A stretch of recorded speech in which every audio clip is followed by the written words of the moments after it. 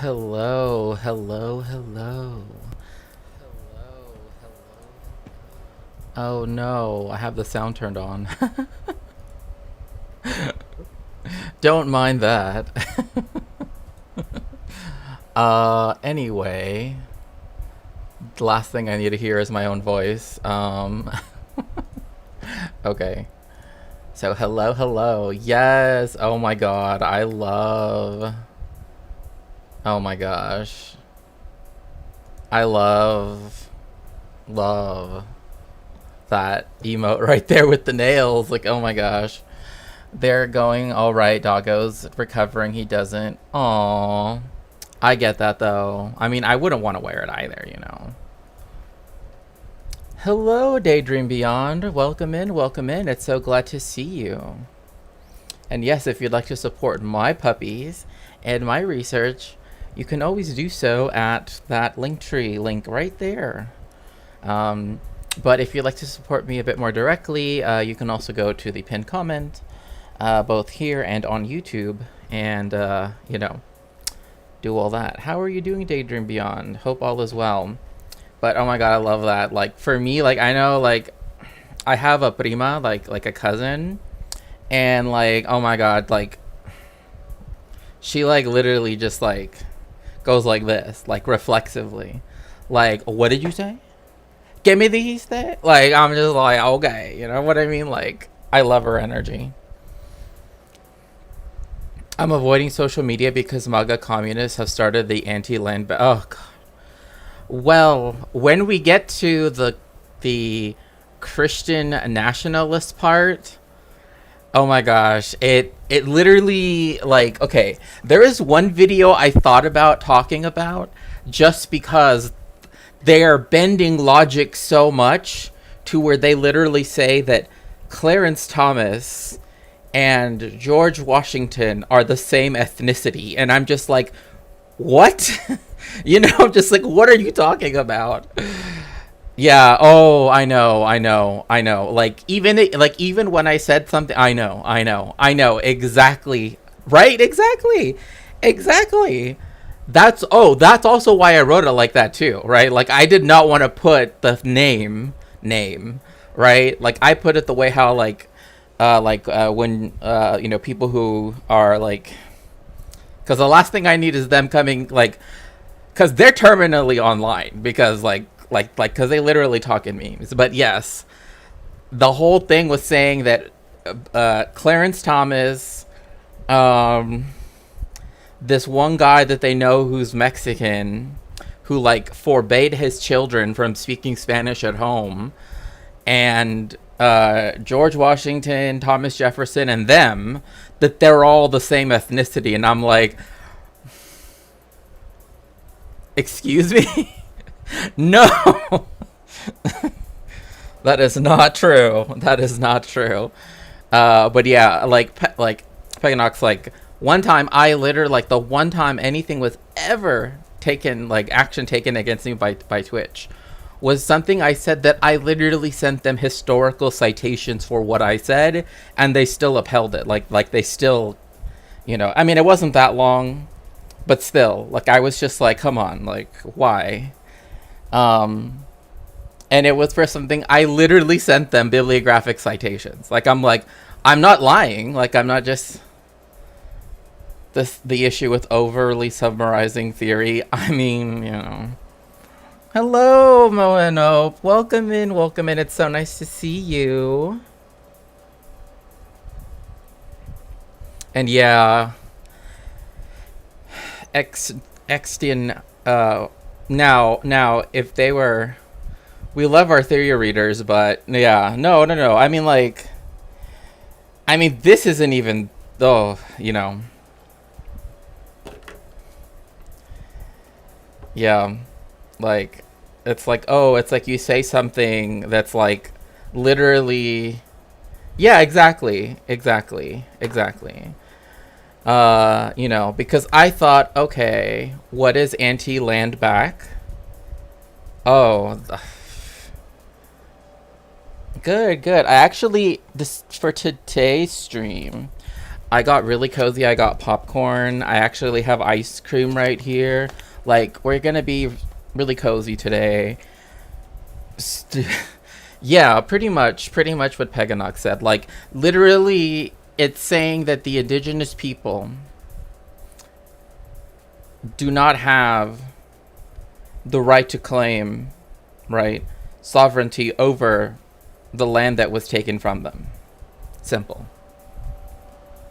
Oh, thank you so much, Narwhal. And no worries, no worries if you can't stay for too long. Thank you for stopping by. Yes, popcorn. Yeah, and I also got some like crepes that came from apparently Salinas, California.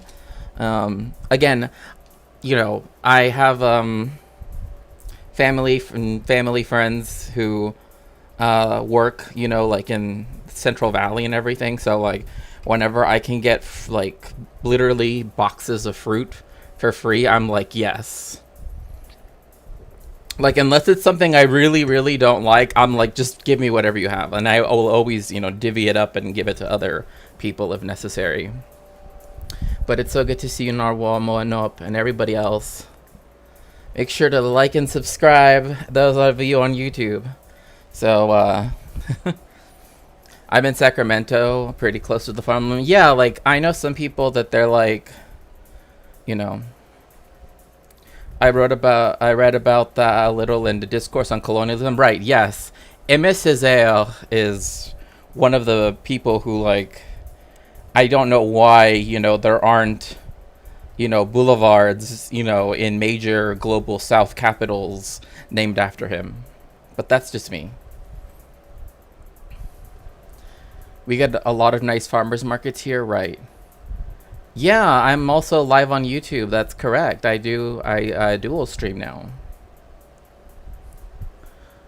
We get oh, it's so hot here. Oh, in Seattle? You can never get used to this? I'm vibing until I can get enough brain cells swept in a corner to type. Aw. I'm sorry about that, holy lazy duck. I know, like, I know what you mean. And I know people other people were telling me, yeah, I don't have AC and I'm in LA and it's really hot. And the reason why is technically by California law. Thank you so much, Peganox. Technically by law, if this building would have been built later than the year it was, which was in the 60s, then it would have been like mandated for my land person to, give me air conditioning. But because it wasn't, it was built at a time, before global warming had completely, demolished every absolute, defense we have against, it being a million billion degrees. There are no vents, like none of the infrastructure for like a centralized cooling system or anything like that. None of that is here. Like, I'm literally looking up at them like, I wish people understood, like, this room literally has nothing, right? And people are like, oh, well, you can get a window unit. Oh, but they forbid window units. So, there I live in. Yeah, there's not even a vent here. Like, there's nothing, because it was built like in 67 or 63. I forget. It was sometime in the 60s. But because it was built before, like, whatever year they said every building that's like an apartment complex or whatever, that was built after this point, right? Because there's, I don't know, has to be like the landlords have to invest so much money into it, right? And one of those things is to have air conditioning. It only got put in because our landlord had to. Yeah, I don't know. Like again, this building was built at a time when like people would just be like, just open the window. You know what I mean? Like back in the day. Technically 4 if you count them being thoroughfares between rooms. Right, yeah. I wish I had a bigger Little Saigon. Oh, yeah. Oh, like the Little Saigon here. I mean, like Koreatown. And then it's what, little Bangkok, and then up it's Little Saigon, and then it's Armenia Town, or well, it's not Armenia Town. I call it that, but it's Glendale. It's Glendale. Yeah, LA is mostly wall unit ACs. Yeah, but for some reason or other, I don't know. I really don't want to get super into it. And also, thank you, Moen up. Technically, but yeah, at least the places I have been down. Yeah, yeah, yeah. No, totally. I totally get that. So, what will we be talking about today? So, I know it might seem a little bit strange to have like Jewish cult on here because typically, hello, Megastar, welcome in, welcome in. It's so nice to see you. Because typically, when people talk about like religious cults, especially in the United States, they're usually talking about, Christian ones, and that tends, that tracks, right? However, this one was is actually Canadian, and well, it's technically the guy that ruled it, or whatever, however you want to started it, that founded it, was Israeli, claimed asylum in Canada, saying he was being religiously persecuted in Israel for his Jewish beliefs, which is interesting. And Canada was like, yep, that makes total sense to us. And then at some point, like we like this documentary thing literally starts in media res, so that's why I'm trying to give you guys context. Because like then, it kind of does like what the Iliad and the Odyssey does, I mean, it doesn't like name every descendant, like the Iliad and the Odyssey, but you know what I mean, right? Like it like goes into like, so this is what happened, right? No, now it's not just white sandwich store one. Right? Yeah, right, exactly. All the stores here are becoming more multicultural, and that makes you so excited. I know what you mean, because oh gosh, I can't be specific. There used to be a part of West LA, which is all, white LA, which is why no freeways are there, right? Only East and South LA have all the freeways because they are literally the ghetto walls, for us, right? I mean, literally, like when I was growing up, the house that I lived in, which was tiny, tiny, tiny, like literally, like when I tell people, like it's like it was like living in an RV. It's like that was a house, and according to LA standards, like our houses are tiny. And like I just remember looking up at this like huge like wall, kind of like the Great Wall of China. At least that's how it seemed to me back then. And it's like that was the freeway. And then like later on when I discovered like, oh, they built it that way because yeah, they actually did want to wall us off, so that way white LA, West LA, didn't have to see the rest of us, Anyway, but yeah, so to give you a bit more context, this is a very extreme form of ultra, old Orthodox Jewish, stuff. So that's why I, as a rabbi, feel the need to like address it, because like they've literally, oh yeah, they did that in Manhattan too. Yeah. Like a lot of people don't even remember the fact that where Central Park is now used to be a black neighborhood, Seneca Village. Like, oh, it's beautiful. Oh, all these fountains and everything, blah, blah, blah. Remember that there wasn't just forest there prior. In fact, what became the Lower East Side, right, which is Alphabet City and, Little Germany, etc., as it was then called, which became very Jewish right after the, anyway, was still farmland up until, very late into the 19th century, right? Like that's why the tenements that were built there were the ones that were always lighting up on fire and everything, because they like the land was bought cheaply, and so everything was made cheaply, right? And the rents were exorbitant and whatever. But that's why, like, you still have a lot of those problems to this day. So, I was modding a stream yesterday, and an Israeli viewer accused me of wanting their... What? How does that even make sense? Well, okay, I don't even know what to say about that. That's just uh is a close-knit black community in the northern end of Halifax for over 120 years. The city demolished Africville in the 1960s, and its residents have been fighting for justice ever since. Oh yeah, like I was reading about, well, you know, as a historian, one of the things that I've always been very interested about is how, like, how a lot of ethnic cleansing in the United States has just been like wiped off the like collective memory of people, right? I mean, it's kind of like I said, like when we had that stream, and I don't want to be, but like the United States used Zyklon B before. Actually, it still uses Zyklon B now. The state of Israel uses Zyklon B now. you know, it just doesn't use it under the name anymore. It uses it under a different name, Sinosil. Um, yes, the Inconvenient Indian, yes. But there's also another book too that's if it wasn't underneath Constructing History, Deconstructing Race, I think is what it's called. But it's the subtitle that talks about like, oh, and even like this book right here, Porous Borders, talks about how like indigenous people, right, like their fight to have their borders, right,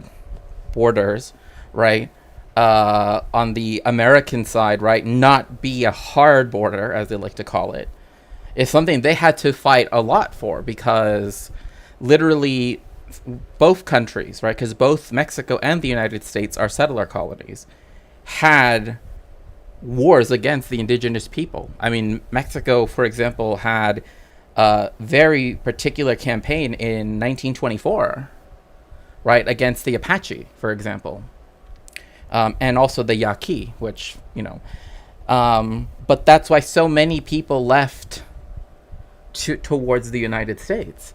And had they had those hard borders, they literally would have been stuck. Like, they literally wouldn't have, so anyway, don't want to get to hard borders are a white, yeah. Well, I mean, hard borders get them hard, so to speak. One of these days we should peruse websites and like maybe a few projects. Oh yeah, for sure. I contribute data and stuff to a Substack every now and again, and I'm a very vain person. Half my family is Dene. Ah, awesome. That reminds me, someone sent me, I ate a brownie once. Very interesting. Very important historical. Yes, to help me out on my research, you can always, let's see here. Thank you for that, Peganox. Like, I've done a lot of my mutual aid and other work, activist work in Mexico, because there people think, well, oh, everyone's mestizo, right? Everyone has indigenous blood, quote unquote. Therefore, they got it all under control. Oh no, no, no. Oh no, honey. No, no, no. Oh no. Like there is a really good article by Josefina Portillo Saldaña. I'll type her name in chat.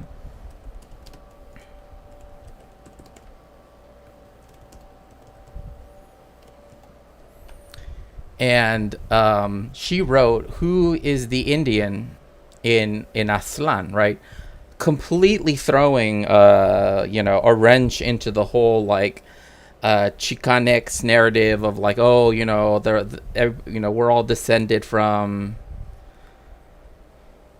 I think it's I think it's just because of the OMFG. I don't know, like it's a weird thing that it's auto modded. It wasn't a mod checked, it was auto modded, but when I saw it I was like, from Norte Chico? Yeah. Yeah. I love that emo. Like, that emote is that is such a mood.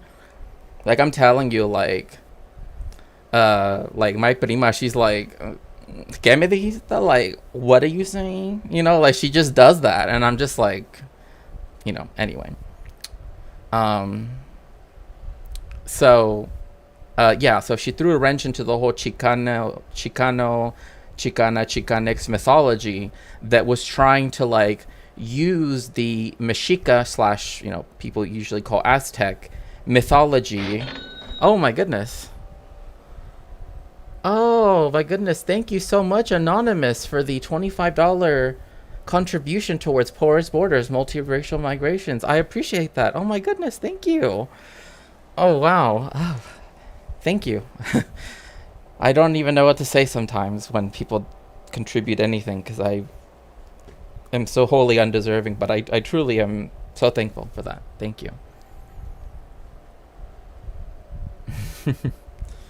Is that a shark? Oh, it's a lobster. I love that. Yeah. But like one of the things that I've always had to contend with is the fact that people. Oh, thank you so much. Oh, you were anonymous. Oh, thank you so much, Moeno. I appreciate that. That is so sweet. That is so sweet. Thank you. I really appreciate that.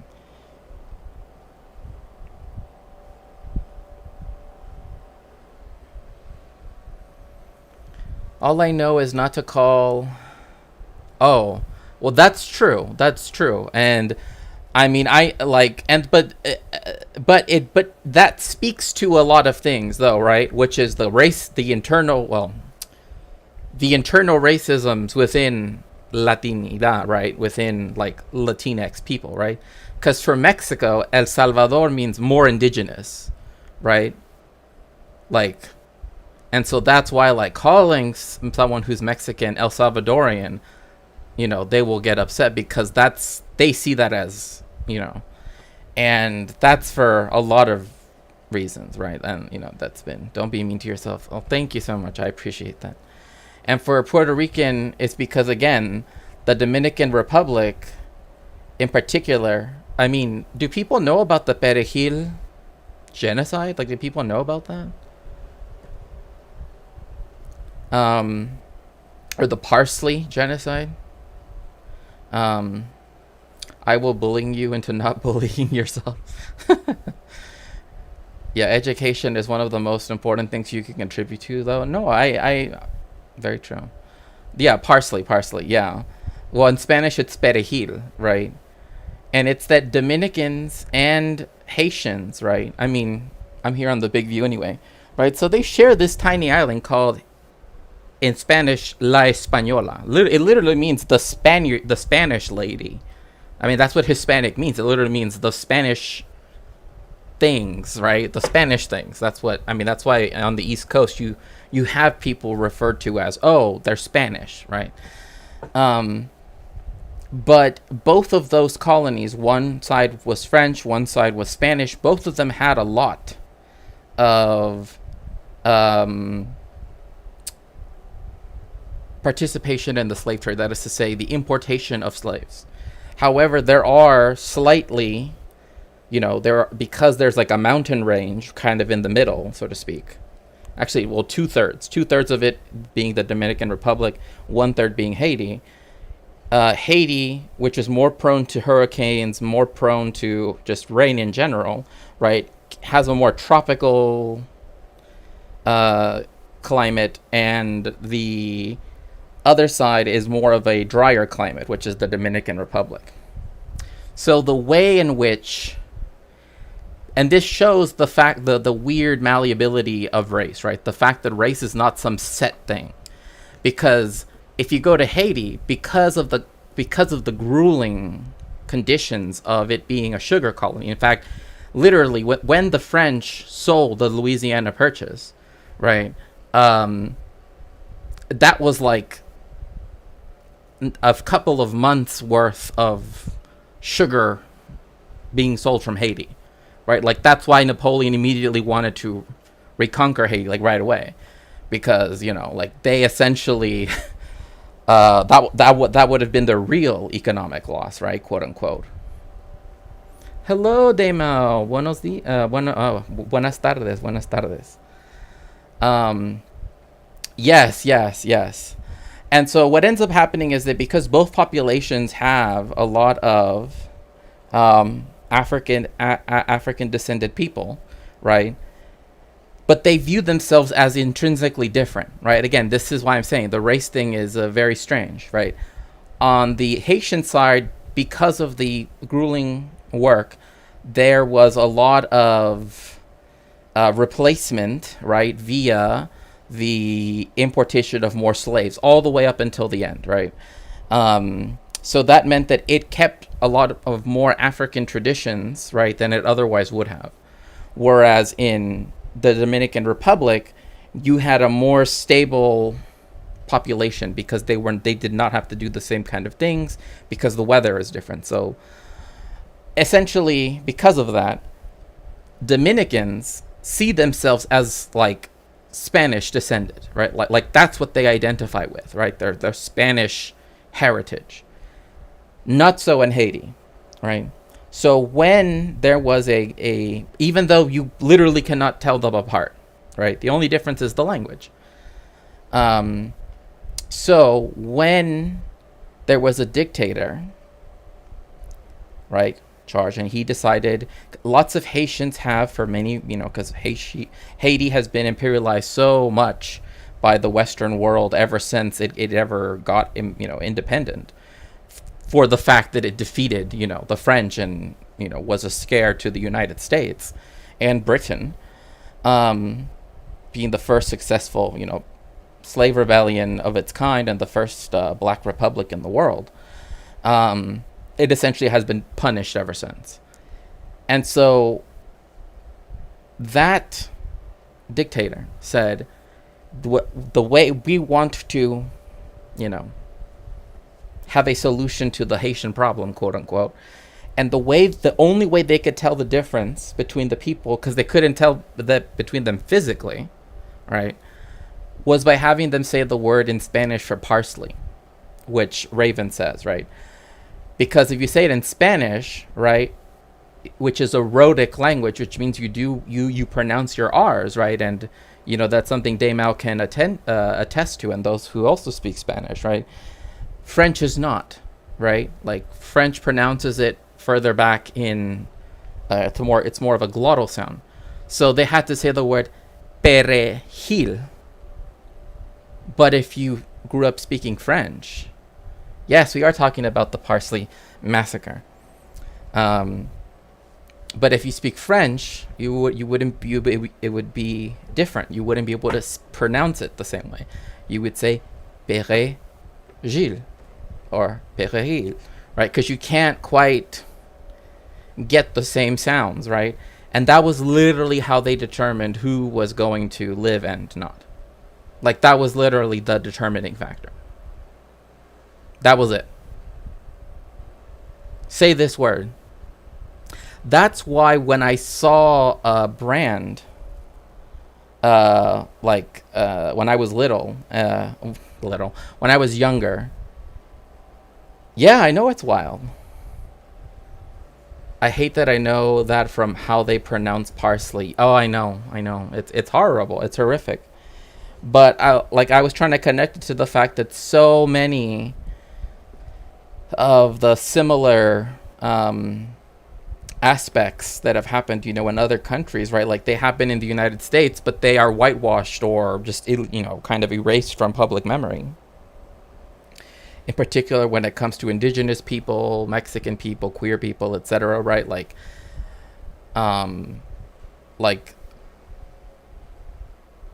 again, like I said, like the decade of betrayal, where up to 2 million Mexicans were forcefully expelled from the United States. I mean, that's an ethnic cleansing. I don't know what else to call it. I mean, you know what I mean? Like, what else do you call that?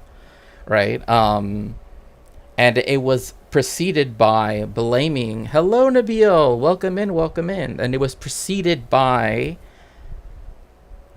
the Hoover administration blaming all of the economic woes of the Great Depression on Mexicans, right? Saying, oh, they took your jobs and all that stuff, right? Like, literally that led to, that's why that rhetoric to me stands out a lot more, because it's part of that, history or as that quote says, right? History does not repeat, but it rhymes, quote unquote, right? But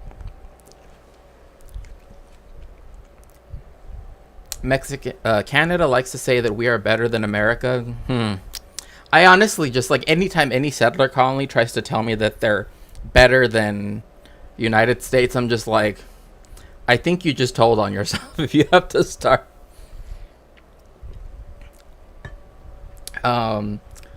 But not only did we do things against indigenous people, we also deport Mexicans. Just because it's not the same doesn't mean it isn't bad. Right? Exactly.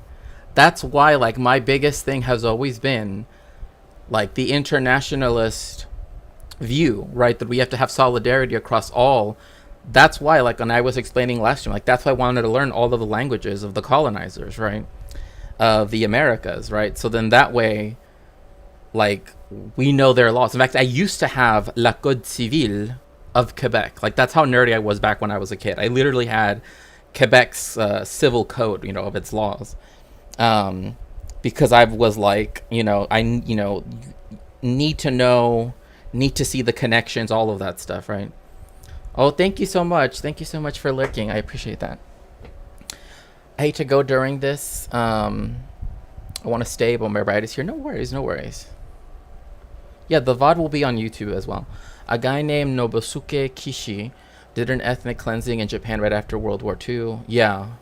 And also, I mean, hello. Yeah, oh yeah. Canada is very, very racist. I mean, yes, it's very, very true. And in fact, when we get to it, because I know I've been kind of like chatting a bit with, I've been talking a little bit here.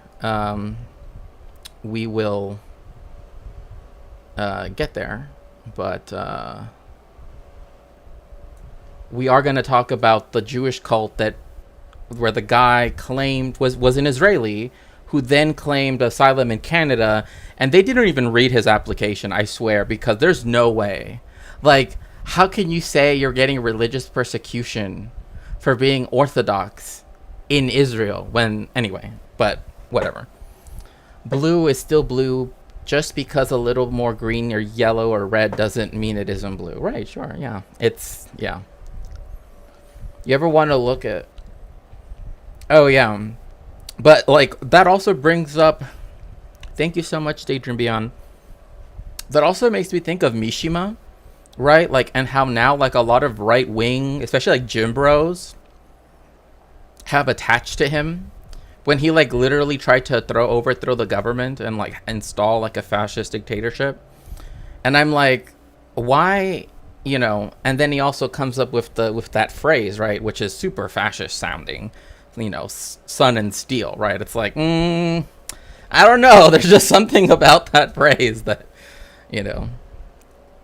So anyway, as I was saying, we're going to be talking about the Rabbi of the Pure Hearts. At least that's what they titled this, right? Which is Lev Tahor. So Tahor means pure in Hebrew.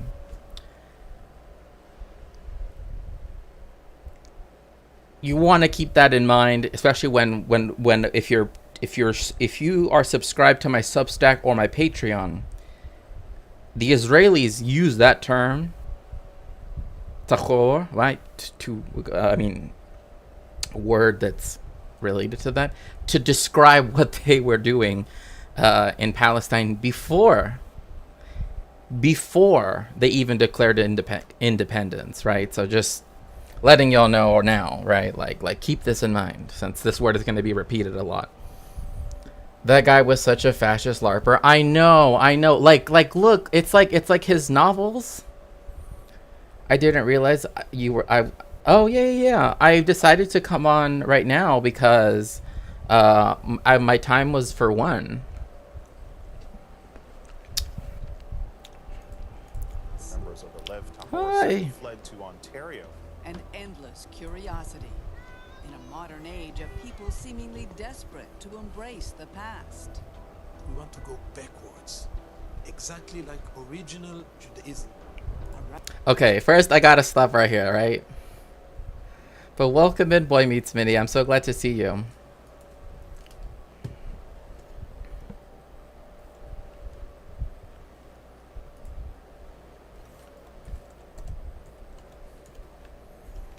Please make sure to join us in following Boy Meets Mini here on Twitch.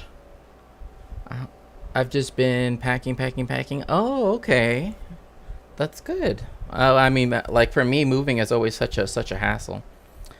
My iRacing lobbies don't start for a few more hours. I've got some time. Oh, okay. Sure. Okay. Then give me one quick second then. Let me bring up that video. Let me bring up that video then that I sent you. Okay, we're gonna slightly change the menu. Oh, you're packing for yoga school. Oh, that's wonderful. Congratulations. Oh, yes, I remember you told me. Congratulations. Mazal tov, mazal tov. Let's see here. I will... Oh, no. I mean, we can definitely get it started right now if you... because this you know me, I talk a lot. Like, that's the reason why, like, when I was told, like, growing up, like... Yeah, you definitely, like your dream of being a professor, that tracks, essentially, right? Because they're like, if you can just go on and on about stuff, I think you should just be a professor, you know? Okay. I just have to... Let me see, or maybe I should just share the screen. There we go. Okay. Okay.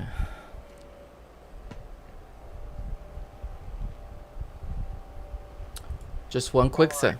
Can you hear me? Yes, I can hear you just fine. Awesome. And I can see, I can see the screen. Okay, good. So I don't need to double up the camera, so I'll just leave that as that. Okay. So, Boy Meets Mini and I are going to be responding to this video, right? Hello, Looney Tunes. Welcome in. Which is talking about how Oklahoma, like the superintendent of Oklahoma, has decided to make the Bible mandatory in every classroom, and it needs to be taught in every classroom as well. So, we'll get into that right now. Issued a statement mandating the presence of the Bible and the teaching of the Bible in every classroom in the state of Oklahoma. Now, I'm a Christian, but I actually oppose this, and I want to explain why, but let's watch his statement first. We're going to make an important announcement today regarding the Bible and the Ten Commandments. My staff has been looking at Oklahoma statute. We've been looking at Oklahoma academic standards, and it's crystal clear to us that in the Oklahoma academic standards, under Title 70, multiple occasions, the Bible is a necessary historical document to teach our kids about the history of this country, to have a complete understanding of Western civilization. Okay, I'm just gonna stop it right there because I feel like even just that, like, what do you think about the argument so far of his? Yeah, it's so. Here's the thing, right? Mm-hmm. And so just for context, so everybody, I grew up evangelical. I'm an ex-evangelical now. I'm more fascinated by the early church, and and sort of how much it was. Sorry, I'm more into the early church because it was not as hierarchical as churches are today. So. Been looking into that more. So yeah, I would say I'm just more of, I wouldn't even say agnostic. I definitely am a Christ follower, but not in the way like the institution wants, basically. So more of an anarchist POV. So yeah, his reasoning here is basically that you need to mandate a state religion, which is something that Jesus was actually against. If you read the four gospels, you will realize that when Jesus went to the teachers of the temple, he was actually rebuking the teachers for imposing their law, right? Imposing their law as an extension of the Roman authority. So he was like really critical of that, and actually wanted to decouple faith from the authority of the state. So yeah, this completely goes against what Jesus taught. So I hope that explains it. Yeah, thank you for that. And yeah, like as soon as someone brings up like the history of this country, the United States, and I'm just like, knowing the founding fathers, especially since the only one that was like very overtly, and he was like overtly religious in the like, John Milton, William Blake kind of like, kind of his own thing, right? Like very I don't want to say overzealous, but definitely, very much, very, very proud of his Christianity. I'll put it like that. Everybody else, for the most part, was a deist, from what we can tell. Like, right, like that's why the Constitution, in fact, like the Constitution itself had many drafts, right? And we know from looking at those drafts, again, from the documentary evidence, that every time John Adams tried to add in something about God, they took it out because they didn't want to, because they were like, no, this isn't gonna fly. So Yes, and and I think actually at that time, again, correct me if I'm wrong, but at that time there was a strong resistance not only to the British monarchy but also to the Church of England, and so Americans, I guess at that time, people who were living in the colonies at the time, do we call them Americans? I guess, but people who were living here were saying in the original 13 colonies. Didn't want that religious authority from the crown because they knew that it was all tied together. They knew that they wanted that freedom of religion. At least a lot of the people who signed the Declaration and later the Constitution did not want a religious state because that's what they were fighting against. They were fighting against a religious monarchy.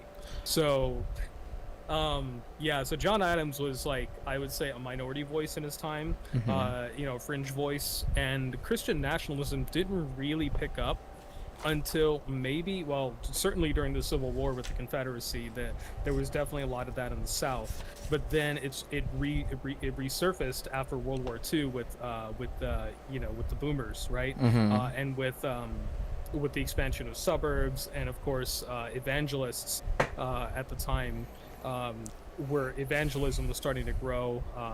Like, I could go into a whole history of evangelism, but basically Christian nationalism has not been a default position for most of American history. It was either a fringe position for most of the time. It was a Confederate position during the Civil War and during the time of slavery, and then of course when the Union won, it didn't really resurge until maybe the 1950s, and then that's when you had people like Billy Graham. Billy Graham was probably he and like a few other like evangelists were like the real like proponents of like this resurging nationalism. And then of course in the 80s it all culminated with Reagan it all culminated with Reagan and this very strong evangelical influence, and we've been trying to wean ourselves off that since Reagan's era, but that's been very difficult. But yeah, like these people think that like it's always been like this. I'm like, no, dude, you can't think beyond the Reagan era. Right, no, exactly. So yeah. And the only other time that they ever won something, right, like in terms of like a legislative victory or something like that, was prohibition, which we can all say was a horrible idea, because then like literally organized crime, became a thing. I mean, but otherwise, but if it wasn't for prohibition, then my hometown of Tijuana wouldn't have become a thing. So who knows? But anyway. Or at least it would have taken a long time for it to have become a thing anyway. But yeah, it was not the standard position, and not only that, but like there's also an aspect too where, I mean, like when you talk about Billy Graham, like that really takes off once you get like into the 1970s, because that's when you get like pretty much everybody having a TV in their home, right? And there's only so many channels, right? And like the fact that evangelists can purchase, airtime, is what gives them that, advantage, as opposed to like the more mainline churches, which like don't tend to, I mean, like now because of the internet, they can stream services, but they typically didn't. And you're right in that they were against the Church of England, right? To the point where like now it's called the Episcopalian Church, right? Like it's called, which just means like that it has bishops, right? Like that's what Episcopal means. But the point, Yeah, it's been globalized. Like you have Episcopal churches in like every country now. Even India and Pakistan have Episcopal churches. Like it's normal, and it's sort of a remnant of the old Anglican church, right, basically. But yeah, it's been sort of globalized and modernized, and right, hopefully they seem, I don't know, Anglican, well, Episcopalians, at least to some degree, it varies depending what denomination within, but like there seems to be a strong progressive denomination, but then I also see like there's very socially conservative ones too. Like it's very hit and miss with them. right, and a lot of that has to do with like whether or not, well, I don't want to get into the too in depth on that. I mean, we No, yeah, we're only a minute in. Let's but I do want to note one thing, just one quick historical point before, and then we can move on, is that the reason why the Pilgrim Fathers, right? So not the Puritans, but the Pilgrim Fathers, right? The ones like, so they were two different groups of people. They came to the what is now, the state of Massachusetts, right? The ones that landed at Plymouth. They were of a lower class and also tended to be lower church, as the language was at the time, right? But they also tended to be, one of the big issues that they had was that they did not like the Act of Supremacy, right? And that is an official act, right, that was done after Henry VIII, right, made the Anglican Church, right, which just means the English Church in Latin, but essentially saying the oath, like the Act of Supremacy, and you have to take an oath of supremacy, essentially says that above, like, you have to be an Anglican to live in England, essentially. Otherwise, you are a dissenter or a recusant, which means like that you're Catholic, right? So the people that people often think of as the Pilgrims, right, who are different from the Puritans, were dissenters from the church. They did not want to take the oath of supremacy. So that's why that anti-state church thing is such an important basis for the history of the early United States. So To have an understanding of the basis of our legal system, and as frankly, we're talking about the Bible, one of the most foundational documents used for the Constitution and the birth of our country. We also find major points in history that refer to the Bible, reference the Bible. We see multiple figures, whether we're talking about the Federalist Papers, constitutional conventional arguments, and Martin Luther King Jr., who use it as a tremendous impetus. oh, I'm sorry. Are you kidding me? They always have to bring him up. Like, come on, bro. They got a whitewash MLK? Really? God. And it's funny too, because like he does like he doesn't even refer to him as Reverend, right? Like which was one of his titles, because he was, he just says like MLK, just like, what I mean? It's like it kind of shows like the whole like biblical aspect to him. It's like he knows that it's just like he's saying it in such a way that shows he doesn't really care about Dr. Martin Luther King Jr., right? It's just a kind of like, oh yeah, this is a person people will know, I guess. Well, I guess he's trying to justify it by association with MLK, saying, "Oh, we're not racist. We're not." It's just putting the mask on. That's all it is. Yeah. And I just noticed right now that he does have a book right here. He has the Bible, the U.S. Constitution, and then a book that has. I've never seen this book before, but I know that is Dr. Martin Luther King Jr. on the cover. Oh yeah, I just saw the face. Yeah. Yeah. It's like, oh, so that's why he can remember, like, because he's like looking down. I'm like, oh, now I see, because he has it right in front of him, so he can remember. the civil rights movement and tie many of those arguments back to the Bible. It is essential that our kids have an understanding of the Bible in its historical context. So we will be issuing a memo today that every school district will adhere to, which is that every teacher, every classroom in the state will have a Bible in the classroom, and we'll be teaching from the Bible in the classroom to ensure that this historical understanding is there for every student in the state of Oklahoma. In accordance Okay, I don't mean to stop so much, but like he said, every classroom. Now, Yeah, not just the history class, not just the English class, math class too. Like, health class. yeah, PE, like, Yeah. Yeah. Are we gonna are we gonna pray before dodgeball? Is that what's gonna happen? I'm trying to think, and I mean, and this is another question too, and I, again, I think from a Christian perspective that you bring, right, this might be another interesting point to add. Mhm. What translation of the Bible would be the one that would be the standardized one for a classroom? Because I feel that that's like one of the things most in contention in Christianity, like which version of the Bible to use. Yeah, and again, primarily in the evangelical Protestant space, the main Bible is either it's a contest between the NIV, which is New International, or the ESV, which is the English Standard Version. Both of those versions, I think the NIV, both of those versions are made by private publishers, basically capitalist publishers is what I call them. And Christians get mad when I say it. So sometimes on my stream I'll do segments about Christianity, and I call it critical faith theory because critical race theory. But I've had Christians get mad at me for calling them capitalists. It's like, that's what they are. They're private companies profiting off of selling Bibles. It's not, the King James version was done by the English monarchy, right, under King James the First, I think. So, and even that translation, the Old English that it was written in, was outdated for its time. which is really, like, it was almost like writing the Bible in Latin, basically, at that time.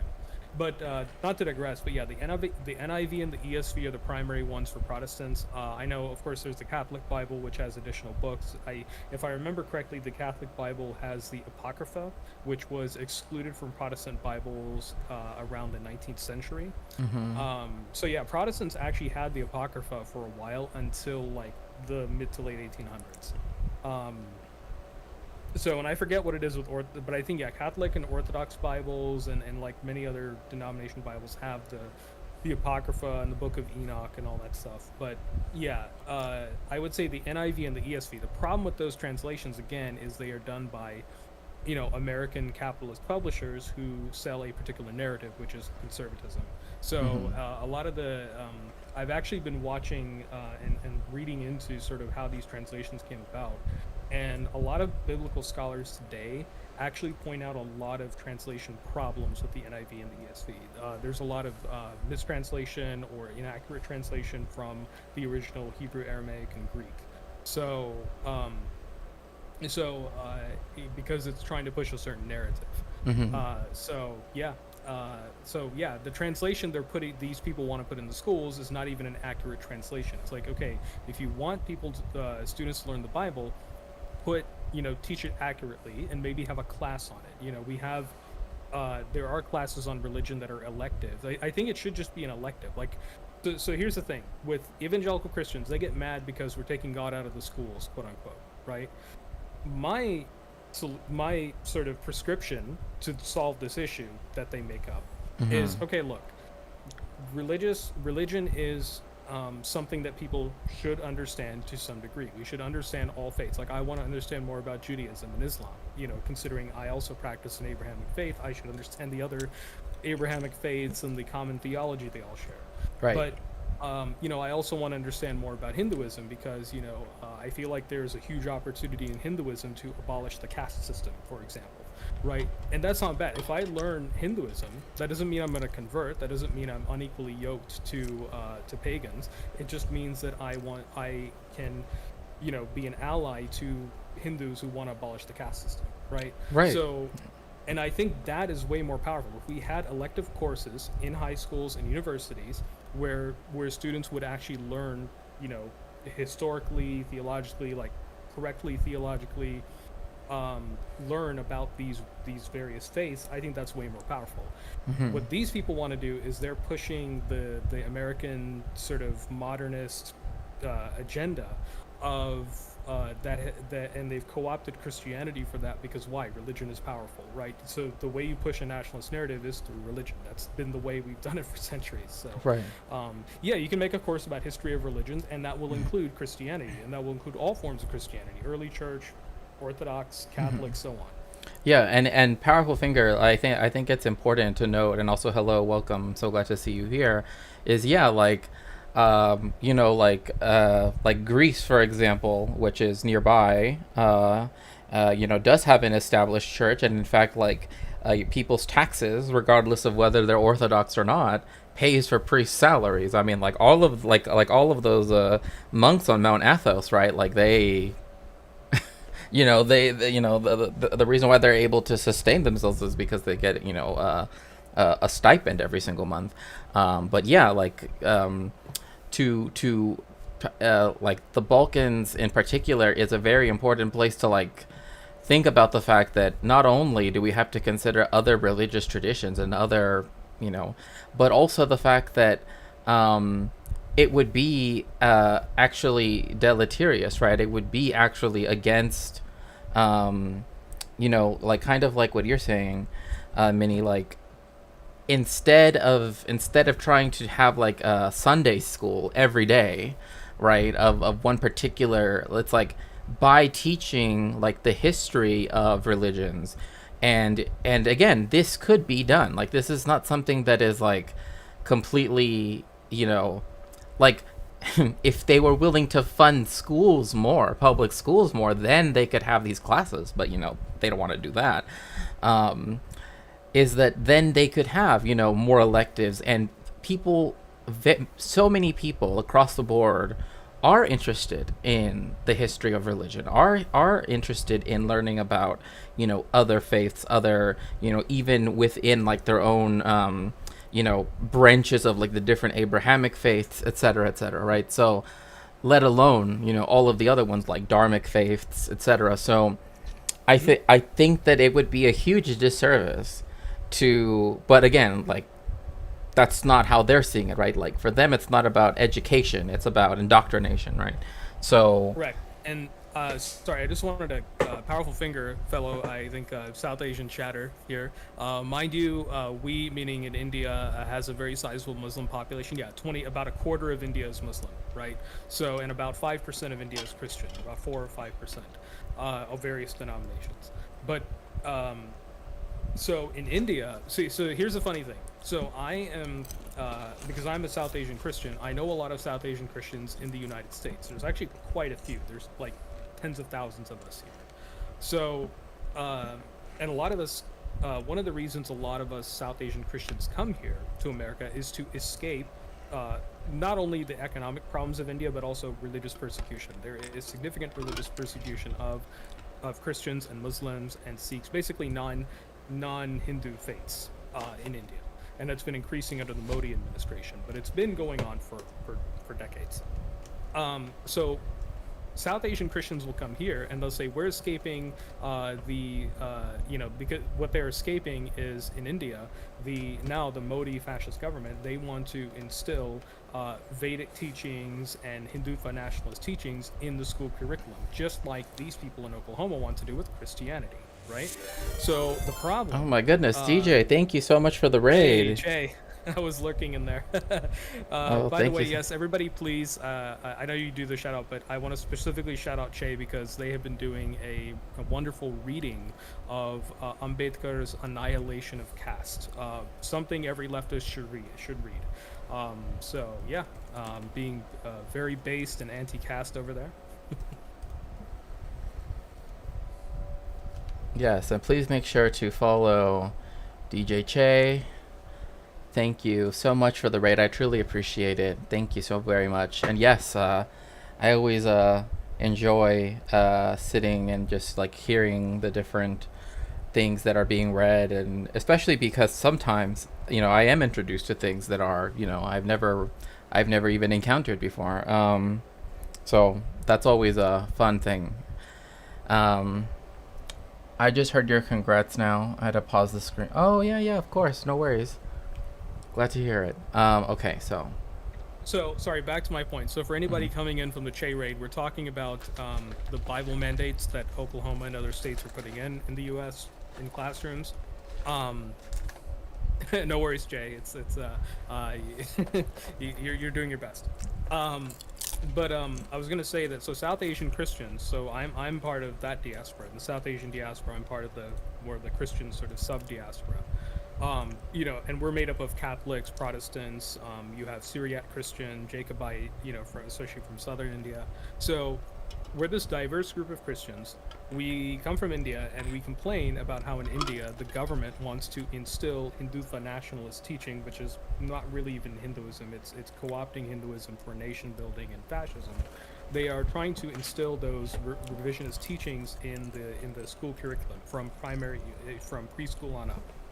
So, which is what these people want to do in Oklahoma. The irony is, when I talk to South Asian Christians, they're like, "Oh yeah, what Modi's doing is bad in Indian schools, but what these people are doing in these Christians in America are doing is correct and godly." I'm like, "Do you realize it's the same thing with a different religion wrapped around it?" Like, they don't get that. And that's what I'm trying to get into their heads. And then they say, well, I'm voting Republican this year. I'm like, okay, how many times do I have to show you white Christian evangelists being racist against South Asian people and saying these people are invading our country and stuff? Why are you letting the leopards eat your face? I'm trying to get this across. And this has been sort of, I would say, a mission of mine now to try to get South Asian Christians to understand what fascism truly is. They don't like fascism when it's the other religion, but if it's their religion, all good, right? So this is the challenge. The uphill Sisyphean battle. The uphill Sisyphean struggle that I'm faced with. right, and it's interesting you bring that up because one of the videos I was considering watching when we talk about the national conservatism movement, which you can already tell what that is. They actually had Vivek Ramaswamy come in and speak. And of course, like, he is Hindu and it's different, but it's very interesting because he has to completely like speak to them, right? Like speak to everybody else who's in the room who's white. And they actually He knows how to. Go ahead, please. Yeah, he knows how to toe that line perfectly. Vivek, it's funny because my pastor here, the pastor of the South Asian church that I go to here, is he actually likes Vivek. I'm like, how do you like Vivek? He's like, well, he might be Hindu, but he's this close to being a Christian. I'm like, oh god. Oh my he's god. not. He's a Brahmin Hindu. He will never give that up. He will never give up his caste privilege. He doesn't understand that. Well, it's funny because it's funny you say that because that came out in a really interesting way because of the speakers they had for the most recent little gathering they did. They of course chose Vivek to be the one to argue against like birthright citizenship, right, for people whose parents weren't born here, and I'm like, Vivek. of all the people, I'm like, okay, Vivek, I think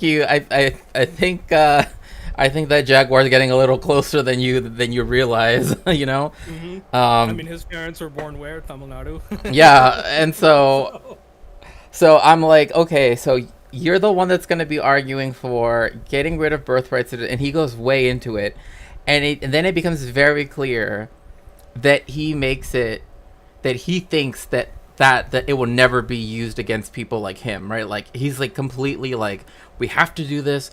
We know that that all of us would benefit. I'm like, how would it benefit all of who is this us first, and then like I wasn't born here. Like, when I did all my education here, I came here when I was 4. I did my education here. I speak with an American accent, but I wasn't born here, so it would affect me. exactly. Like, I'm just like, this dude is not even, like, I mean, already, you know, not to be, you know, like, on one hand, he's not to be taken seriously insofar as, like, he is just, like, trying to ride the coattails of Trump on one hand. But then he's also worrying because then he's used as the legitimator of their, you know, most racist ideas, right? Because it's like, oh, well, Vivek said it, so it must be true, right? He's like, oh, he's our one brown friend, so he can say it, right? And it's Yeah, or like people say, oh, there's too many Indians coming here, and Vivek is the one calling from inside the house. I'm like, exactly like, oh boy. like I'm like I was like literally, I forget, I think it was JD Vance who spoke like two people after him, and he was talking about like, you know, I don't agree with Trump with the whole like giving away visas to people from China and India, and I'm like, Vivek, you just, like, not even your own people up here agree with you on that, and yet you're the most like, why did Vivek bother to tell the Republicans when that voter base is simply too racist to vote for him? I mean, I mean, there is this view that like certain, particularly, when it comes, and again, because there is casteism for sure in the United States, that translates into which people, right, see themselves, right, aligning more with white Christians or white people in general, right? Like oh, they see the quote unquote lower castes, right, as being somehow farther away from whatever they are, right, and so they see themselves as being assimilable into whiteness. The A word, assimilation, exactly. Yeah. And the thing with here's the thing. Here's the thing. I'm a Indian Christian. I did my education K through 12 in the United States. Okay, I did an engineering degree. Okay, and my family's names are all anglicized or Christianized names. We don't have a lot of sort of South Asian sounding names in our family because my great grandfather converted and changed to an English name. Because he wanted to get rid of his caste name. Mm-hmm. So that's what a lot of Christians do. They will either change to an English name or a Christianized name, like Abraham or Masih, which Masih translated means Messiah, that kind of thing. So they will change their names. I am probably the most assimilated Indian you will ever meet, and yet when I go out, because I'm a brown guy with a beard, I have been mistaken for Palestinian, Iraqi, Turkish, I have been mistaken for a lot of things and called a lot of slurs, despite me being the most assimilated, Indian you'll probably ever meet. Right. So, and I hate to use that term assimilated because I don't even consider myself that. Like, I am not a nationalist for the U.S. I'm not a nationalist for India either. Like, I'm very anti-national and sort of against and sort of more for community cooperation and stuff like that.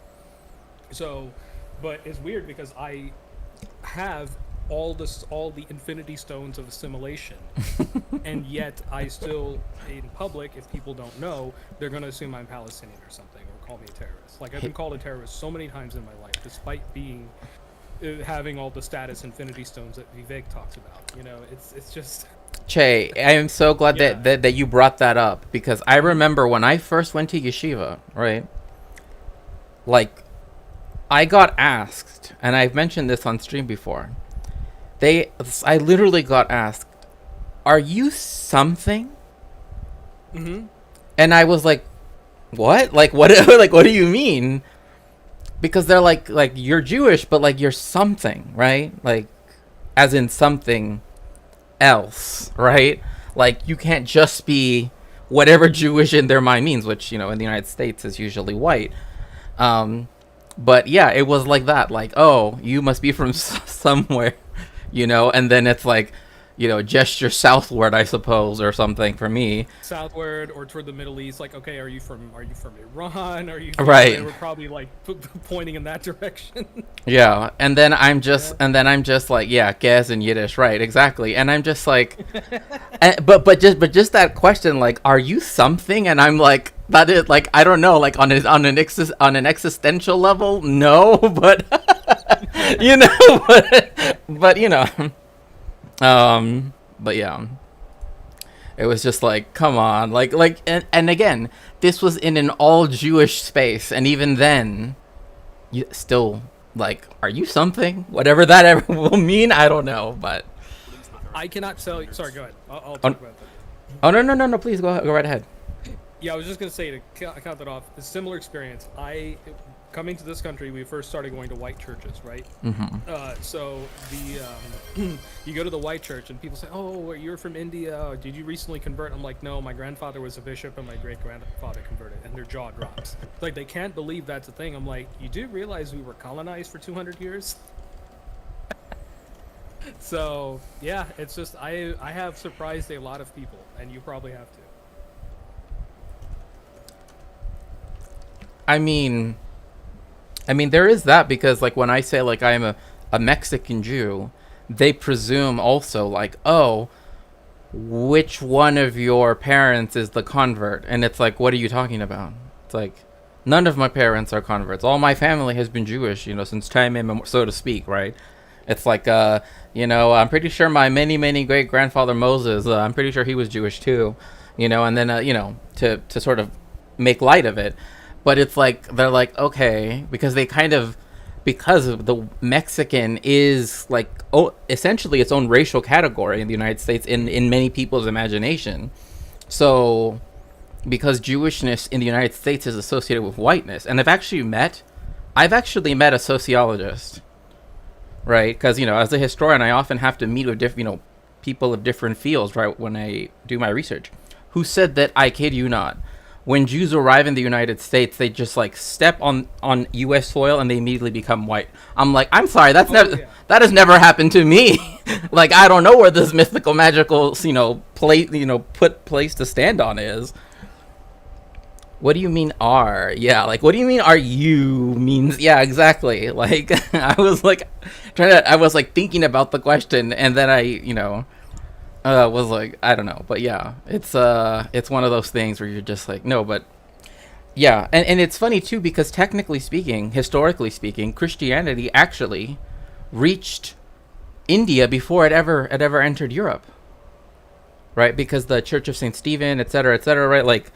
Like, and in fact, the oldest depiction of Jesus we have is actually from, I believe, like, we actually have a pre-European colonization depiction of Jesus from India, and it looks more like, you know, the other statues that you would see in that part of the world, right, in the subcontinent, than anything European. So like, so that whole thing, like, Jesus is, you know, looks like, you know, John Smith, you know, fresh off the, you know what I mean? It's not true. Mm-hmm. You gotta respond. Yeah. I mean, he was Palestinian, right? So. Right. If we believe that he existed as documented in that time period in that region, yeah, he was Palestinian. Like, no question. Anyway, go on. We're a minute in. Yeah. Oh, remember Arun, the dude that talked to you about the Tamil genocide? Yes. Arun is, and also congratulations, Arun. I know he's probably not even in here, but congratulations on making partner. In Sri Lanka, he has a trailer for his documentary, and goddamn, I didn't know that so many tactics that the Rajapaksa government used towards the Tamil Israel does. Well, they learned it from the IDF. I mean, the IDF loves to sell their tactics, like literally, it's like a whole industry. From Sri Lanka to the LAPD. Yep. Bengavia and Bibi also have copy paste speech with Tamil politicians. Again, a lot of times the reason why they also do that too, and why it's also copy paste with like a lot of U.S. politicians, is because that's also how they will try to legitimize themselves by saying, well, an American politician said it, so it can't be bad, right? Literally, it literally comes down to that, like, oh, an important white person said it, so you know. So anyway, yes, we are a minute and 45 seconds in, so let's go. So in the early part of his statement, he's laying out the case for the historical significance of the Bible, citing all these different things, MLK, Federalist Papers, Constitution, different moments in history that draw from the Bible and were influenced by the Bible. And in that sense, I think that it's fair game to expect that the Bible be taught in schools in the context of those things. Insofar as the Bible has had influence on history, yes, it deserves to be taught. But where I think he goes a step too far is in saying that we need to mandate teaching the Bible. I think that's a little bit strange given that we don't mandate the presence of Declaration of Independence in every classroom, a copy of the Constitution in every classroom. Actually, just brief, 10 seconds. This actually is mandated, I believe, in the state of Nevada. They made it, or maybe it's Utah. I think actually it's probably Utah. They actually do have it mandated. Every classroom, even university classrooms, have to have the Declaration of Independence, the flag, and, which, again, K through 12 education has you pledge of allegiance to the flag, right? They have this in university classrooms where you don't have to but you still have to have the flag and the Constitution and the Declaration of Independence. So which I just think is like, why? But, From the Birmingham jail by Martin Luther King in every classroom, to all those documents that he cited as historically significant, which draw from the Bible, that's the basis for having the Bible in every classroom, yet we don't need to have those documents in the classroom.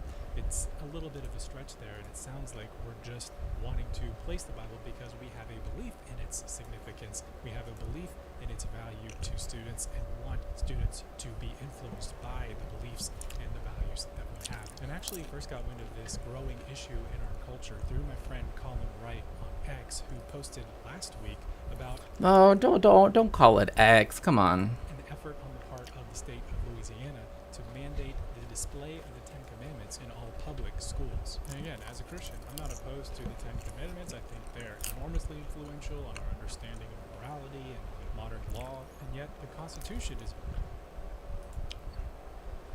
I don't know. I know Minnie is away getting a beverage, but I have to say, the 10 sayings, right? Like, the 10 sayings as how they're understood in Jewish thought, right? Because Jewish people have 613 commandments, right? Those are the biblical ones, and then 3 rabbinical commandments, which includes like Hanukkah, for example.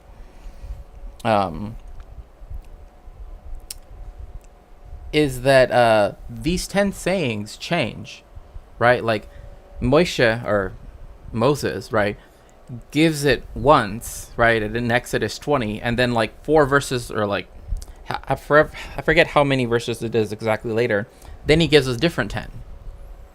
And then there's another part in the Bible where it's like, then it repeats like, oh, these are the 10 sayings, and then they're also different. And the first 4 of them have nothing to do with like, don't do this thing, which was already not okay to do prior, right? Like, we didn't need to wait until Har Sinai, Mount Sinai, and Matan Torah, right, the giving of the Torah, in order for us to know that murder was bad, right? Like I don't know, like, is that, like, that's one of the things I've always wondered in the evangelical view. Is it this view that, like, up until this point, there was nothing but lawlessness, right? That there was, and the weird thing is that I have had people tell me, yes, that was the case, right? And I'm like, but that doesn't make any sense, Imagine how cursed it is being indigenous, black, having to pledge. Oh, I know exactly what you mean. I mean, like, I myself, like, I'm like, like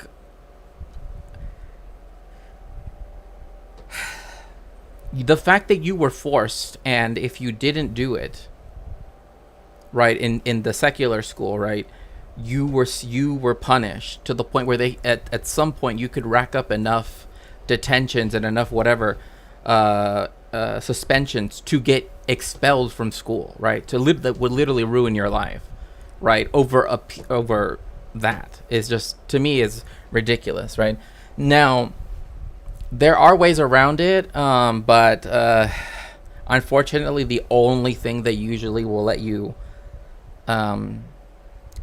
use as a way to not have to pledge to it is if you are of a religion like Jehovah's Witnesses or Seventh-day Adventist, or the issue with, like, I also could technically say Orthodox Jews, but typically Orthodox Jews don't go to public schools. I did, but that's because I didn't grow up in a very Jewish neighborhood, right? I grew up in a very Mexican neighborhood, right? So it was very different.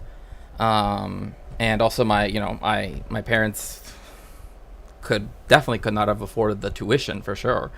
For me to go to cheder, which is like primary and like K through 8 Jewish school, right? So there's that too. Where's the goat? And it's and its mother's milk gone to Moses. Where'd it go, Moses? Oh my god. And yes, if you'd like to help me out with my research, now that we're so close to funding Porous Borders, that'll be wonderful. But yeah, I've returned. Okay, wonderful. I was just talking about how, like with the 10 Commandments, or as we say in Judaism, the 10 sayings, right? Like, I've heard from some evangelicals that yes, up until the giving of the Torah, up until the giving of the 10 Commandments, in their view anyway, that there was nothing but like nobody knew not to murder, nobody knew, and I'm like, I have heard people tell me that, but I'm just like, how, like in my own mind. Yeah, it's like they think that before the time of Moses, everybody was just murdering each other, etc., etc. And then you read the whole Old Testament. What were they doing? Right? What does it say in the Old Testament? Right? There's the verse, I believe is it Genesis? I believe it's in Genesis where it's like the one about about the sons of Amalek, right? Mm-hmm. There's a whole passage that Zionists will misinterpret for their own evil deeds. Indeed. Right? Because that's like their justification for for the Nakba and the ongoing occupation. Mm-hmm. And so yeah, it's like okay, throughout the Bible, even after the 10 Commandments, God actually commanded in Deuteronomy. God actually commanded, or people thought that God commanded, that them to unalive their own brother if he showed any lack of faith, like even the smallest lack of faith. I believe that's in the 5th book of the Torah, Mm-hmm. Deuteronomy 13, I believe. Mm-hmm. That's where it's like that's like one of the most controversial passages in the Hebrew Bible, is that because it talks about unaliving your own family for not being faithful enough. And that being a command from God. So it's like, okay, the evangelical will say that, okay, before 10 Commandments, nobody knew to not murder people. I'm like, okay, why was there so much of it in the Old Testament done by the people of God? Like, I don't or commanded by God himself or themselves, right? So this is where that argument completely falls apart. And the other thing too is like, you gotta ask yourself, right? Humans have been on the earth way longer than 6,000 years, right? If we estimate, like, biblically, when does it say that the Exodus occurred, and when did Moses get the stone tablets, supposedly? That was about, 5,000 years ago, something like that? Oh, what? So Yeah. I think around 5,000 years ago. It's like, humans have been on the earth way longer. Like, just look at the history of indigenous peoples around the world.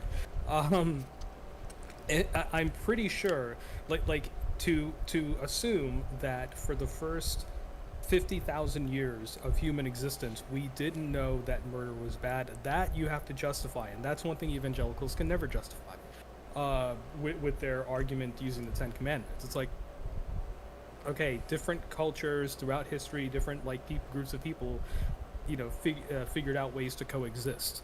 Maybe your way from that specific region of the world that you have co-opted, from the Middle East, is the one that's documented there. But yeah, it's like indigenous teachings have been, oral tradition have been emphasizing these principles too. So for way longer. So I don't like the evangelicals don't have a counter argument.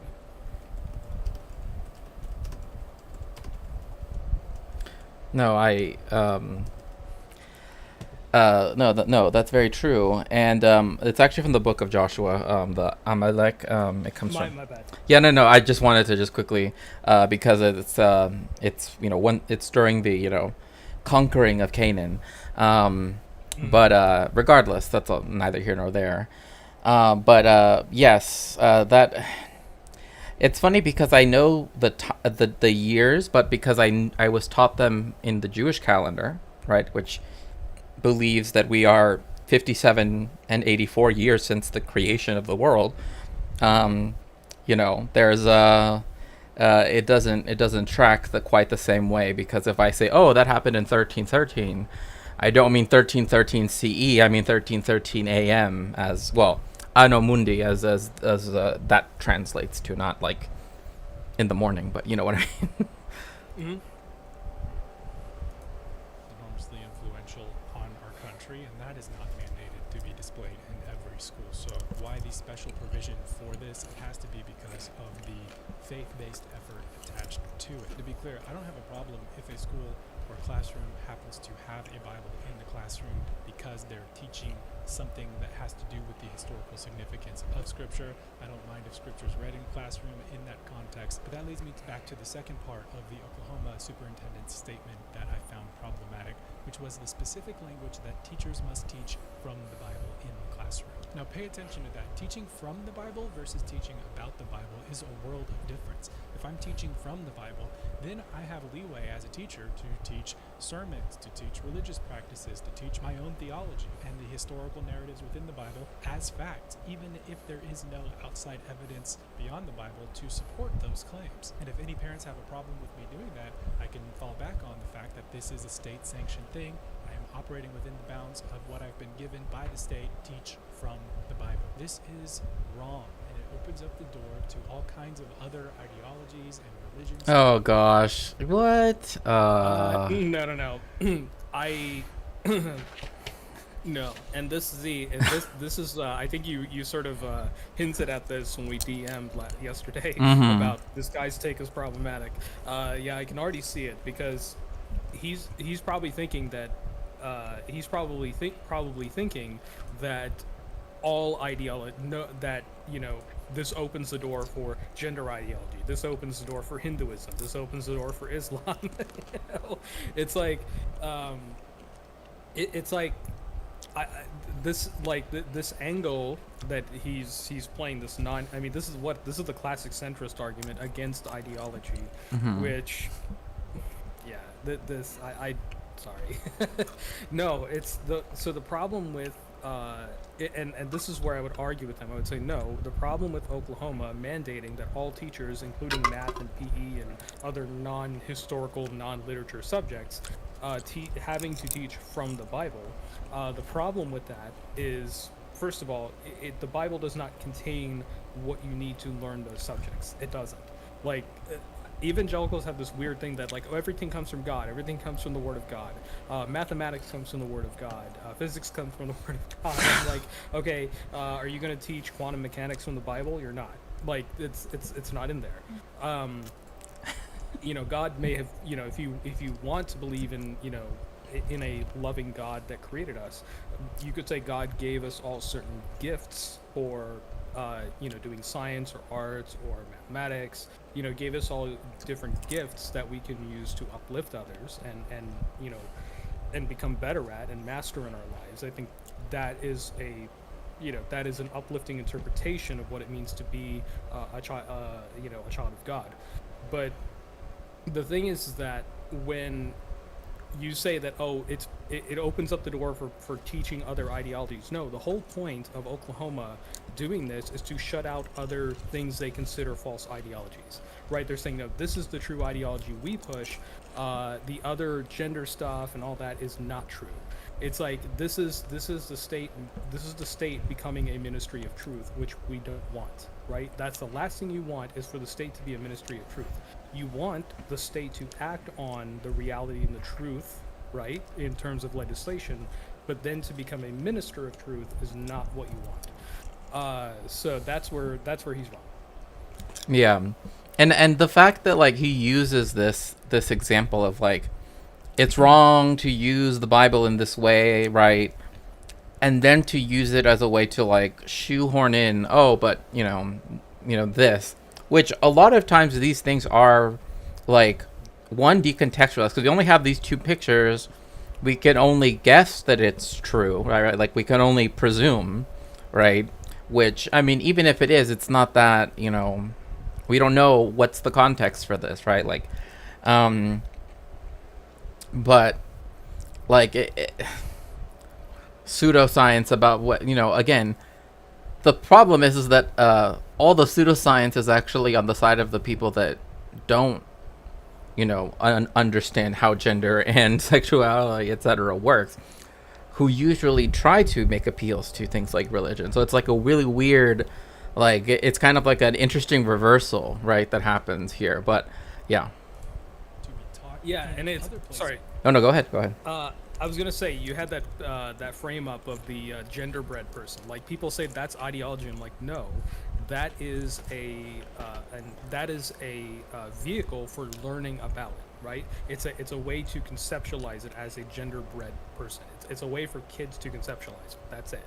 Like it's not like some people pretend that genderbread person is some false like golden calf that we're praying to and offering grain and milk to, like Right. as we in Hinduism, like we're doing puja to the genderbread goddess, the genderbread emperor god. But it's like, no, that's not what's happening. That is a diagram for explaining it to kids of that age. It's age appropriate. It explains it perfectly in a way they understand. That's it. Oh my It's just like, when you start, like, initially when you start to learn, say, algebra in middle school, you really struggle, so you have to use visuals to understand it, and then in high school you have a better grasp of it, and you can start doing, trig and calculus. Right. So, I mean, and it's just a way so that way people can understand that like they shouldn't have to feel ashamed or that something is wrong with them, which is like the fact that they're saying, oh, crying persecution, right? It's like, it's weird that then you're like, however, we should be able to persecute, this, and like libs of TikTok is just, I don't even want to say the phrase. oh, I don't even want to entertain anything.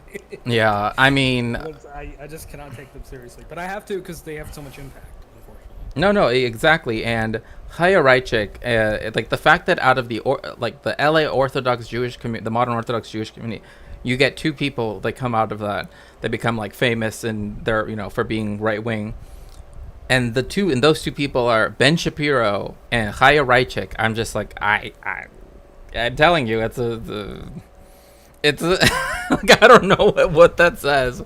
It's just I don't know much about the LA Orthodox Jewish community. I know, like, when I say Orthodox Jewish person, right? When you say Orthodox, within that, are there like denominations, if you will, like, or is it just, or are they pretty unified? Because I've seen, and I may be wrong about this, but I've seen that like there are anti-Zionist Orthodox Jews, and a lot of those Jews the Orthodox Jews who live in Israel, they have religious exemption for serving in the IDF.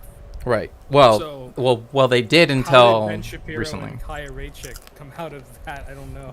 Okay, so Yeah. So there are different, like, just like in New York, right? Just like in New York, there's like lots of different neighborhoods, and each one of them was populated, and it's interesting because like the reason why West Hollywood became a place for a Jewish area was because LA actually had restrictive covenants, which meant you couldn't, which is why like East LA and South LA are racially divided, right? Like they are racially divided from the city of LA. Because restrictive covenant said you could not sell to a Mexican. A white person couldn't sell to someone who's Mexican, or to someone who's black, or someone who's Jewish. So these places were then just outside of the city limits, right? Like this is why like 3rd Street, if you know, like East LA, right, and all of that stuff, like that's why it's like very densely populated, because it's the closest part to where like you would go to work, where the city is. And like South Central, why it's really densely populated, for example. But at West Hollywood, that's the reason why a lot of first Jewish communities started up there, and then later on the LGBTQIA plus community started there, right? Although now it's become super gentrified. But there were different elements, different denominations, one could say, sects, etc. So the non-Sephardic, because that's a whole contingent. In fact, usually, and this actually happened in LA, a Sephardic rabbi that I know, when he was wearing his glima, which is a traditional Sephardic garment that, like, if you look up the Sephardic chief rabbi of Israel, you'll see that it's like a little hat, right, and like robes, right? So it looks different from what people expect Jews to look from, right?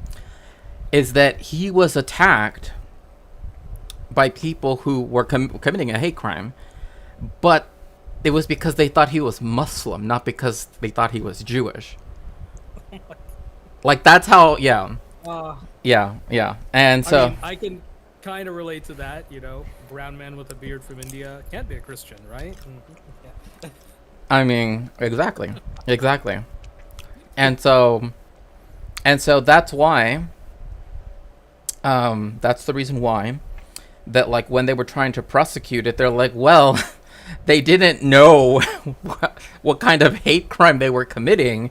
So, like, they did intend to commit a hate crime, but they didn't know what and I'm like, I'm pretty sure that's still a hate crime, like, because the lawyer was trying to get them off with saying,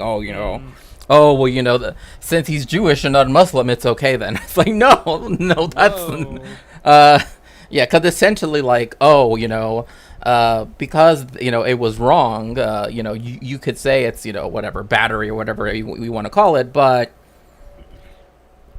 anyway, what ended up happening is, they obviously got arrested and everything, thankfully. But anyway, so this rabbi is part of the Sephardic community, which is traditionally divided between the Turkish Jewish community and then the more like what is often called Mizrahi community in Israel.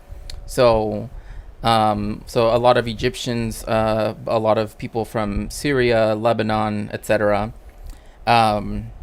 Which, by the way, when Israel invaded Lebanon during the Lebanon War, the PLO actually had to defend, and they did defend with armed security guards, the synagogues of Beirut from the IDF, because they would attack synagogues to then say, oh, look, oh my goodness gracious. Hey, oh, hello. Thank you so much, Big Dream and Zeta. Thank you so much for the raid. I appreciate it so very much. Thank you. Yes, welcome in, everyone. I'm Shakespeare. I'm a cultural historian. Right now we're going over how Oklahoma has made the Bible mandatory in every classroom. And we're talking a little bit about the LA Jewish community. Then there's the Ashkenazi side. And so this one tends to live in Beverly Hills and Beverlywood. I've heard about, like, I have a few, I know, well, apart from you, I know some other Jewish people here who, like, tell me all these differences. Like, okay, like, they've explained to me, like, there's Mizrahi Jewish communities, there's Sephardic Jewish communities, there's obviously there's Ashkenazi, like, there's all this, there's this whole there's like all this, there's all these unique, like, segments of the community. And so, and they'll say, like, oh, the Ashkenazi Jewish people, they took over Beverly Hills. And like, okay. Yes, it's true. It's true. I mean, look, it's the reason why, like, when I say, and I obviously can't go into detail, like, very into detail for reasons. Like, when I say, like, my family has, like, has, like, a family, like, ongoing, like, I don't want to say, like, how should I even put it? Like, our families just don't get along, right? With the Shapiros, right? Like, Ben Shapiro, like I know Ben Shapiro's sister's real nickname within the Jewish community, right? Yeah, I know them. Hello. Hello, Big Dream and Zeta. Welcome in. You came at a really, really, really good time. Thank you so much. I appreciate it. So, anyway, But like the Ashkenazi community is usually divided in two: the modern Orthodox, which are those who are like Ben, right? They participate in I know the Shapipis. Yes, I do. Like their family, I know them. Like Ben, I know that you break Shabbat. I remember that night with those shorts. Nasty, walking with your socks on. Nasty. Anyway, glad I timed it well. Like again, I can speak to specific instances. Like I know. So, you know, At some point, we gotta talk about some of the Indian pastors and evangelists. I know. Okay. Okay, yeah, we'll do. I kind of we'll talk another time, but I can yeah, that's I do know some big hitters in that space. And so, Unfortunately, we'll see. The worst thing is like my family is just so against this because, like like how I told you at yeshiva, they were like, "Are you something right to be racist?" Right? That's something I didn't want to know. Well, don't worry, damn. Is that they were racist? Like they are very racist. I'm just gonna put it like that. Which of course is not new. But like his parents, especially his father, is very racist. Like I'm talking about like he will openly say things to people right to their face. So just so y'all know, like Ben, like all he really knows how to do is how to like keep his mouth, like not let the slurs come out. That's all I'm gonna say. So anyway, so going off of that, so there's the Litvich community, which derives from Lithuania, right? Anyway, so there's the modern Orthodox, and they're like Chaya and Ben, right? Where they participate completely, like they will get a secular education, but they keep Shabbat, they keep kosher, right? Like they keep all the Orthodox laws, right. I mean, I know, Ben, you've probably done tshuva. I know, whatever. Anyway, I know you just had to play your little violin. I know, I get it. I'm not even Jewish and I'm laughing. It's just like, anyway, I don't. So, anyway, I don't want to go into any more Shapiro stories.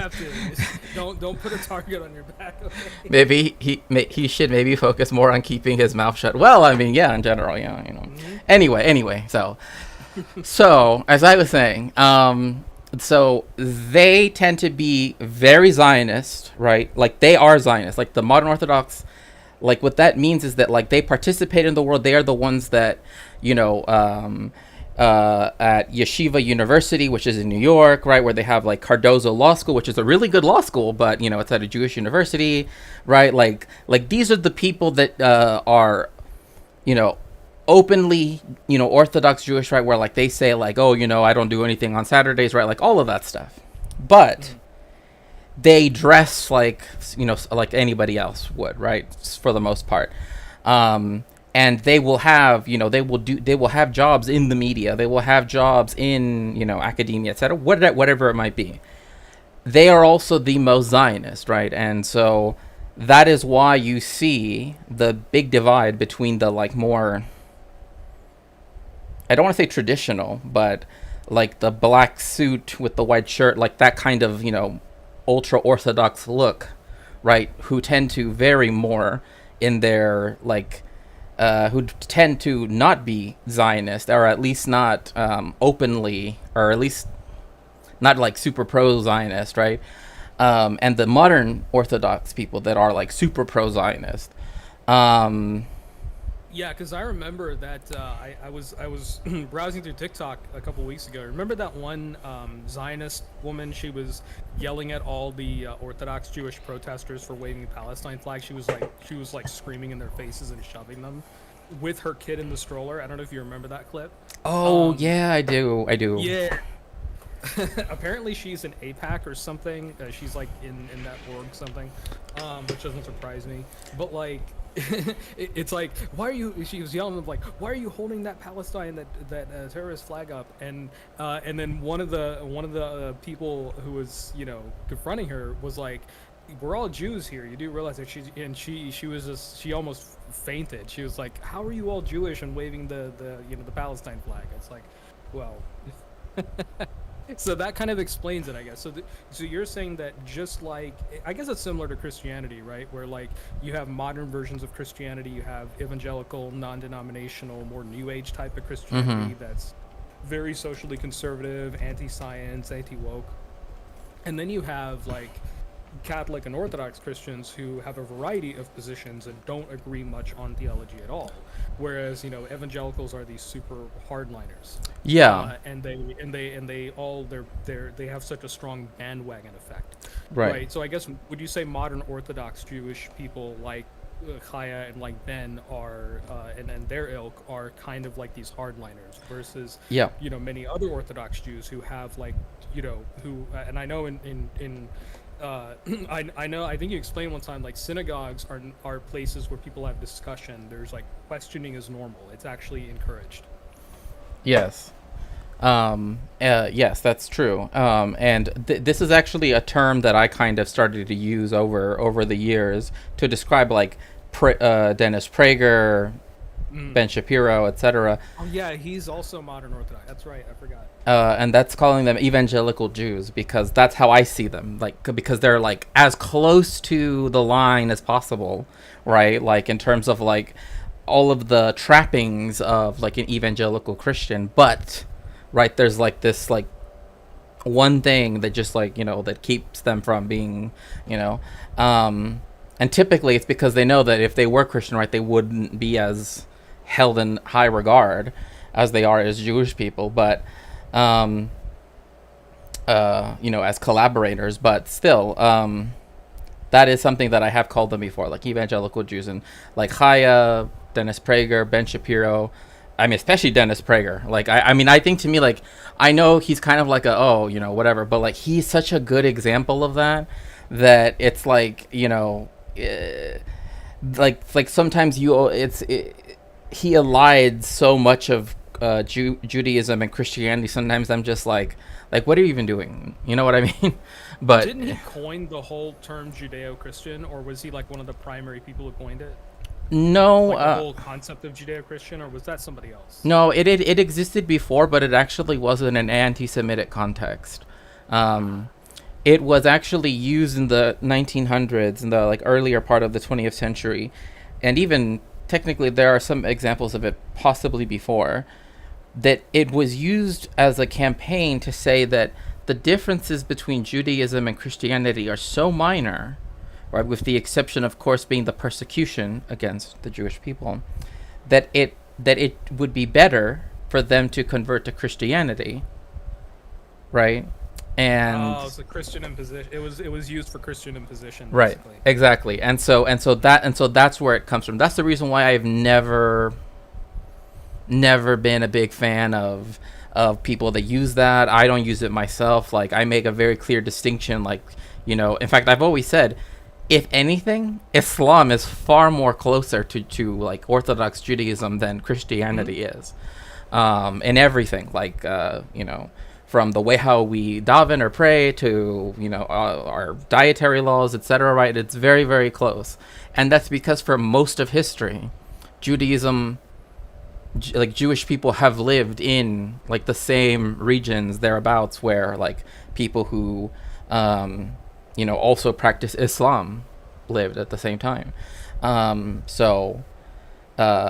It's just one of those things where Judeo-Christian does have that anti-Semitic background that was used by evangelical Christians, right, to essentially try to convince people that, well, we're not so different after all, so why don't you come to our side, since otherwise you will be, so yeah. Yeah, by the way, I sent you in the DM, so remember that Oklahoma school board admin that was on the screen a couple minutes back in the video. He had the Bible, the Constitution, and then he had a book with Martin Luther King Jr. on the cover. I found the book. I found it on Amazon. There's the cover. It is actually it is the HarperCollins published version of the speeches. Like MLK Jr. actually wrote that book, and it's the HarperCollins cover of it, basically.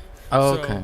So the guy had MLK's own written speeches as a book on that. I'm like, okay, you're trying to push white Christian nationalism on, and you have MLK's original written speeches on your desk. Amazing. Yeah, and that book. If only knew. He only knew.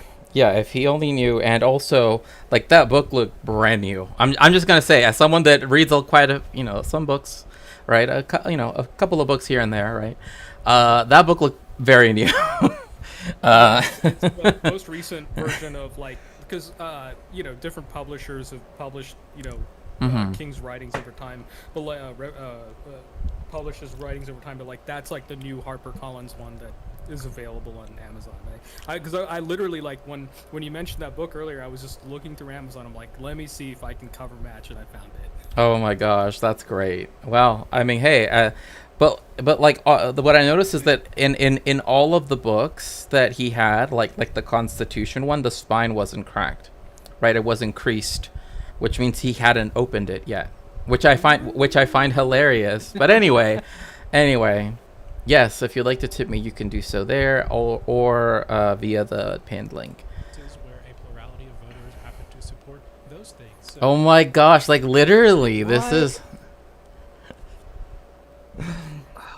They're just like, and also like very Canadian, the Canadian Center for like, why are they doing this with Canada? Like, what is this? I guess are they trying to equate what Canada is doing with, Canada is doing with, say, gender and diversity education? He's trying to equate that with imposing the Bible and Ten Commandments in classrooms. That's such a weird equivocation. Right. And another thing too is like, these are just heuristics, right? This is a way to teach people very simply, right? Just that these things exist because these people exist, like, yeah, you're going to meet people that their gender identity is female, and their gender expression could be whatever, right? Like it's not, you know what I mean? It's like this is actually like very simple, and it's not like, oh, indoctrinate. It's like it's just a basic heuristic, because it's like once you get into like gender, queer studies, etc., like it gets very much more in depth about everything. Yeah, and then the other thing is like, I could see a conservative complaining like, "Oh, you're turning a human being into an elephant, and you're doing transhumanism." I'm like, okay, you don't complain about the Lion King, do you? Because everybody taught all the animals speak English. I love when they use terms like that, like transhumanism or post-humanism, because I'm like, if they actually knew what those things meant, like in terms of like critical theory, they would like there's literally a book called Non-Human Philosophy, and like I could see a right-winger looking at it, and because it has jellyfish on the cover and thinking that it's like jellyfish wrote this book, right? Yeah, or oh, you know what? If I showed this to Indian Christians, they would say, "Oh no, they're trying to push Lord Ganesha onto kids." Ganesh is the he's the elephant. Ganesh is the elephant god in Hinduism. Oh my god. So this is Ganesh. Oh my gosh, imagine the remover of obstacles. Oh well. Literally. If only. you don't want Hey, it all makes sense. being mandated to be displayed in your classroom, if you don't want your children to be mandated to read LGBTQ plus books, if you don't want them to be mandated to learn critical race Is he theory taking as this fact, route? then Oh my gosh, why is he just like it started off okay, like, yeah, we shouldn't be forcing children to learn the Bible. Then he's like, okay, so I'm just gonna just take this.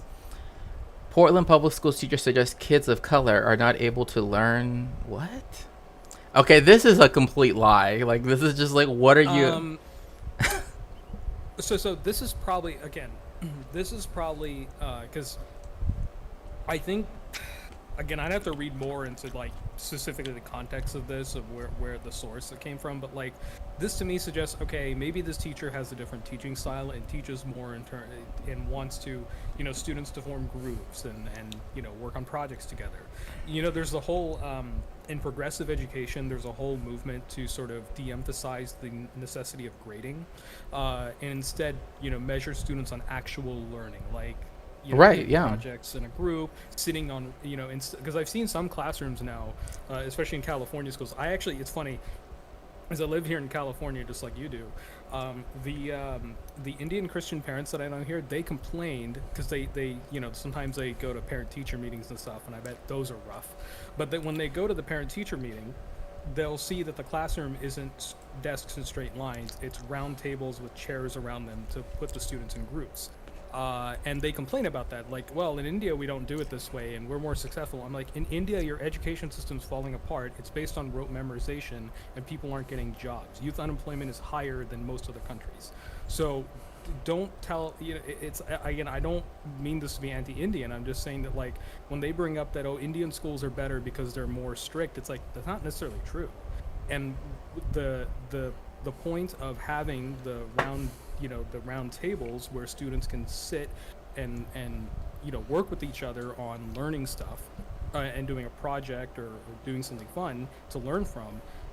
The point of that is to, one, of course, build better understanding, right, of the concept. Two, social skills. And three, working, collaborating with others. Like, it teaches all those things at once. So it's not problematic that your classroom isn't desks in a straight line, or desks in straight lines. Right. Like, Which is interesting. Well, I'm saying, like the way how he's presenting this is what's wrong, right? I don't want to say that this isn't incorrect, right?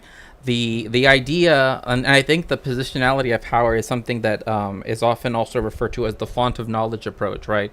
Which is like the Socratic method that people think is like the only method by which to teach, right? Which is like the professor knows everything, the students know nothing, and you ask probing questions that which you know the answer to, and it's very, in my opinion, as someone who is an educator, I don't like that. I don't like that approach. In fact, I'm very, very opposed to it. And it's interesting that you brought up that too, because I noticed that when it comes to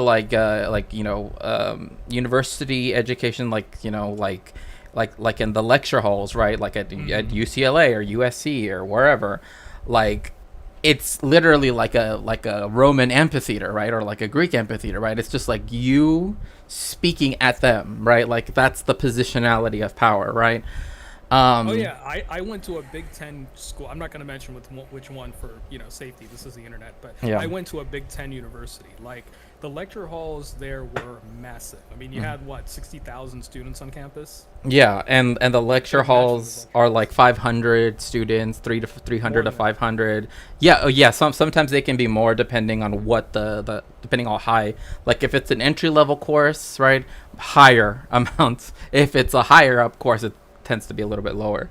At least Sociology 101 was like 700 students. It was wild. oh my gosh, yeah. So They had so many TAs and stuff too. Like you would go to you would go on Monday, Wednesday, Friday to lecture, and then they had so many TAs just for that one course. It was wild. yeah, no, I know exactly the yeah. So the one of the big issues that one of the interesting things is that once you get up to the PhD level, it's because it's not so much because one, by the time you get up to the PhD level, right, there's far less people, right? Like the percentage of people that pursue PhDs is very, very small, generally. But also because the people tend to be seen as more on par with the professor, right? Like in terms of, their knowledge and levels of expertise, that the seminar room becomes the method, right? And that's very different because that's exactly what you were describing, right? Where you get together and you're sort of sitting in a circle, right? Like in a seminar room, and that's the basis of the PhD system. I mean, at least for the most part, right? I'm sure there are professors that like demand to do the typical font of knowledge thing, but like I've never done that. Or rather, like when I was like early on when I first started teaching, I was a bit more like, I don't know, what should I do, right? So, but right away I just couldn't. Like I hated everybody's just looking at me and I'm writing stuff on the board and that's all I'm doing, right? It's just like just memorize these things and I I've always noticed that when it comes, even with history, right, which people think is just memorization, which it's not, but I mean, remembering some things helps for sure. But like, I noticed that like when I would, assign, like, for example, different time periods to different groups or whatever it might be, right, they actually did far more insightful things than if I would have assigned everybody an essay about the Middle Ages or whatever, because it's like they're actually talking about it, finding things that they're interested in, et cetera, right? And it's like a completely different way of Well, learning. yeah, and it's not an isolated way of learning, right? It's more when you have a more like when you have a more sort of collaborative classroom. What happens is you meet when you discuss a topic. Mm-hmm. You actually get, like, for example, if you're in university classrooms are generally very diverse. Let's say let's say you're a white kid who grew up in the suburbs. You go to university and you meet students from around the world, and you talk about, say, history of the Middle East or whatever. When you talk, or a certain topic, right, or a certain time frame, if you're, say, doing a project on that, you actually get perspectives from from people who are from the Middle East, and then you understand it better, because when you have that context, it's like, okay, now I understand from someone who's actually from there, and that person who's from the Middle East actually is given a voice, and the truth actually bears itself out in the classroom. Right, and that's So it's the same. Yeah, sorry. It's the same thing when I talk about South Asia. Like, people here think that when I talk about the caste system, for example, people think, "Oh, is that like class?" I'm like, no, wait, let me sit you down, and then they understand the complexity of it, right? The complexity and how ingrained it is in just every hierarchical system in society. Like, caste is not merely a class thing. You can't do class reductionism on, say, a caste system, because there's so many aspects of it: religious, political, there's gender involved, there's like colorism, there's a million things involved with caste, and occupation, of course. Like, it's not merely economical, it's not Oh my merely a goodness. class thing. So what happened? Oh my goodness. Whoa. Oh, thank you so very much. Hello, Kay, how do you say? Welcome in, and oh my goodness. Oh, it's been fully funded. Oh my goodness. Thank you so Let's very go. much. Yes, thank you so much, Anonymous. I appreciate it so very much. Truly, gosh. Thank you. I honestly don't even know what to say. Thank you. Thank you so much for helping me in that way. That book looks, and I might grab a copy of that myself. That looks interesting. Yeah, like one of the things that I like, it's funny, since you brought up the whole thing about like having people, like when I've taught.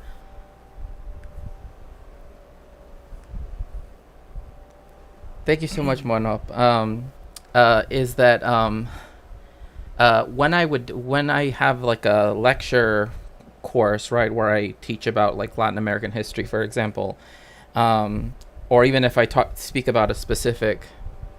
Yes, yeah, I'm so happy. I honestly am stunned, just like that anybody would ever even give anything, contribute anything.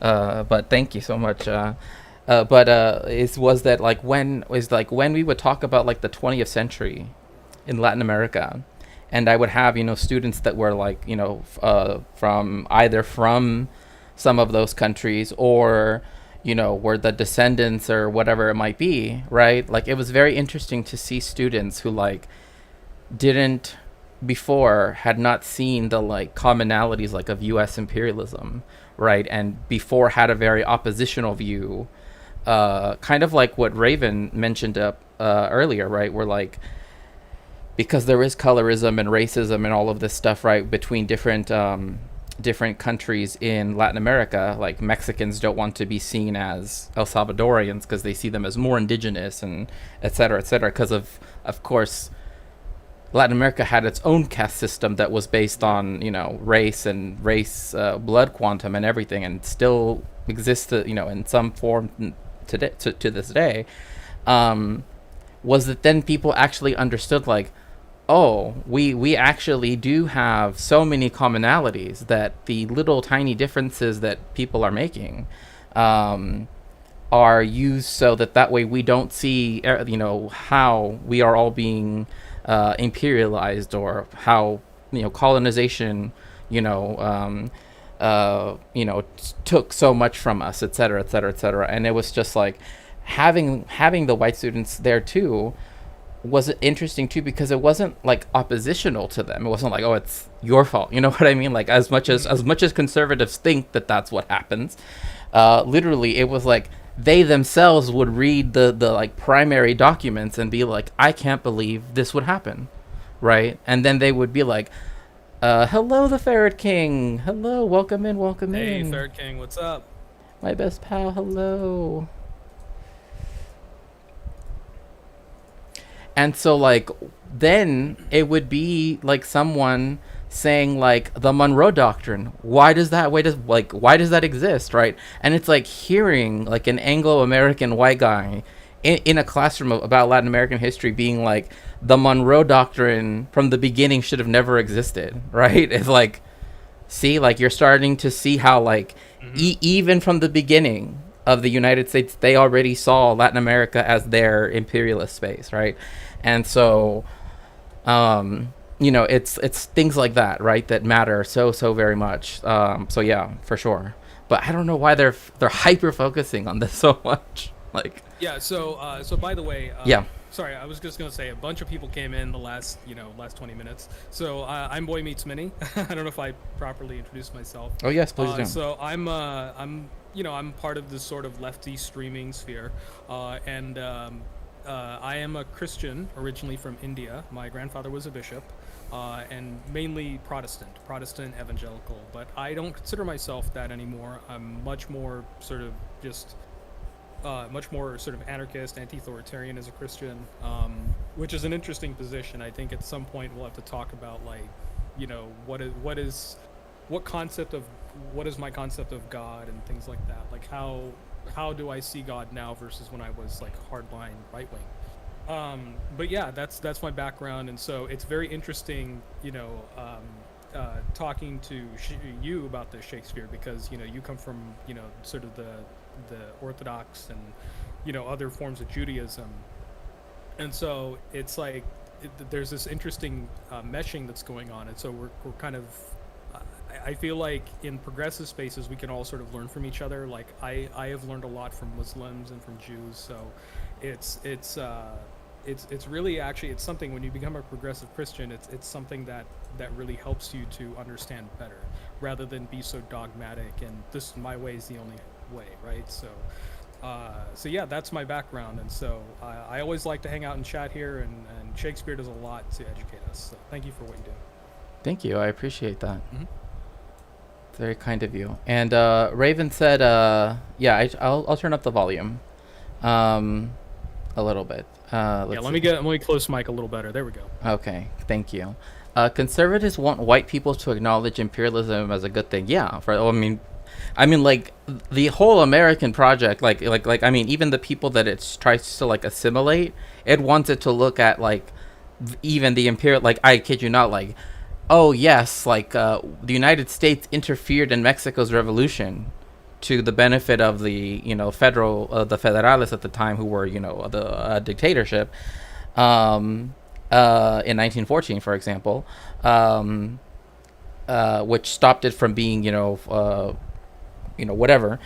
But look, then we helped Mexico be very stable for 60 years. Yeah, because you imposed a dictatorship on us that eventually committed one of the mass crimes of the century in 1968 in Tlatelolco, for example.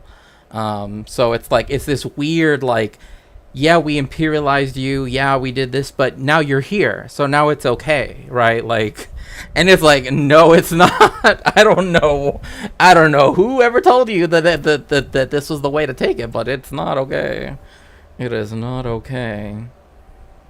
But for sure, if they can't omit the truly heinous part about it, then they won't be able to sell them on the idea, right? And that's why, again, like I was noting earlier in stream, that like so much of the colonization process and the horrific crimes, even in the 20th century, that the United States has perpetrated, like in the American South and Southwest in particular, has been completely effaced from public knowledge, to the point where people like, let me give you an example.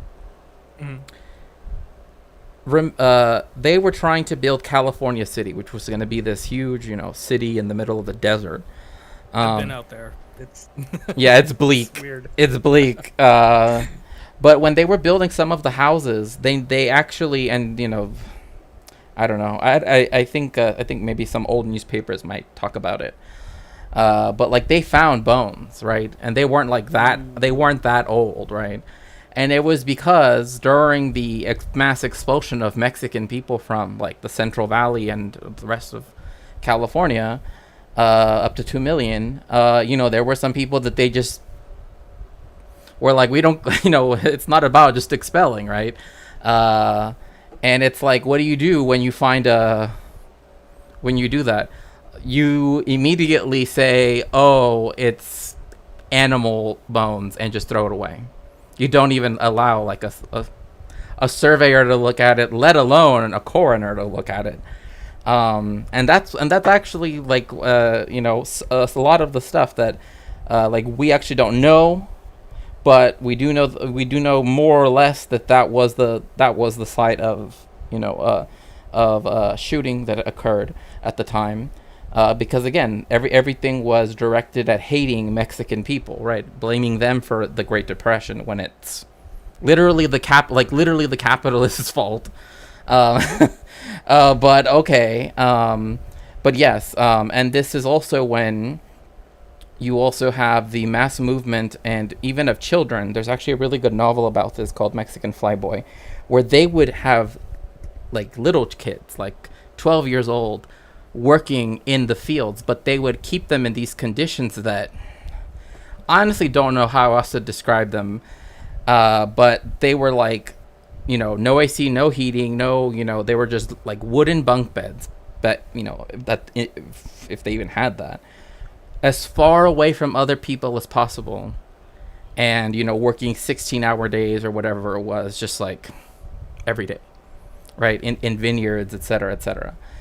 And it's like in with like with like that chipboard, right, like that really cheap, it's like made out of multiple things of grains of wood all together, right? It's like they would make a house out of that and say like, oh yeah, this is where you're gonna live, and they would put a padlock on it and not let them people leave until the morning, for example. I'm like, I really don't know what to compare that to. I kind of don't know what to say. This reminds me of this, because either I've been told, oh, you comparing it to this is too hyperbolic, which I'm like, okay, fine, if you want to say that.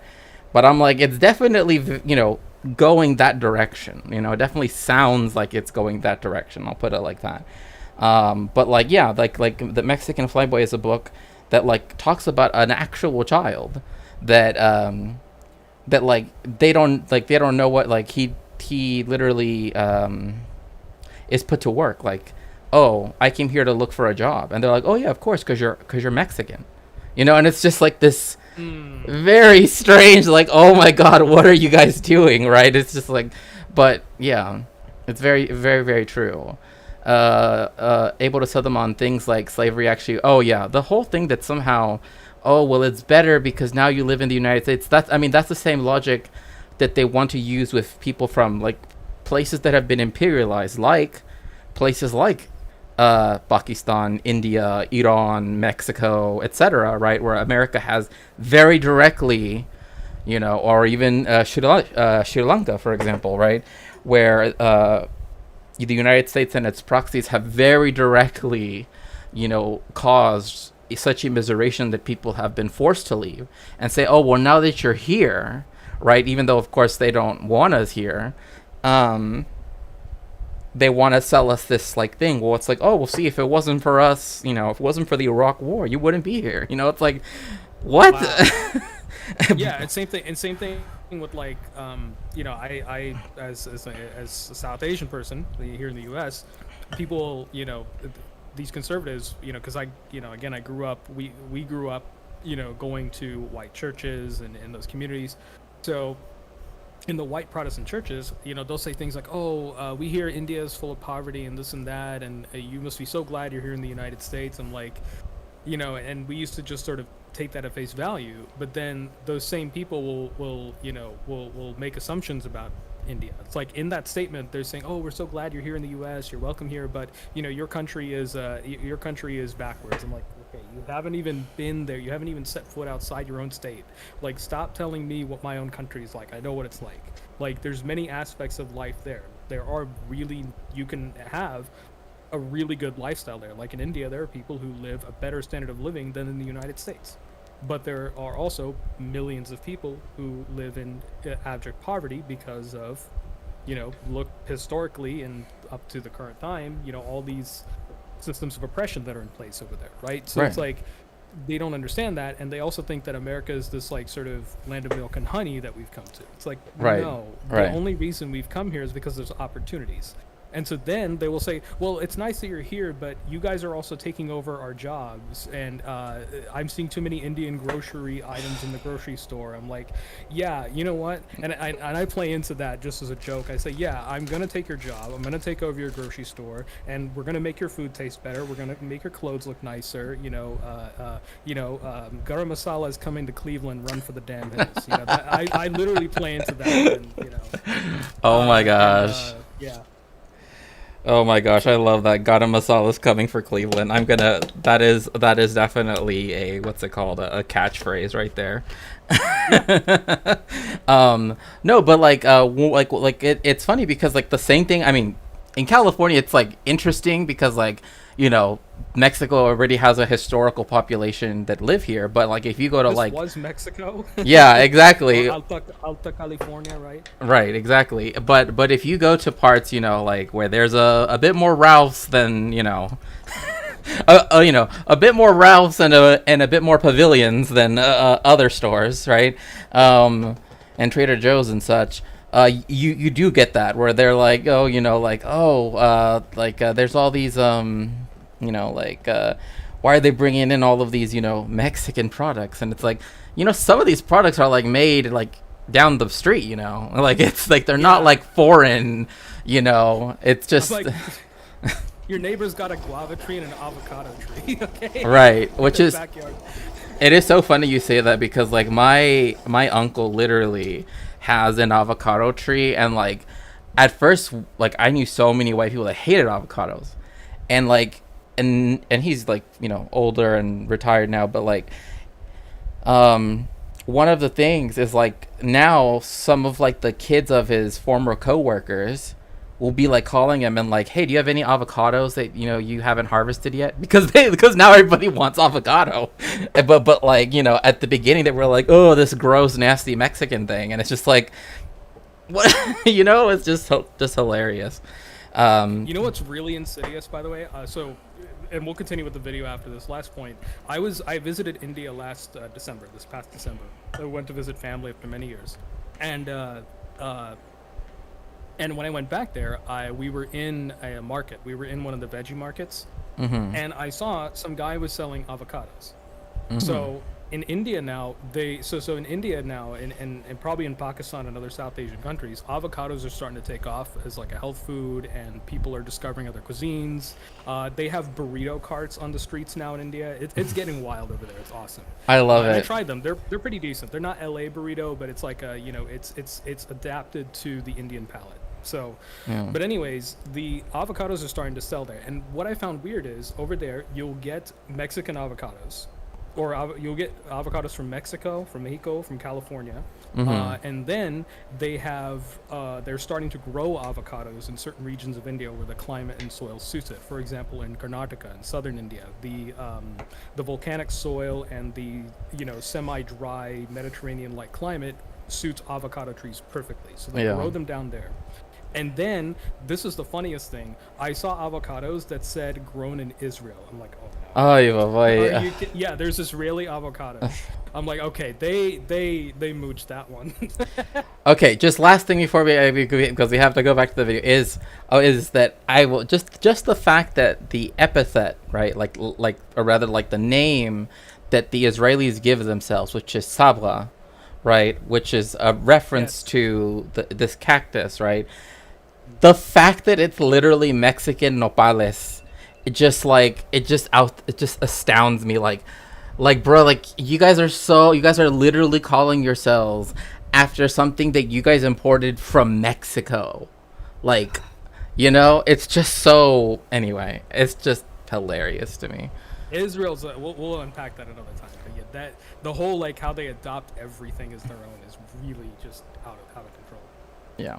Support this. And again, I sympathize with his argument that the Bible is immensely influential on Western civilization in general and in America in particular. But you don't need a mandate to prop up that significance. If a teacher is tasked with teaching an honest telling of the history of Western civilization, that's going to include I wish classrooms look like this.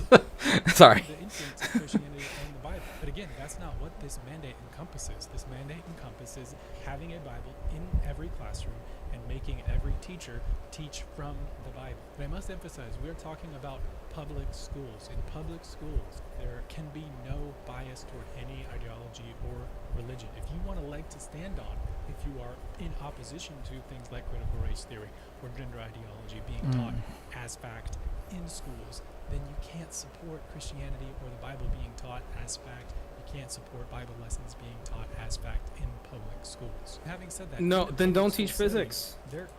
I It's so stupid. Then don't teach physics. Don't teach geography. Don't teach theories of the beginnings of the universe. Don't teach Big Bang Theory. Like, which literally was discovered, quote unquote, by a Catholic priest. Just have to mention that because I like, yes, the Vatican's astronaut, whatever, the Center for Astronomy, whatever, something in Latin for sure, like they're the ones that were like, yeah, the Big Bang Theory, right? Because and it's just like, it's kind of like people forget that it literally was a Catholic priest that was like, so I've found the Big Bang Theory. But there's that. But no, you're exactly right. It's like, oh, if you're gonna teach anything as truth, then you can't teach. Like, it's really weird that he emphasizes truth too, because then it's like, if you teach something as truth, then you can't teach it, right? Because he's like, well, it's I don't know. So it's just such a weird proposition. yeah, and then when you deconstruct what his argument, it's basically like, okay, don't teach the kids anything. It's anti-intellect. This is an anti-intellectual point of view, because it says that, well, if you're teaching like, anything could fall under ideology. Like, when you're teaching about gender, right? You're teaching about known facts about human beings, that there's a spectrum of gender. There's it's a social construct. It's like, that's common knowledge at this point. And it's again, when we say there's a gender spectrum, it's how we represent how humans express themselves, right? It's a way for us to understand that's what he's calling gender ideology, which is, again, just gender studies. It's a way to represent and understand and measure what that experience is. It's the same thing. Like, okay, then if you call that an ideology, then call the metric system an ideology. It's like, yeah, it's just measurement. We invented it. Nature didn't mandate that a kilometer is this long. Like we created that to help understand our world better. So that it's yeah, I don't buy this guy's argument one bit. And actually, I noticed he recently, I went through his channel. He recently started, his first video was 2 months ago. I don't know if he had a prior channel or if he got banned or whatever. Oh gosh. But it seems like he's like a new creator. I would actually be open to having a discussion with him, because I don't know. I feel like maybe he could, even though we disagree with him, maybe he could benefit, from talking to a Christian from the global South, because and this is the last thing, and then you'll continue. So I'm a Christian from a country where Christians are a minority, a small minority, like a few % of the population are Christian. But the thing with Christians in South Asia is they tend to get along and live with people of other faiths just fine. Okay, we might be Christians in India, but we're not eating British food every day. We're eating biryani, we're eating kebab, we're eating chole bhatura, we're eating all the jalebi, all the local foods. Like that's our culture. We are Christian, but we get along with everybody. Hindu, Muslim, Sikh, Buddhist, everybody. Okay, we get along with all ethnic groups. It's like, and yeah, we do have problems of bigotry in the church, but generally speaking, we get along a lot better with, say, our Muslim brothers, sisters, and siblings than Christians in America do. Like if you see, especially in northern India, Christians, because they're such a small minority, they often get along better with Muslims. Why? Because again, we're people of the book, we're people of God. So whereas Hindus don't want our religion to spread. So Brahmin Hindus, that is, like most other Hindus are cool with us. So the thing is that in churches in India, you will actually see people, non-Christians, who come to church a lot. Now, they may not convert immediately, it may take a while, but a lot of them come to church on Sundays. Why? Many of those parents will send their kids to Christian schools. Why? Christian schools are generally higher caliber education in a country that has poor public education. Christian schools have a higher caliber. So they send their kids to the Christian school, and then on Sundays, when there's nothing to do, they bring their kids to church. Why? They get to play with other kids. And so church is a very interfaith experience in, say, in a place like North India, where I come from. So the American Christian mind cannot grasp that concept. Like they would cry heresy at it. Right. But that's how we do, and it's because of that. My grandfather has lived his whole life there, and he knows people of every faith, every walk of life. Like the butcher he goes to get mutton or chicken or whatever, he has known that family for like decades. So he trusts them. Like they give him good cuts every single time. Right. So he knows people who and like whenever Eid comes around, like they'll bring him like a free leg of goat or a whole thing of biryani and celebrate. So it's like it's the interfaith existence is something that I think a lot of people, like I guess his name's Taylor, wouldn't be able to grasp. Right. And another thing too is like I also come from, right, like a global south. Like I'm from Mexico, and when people, and again, I've literally had someone tell me this, that like every Mexican is Catholic, right? Like they said, well, but you're Catholic Jewish or something, and I'm just like, no, what do you? But that was I mean, they didn't word it that way, but that's kind of what they were trying to like make, like Mexican equals Catholic, but you're Jewish, so Catholic, like you know what I mean. But it's in the same thing where like other religious minorities within like the larger cities like Guadalajara or Mexico City, especially Mexico City, tend to like you said, like I actually know a guy who sells like halal food, right? And he's like, you're literally the first person, like this was years ago, that like ever came up to me and spoke to me in Arabic, for example, because like everybody else is doesn't, but like I like speaking with him because he's Muslim and he's a really cool guy, right? It's not just because he's Muslim, but when I met him, right, it was because like there are all these other restaurants and there are people that are like, what's halal, right? It's like it's one of those like things where people don't know, and so they're kind of like, I don't know. But then I start going there, and like again, like when Eid comes around or when other events have happened, right? Like they've always invited me, and by they I mean like his family, my family's always invited them over, et cetera, right? And same thing with all of, again, the other, because there are Indian people, and also from the rest of the subcontinent, etc., from Central Asia, etc., from the whole world in Mexico City, and It's huge.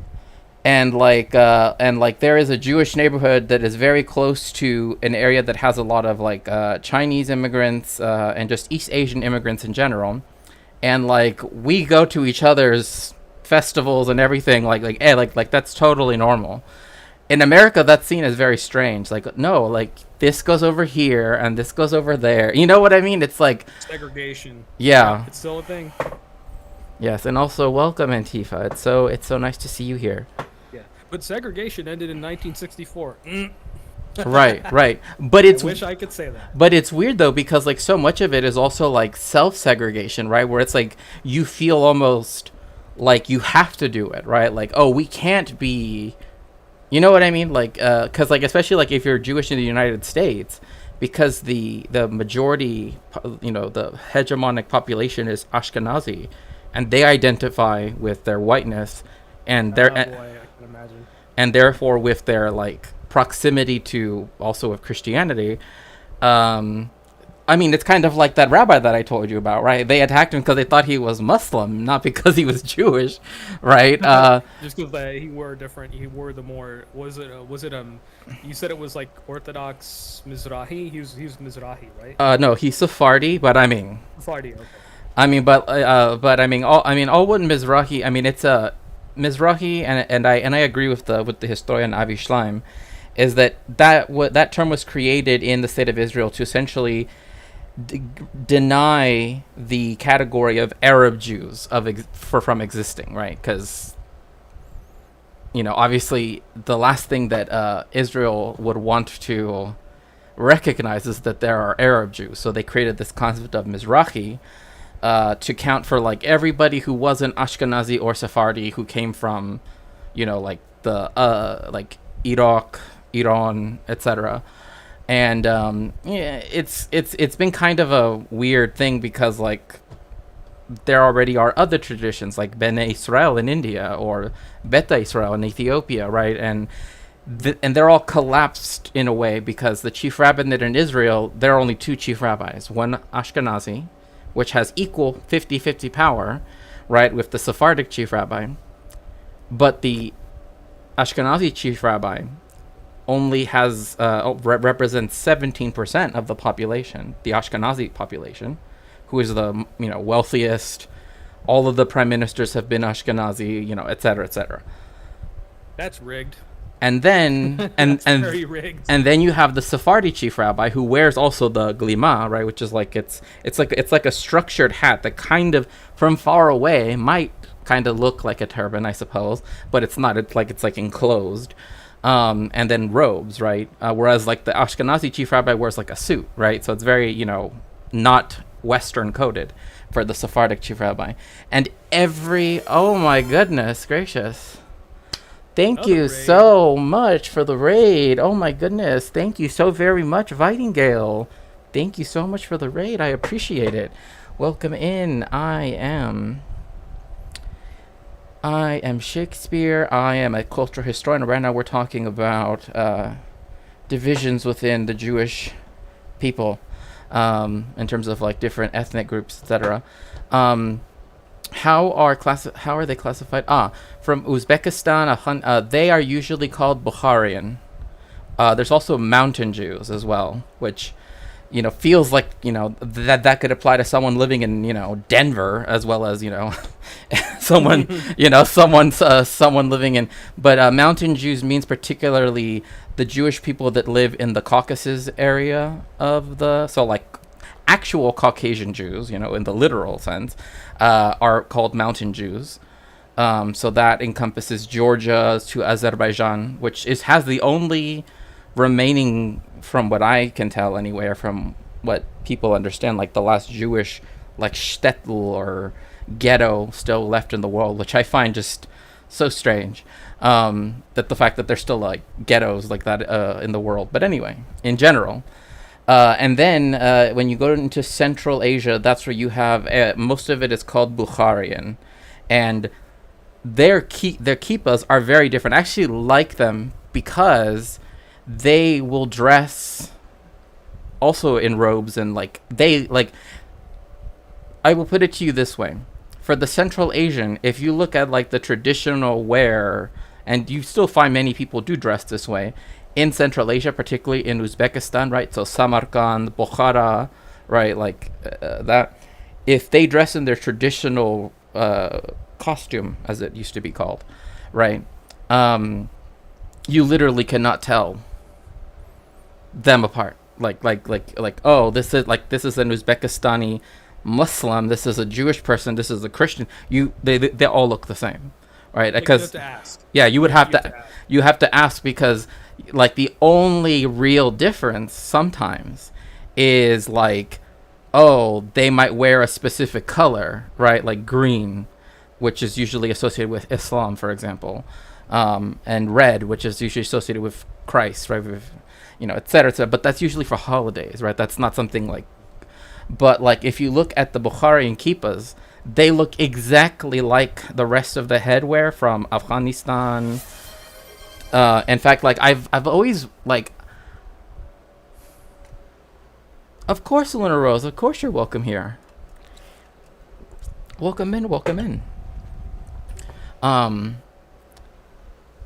yes, thank you again for the raid, inviting Gail. I appreciate it.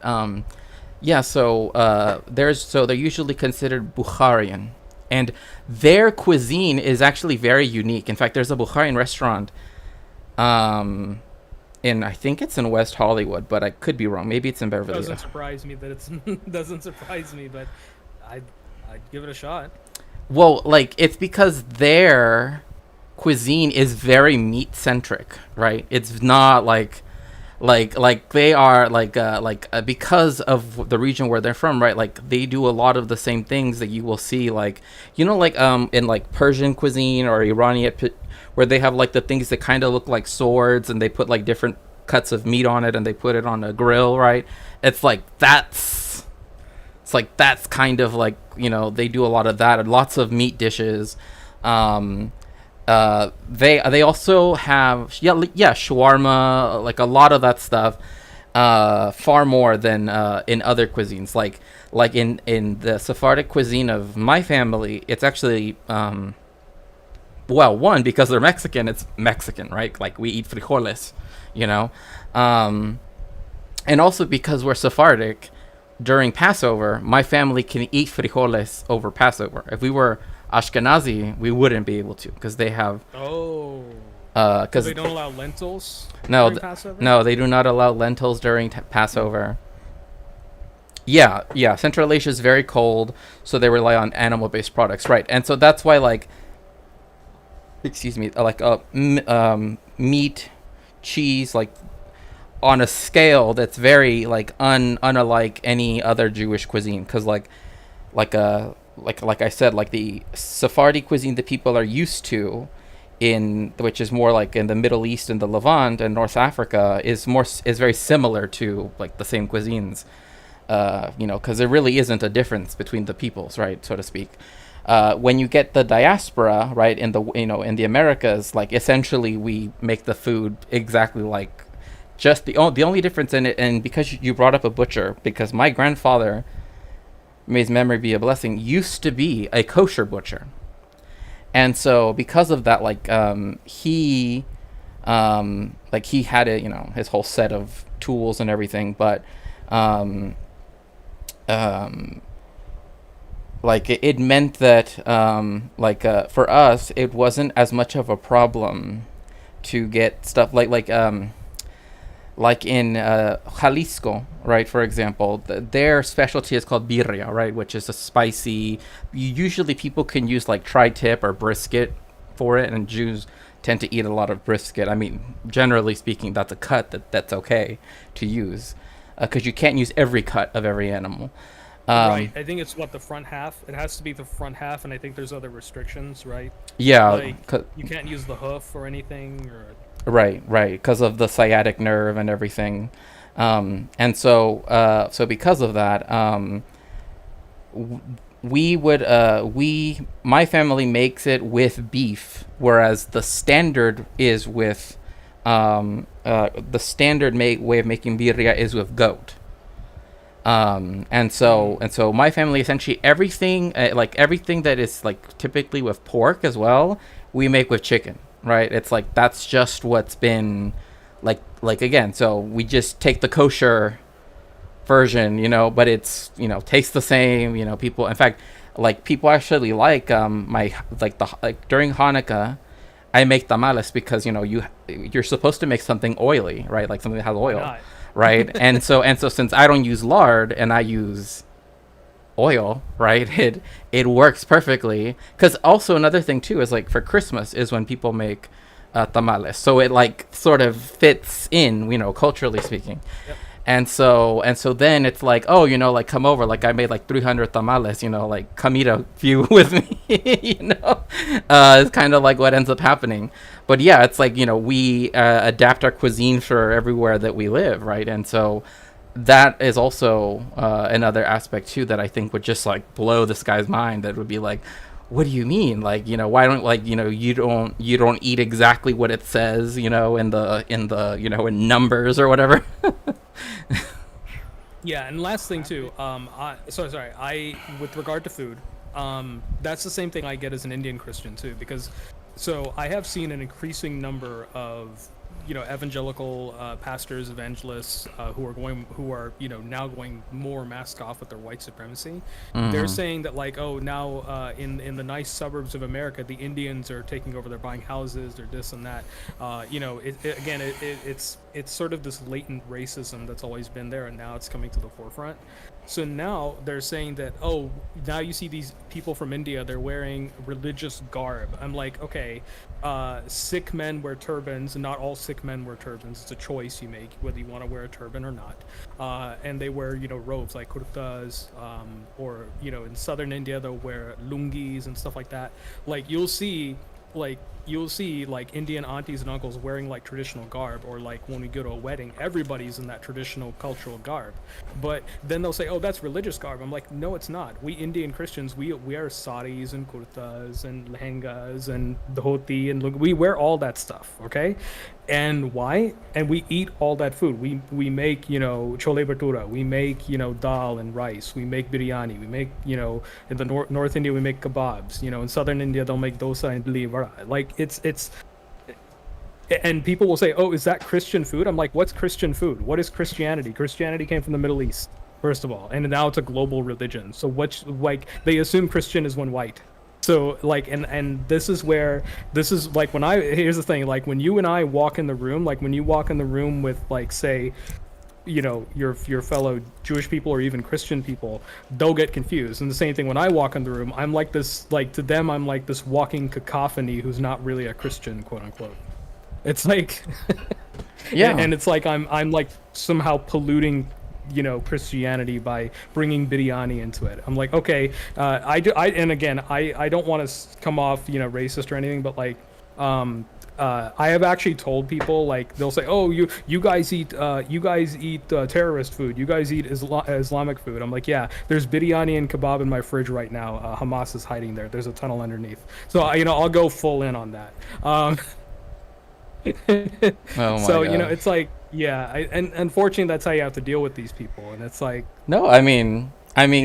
like in Mexico, like, because of Claudia Sheinbaum, and this will be the last thing, and then we'll move on, is the anti-Semitism that appeared because of Claudia Sheinbaum Pardo running for like, literally, we had the president who supposedly, ended the dictatorship, which is not true, because his party is more right wing than the dictatorship party. But anyway, literally, cozy, like when they started, they were like, Mussolini is named after a Mexican person for a reason. Oh my goodness. another one. Hello, hello, hello. Welcome in, welcome in. Welcome in, Raiders. Hello. Thank you so much for the raid. Larry, Leaping Larry, welcome in, welcome in. Welcome in, comrades. Welcome in, comrades. Welcome. I'm Shakespeare. I'm a cultural historian, usually looking at pretty much everything from a leftist perspective. And so right now we are looking at this guy who's just like very strangely against mandating the Bible in all Oklahoma public schools, but in a very weird way. So, yeah. But thank you so much for the raid, Larry. I truly appreciate it, and I hope that you're doing well. Okay. And still are ways for students to engage with Christianity, with Bible teaching, if they want to, on a voluntary basis through extracurricular means. And I imagine at this point there's probably some Christians watching thinking, Taylor, we have to fight fire with fire. These people are taking over our school.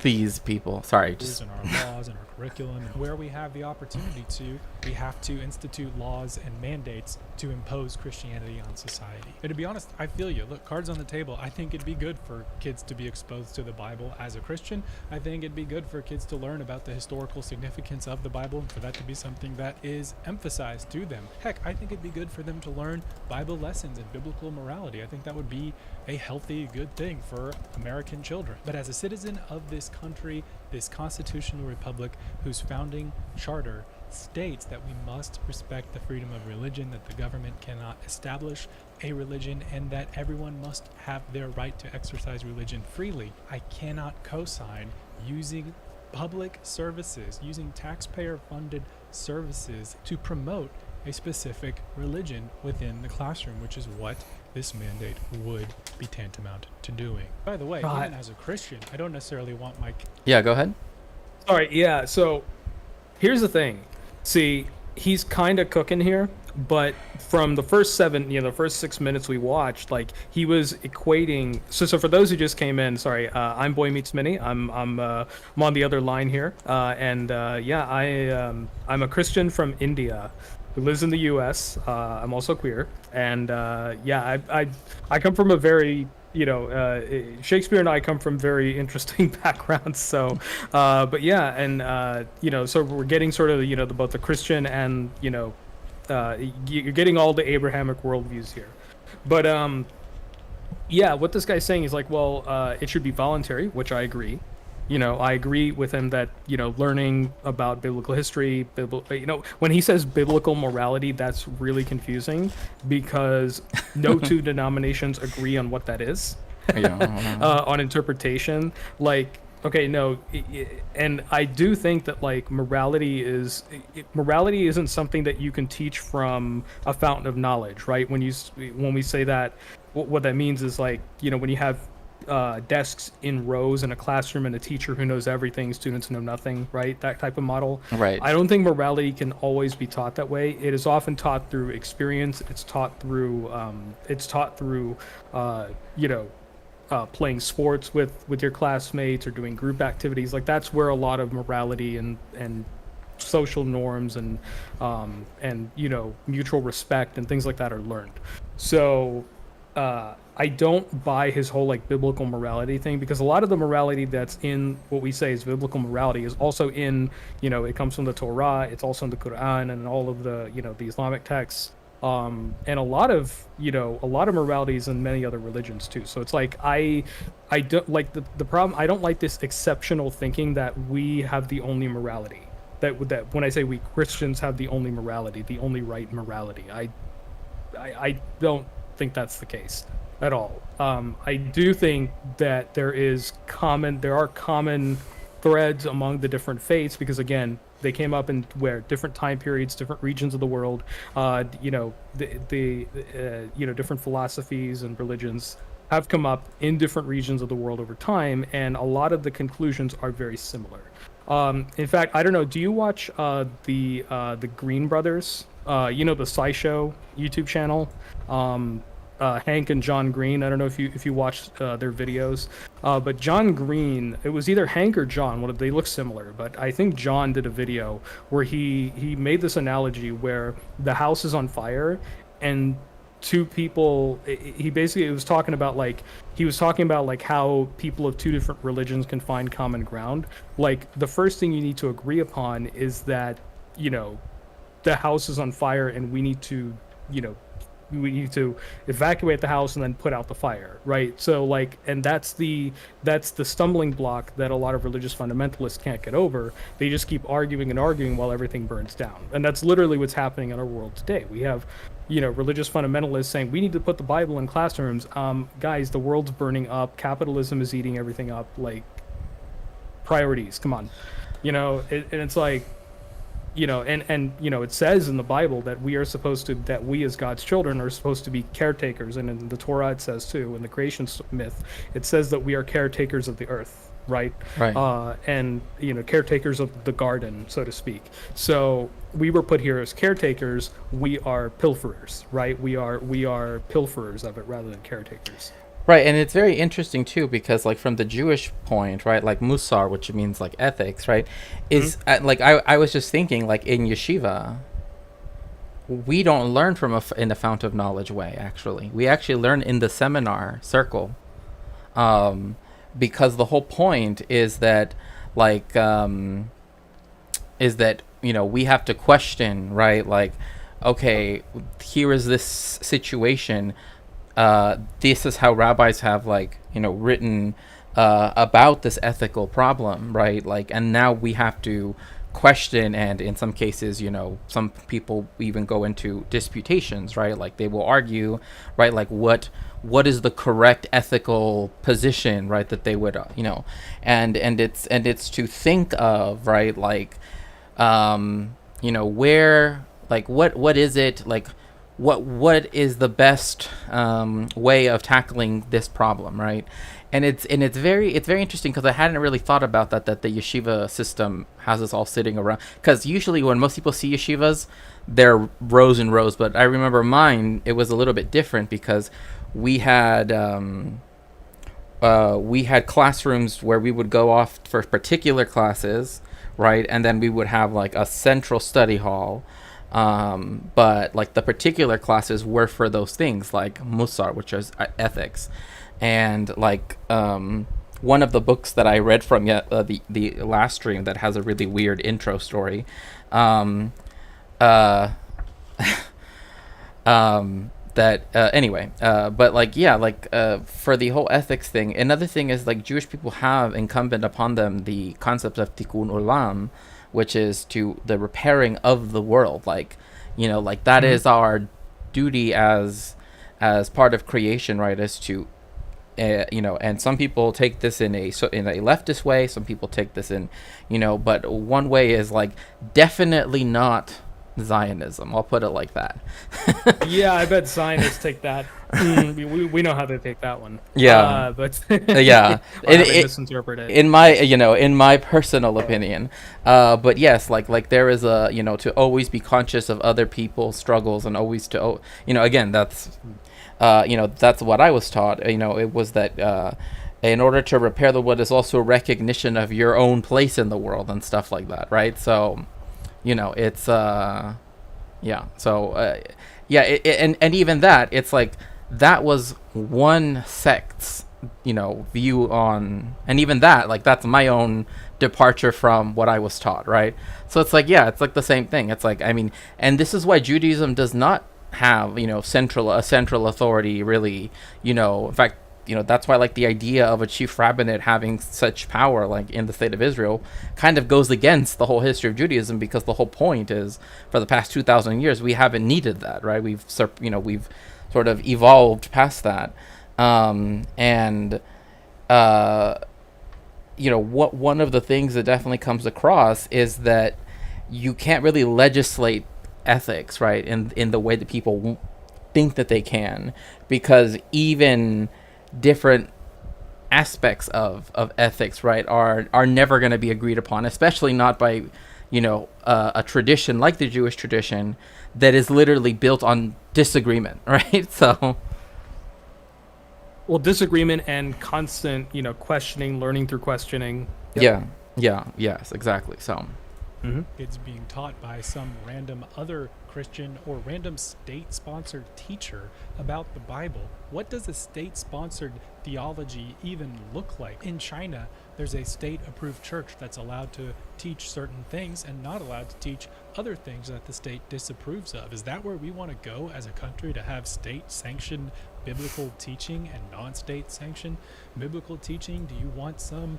random teacher to be giving your kid certain Christian theology that you may or may not agree with as a Christian? So it's not as simple as Bible good, put in school, let everyone learn it by mandate. I get it. I know the scriptures that say, blessed is the nation whose God is the Lord, and where the righteous rule, the people rejoice. But Jesus also said, my kingdom's not of this world. I'm reminded of when Jesus was telling the disciples of how he was going to have to suffer and be killed. And Peter stepped out and said, Lord, this will never happen to you. And Jesus said, get behind me, Satan. you are only thinking and seeing things from a human point of view. And when I hear this kind of sloganeering culture war Christianity, the Christ is King, the Christian nationalism, it's sort of taking up the torch on a human level and trying to fight this spiritual battle in politics. I'm also reminded of a short little story in John chapter 6 where a bunch of Jesus followers got really excited about everything that he was doing, and they decided he would make a great king. And it says they tried to make him king by force, but he withdrew to the mountain. Oh, so this is interesting because here we have a completely different translation of the Bible. The NLT, yeah. This is another popular one I've seen in many evangelical circles. And yeah, like I said, all these translations sort of come out of different denominations in Protestantism. So, you know, Methodists will tend to use the NIV. Evangelicals will tend to use the ESV or the NLT. So, like, the translations are kind of, you know, Presbyterians, I forget what translations they use. I think they use NIV primarily.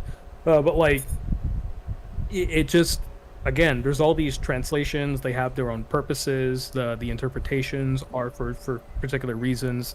You know, it's not an objective. You know, no translation is going to be objective, but like they have very specific motives, institutional motives behind them. So, yeah, I think I've seen like fundies and evangelicals use the NLT as well. And I forget what exactly. I have to read back of like who started it. But yeah, this like what I find funny in this video is like he's using the different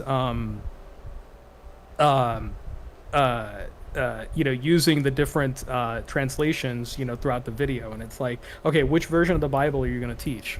And maybe he's proving his own point here, is like you can't mandate it. But yeah, it is interesting to see that he's pulling from all these different translations. Yeah. And also Antifa, no, there isn't. It's also interesting because that painting has pictures of dogs existing that we know weren't in existence until later. But anyway, that's just me being like, why is there this type of dog? I can't remember the name, but it's like looking at them like, those dogs didn't exist 2,000 years ago, but you know, it's whatever. Let's see here. Yeah, all the imagery I saw of Jesus growing up showed him as white. Yeah, I mean, which is interesting because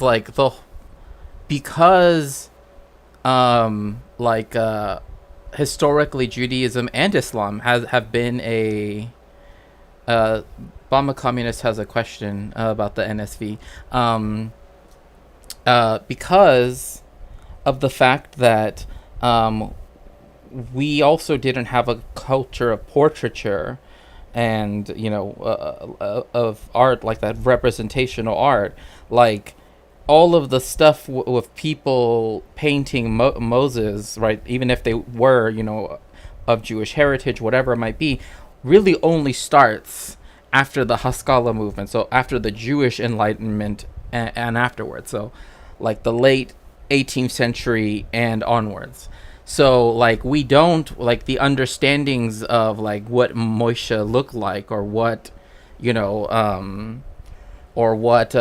any particular person described in the Tanakh look like, we can presume look like what the places where they describe, which is why it's interesting, because with Christianity, we have the example in India where we have a depiction of Jesus before the Portuguese came over around the Cape of Good Hope and brought their depiction of Jesus as white.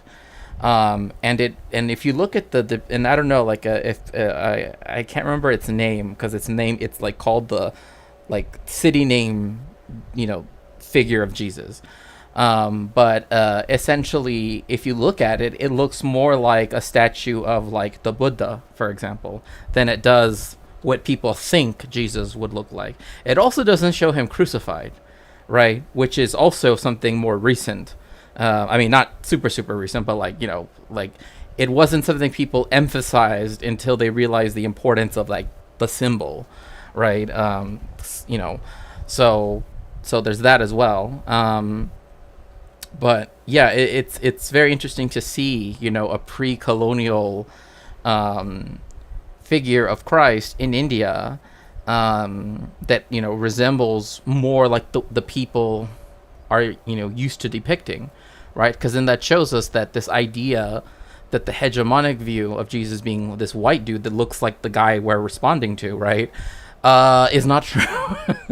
you know, because that's typically how they like to depict Jesus, as like essentially looking like this dude right here. Yep. Anyway, sorry, I don't have much more time, but no rush. But yeah, let's finish out this video. It's a few more minutes. Okay.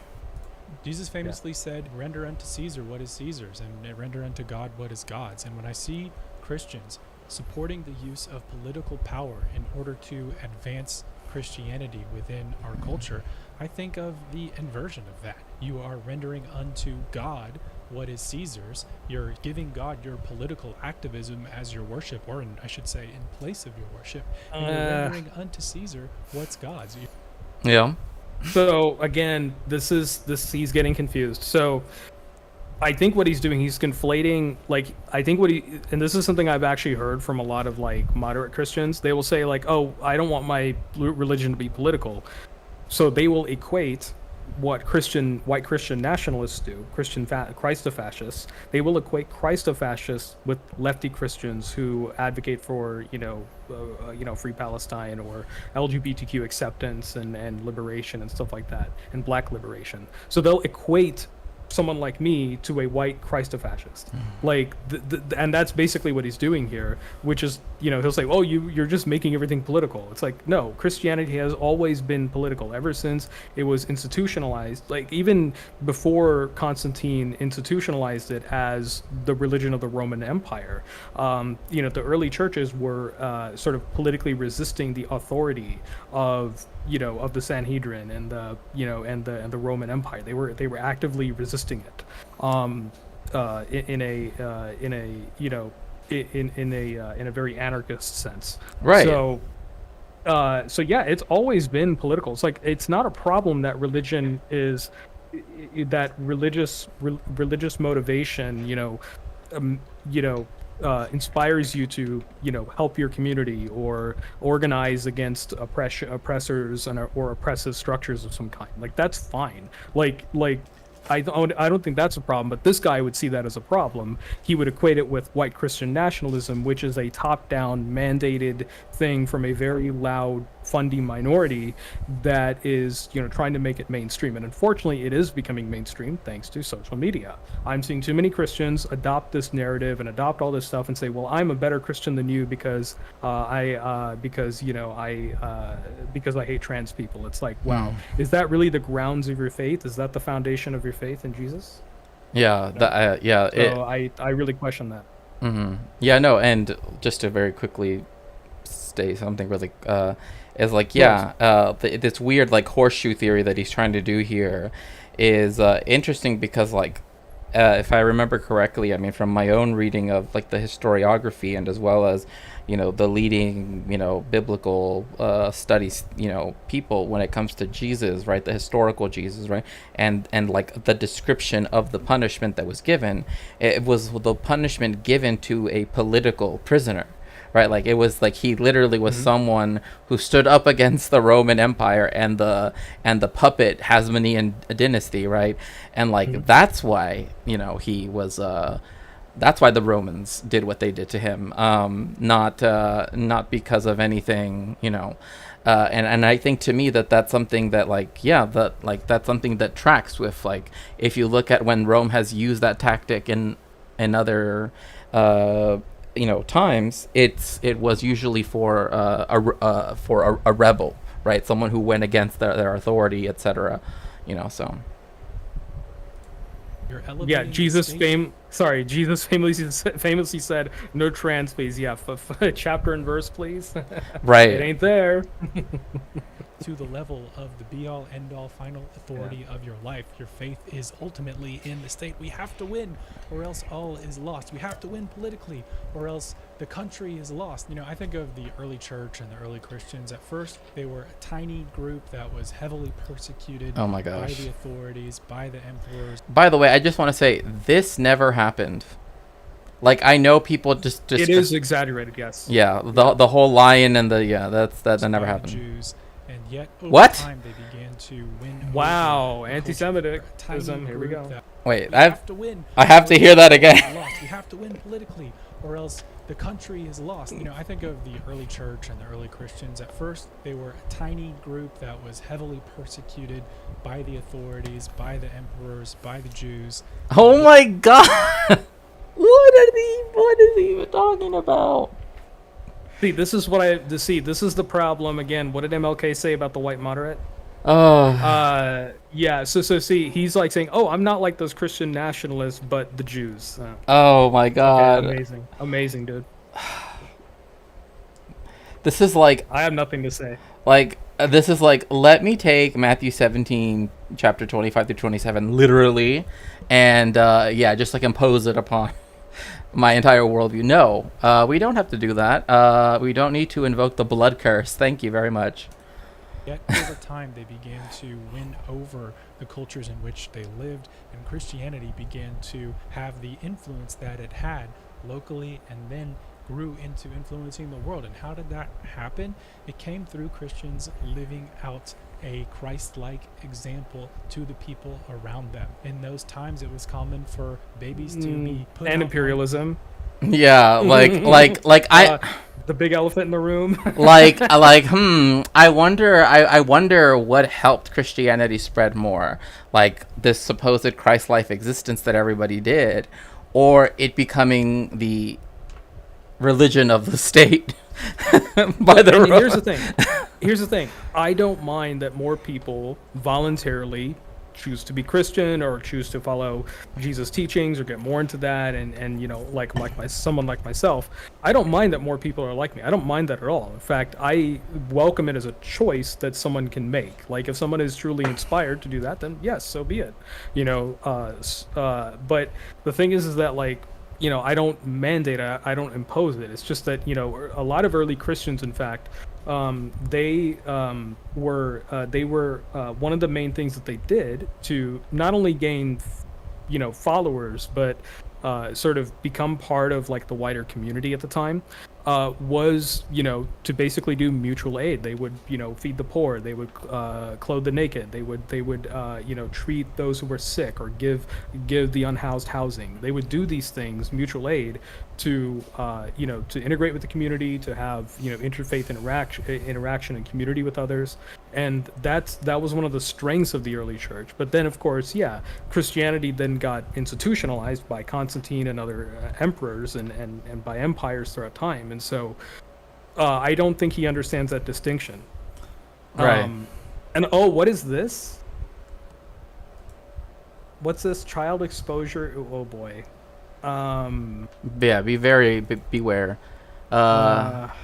Was widespread in many parts. I mean, I don't understand like why he's even bringing this up.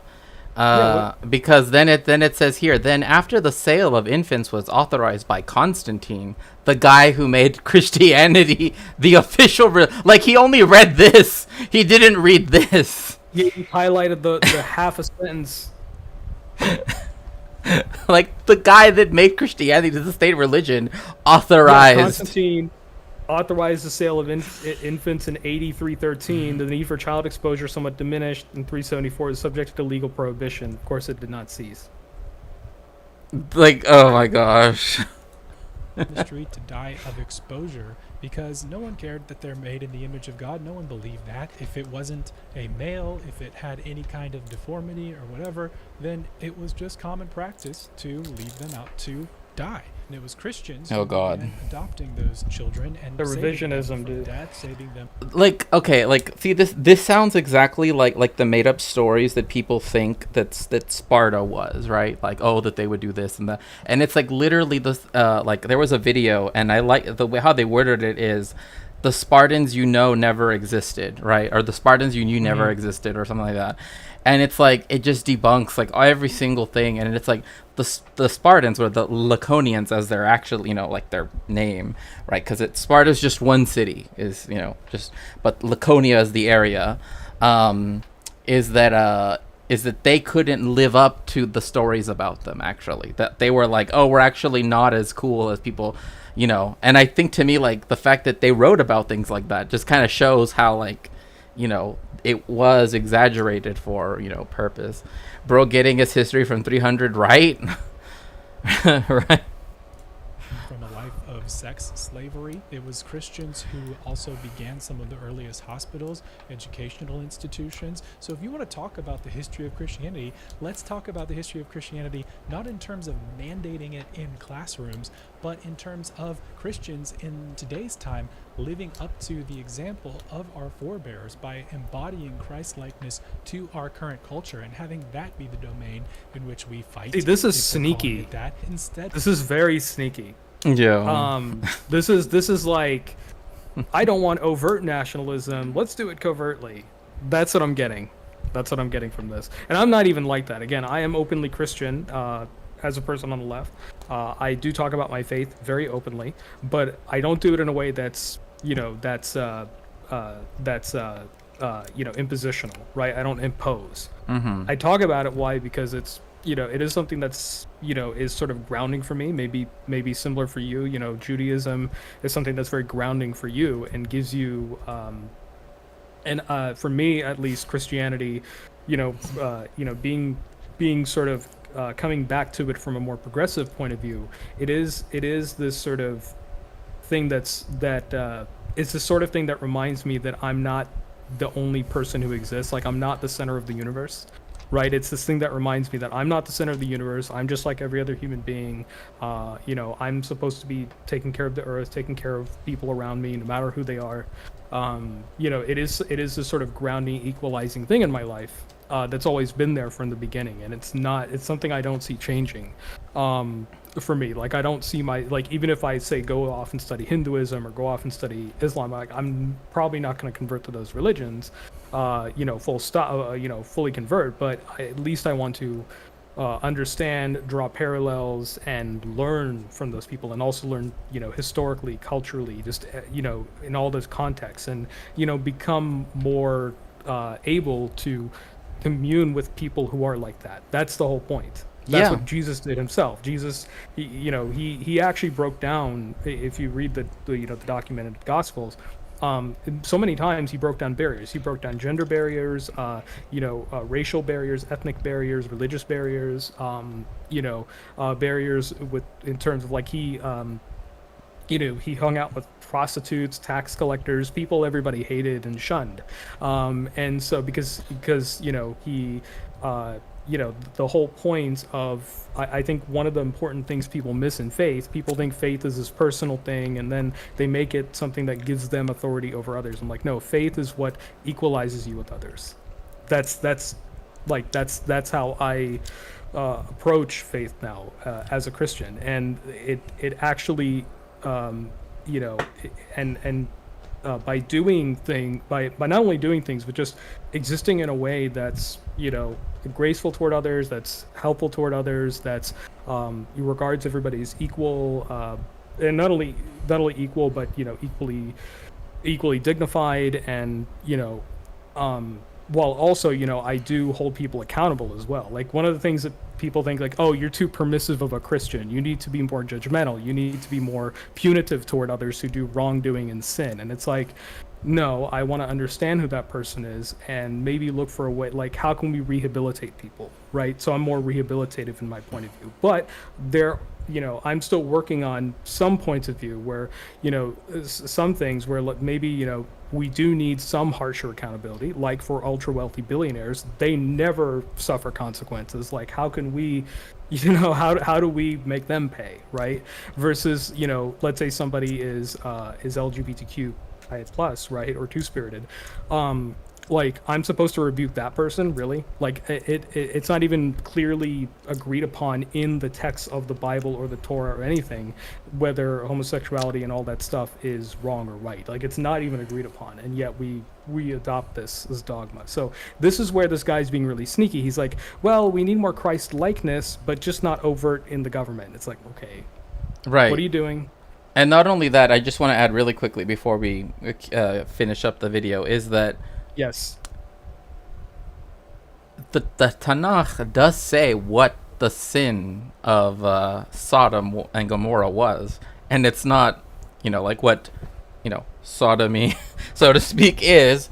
And It was lack of hospitality, right? It was Yep. it was well, and then people forget, they say that sorry, one more thing, Lot, people forget that Lot committed incest. Like nobody talks about it. If you but yeah, like one of the things is like, yeah, lack of hospitality, because I mean, I've been to Jordan, so, and I've been to more or less if I were to cross the River Jordan, so to speak, right, it would, Sdom, as it's in Hebrew, would be right there, right, you can kind of, it's the same deserty type thing. It's like, you're literally in the middle of nowhere. So was kind of like a, Fallout New Vegas type of place. And it's like, yeah, they were, it wasn't like Fallout New Vegas, and where you could enter every room, right? It was like, no, you can't go anywhere. And like, even, well, anyway, I don't want to get too in the story, but like, yeah, it literally states what it was, and I believe Ezekiel.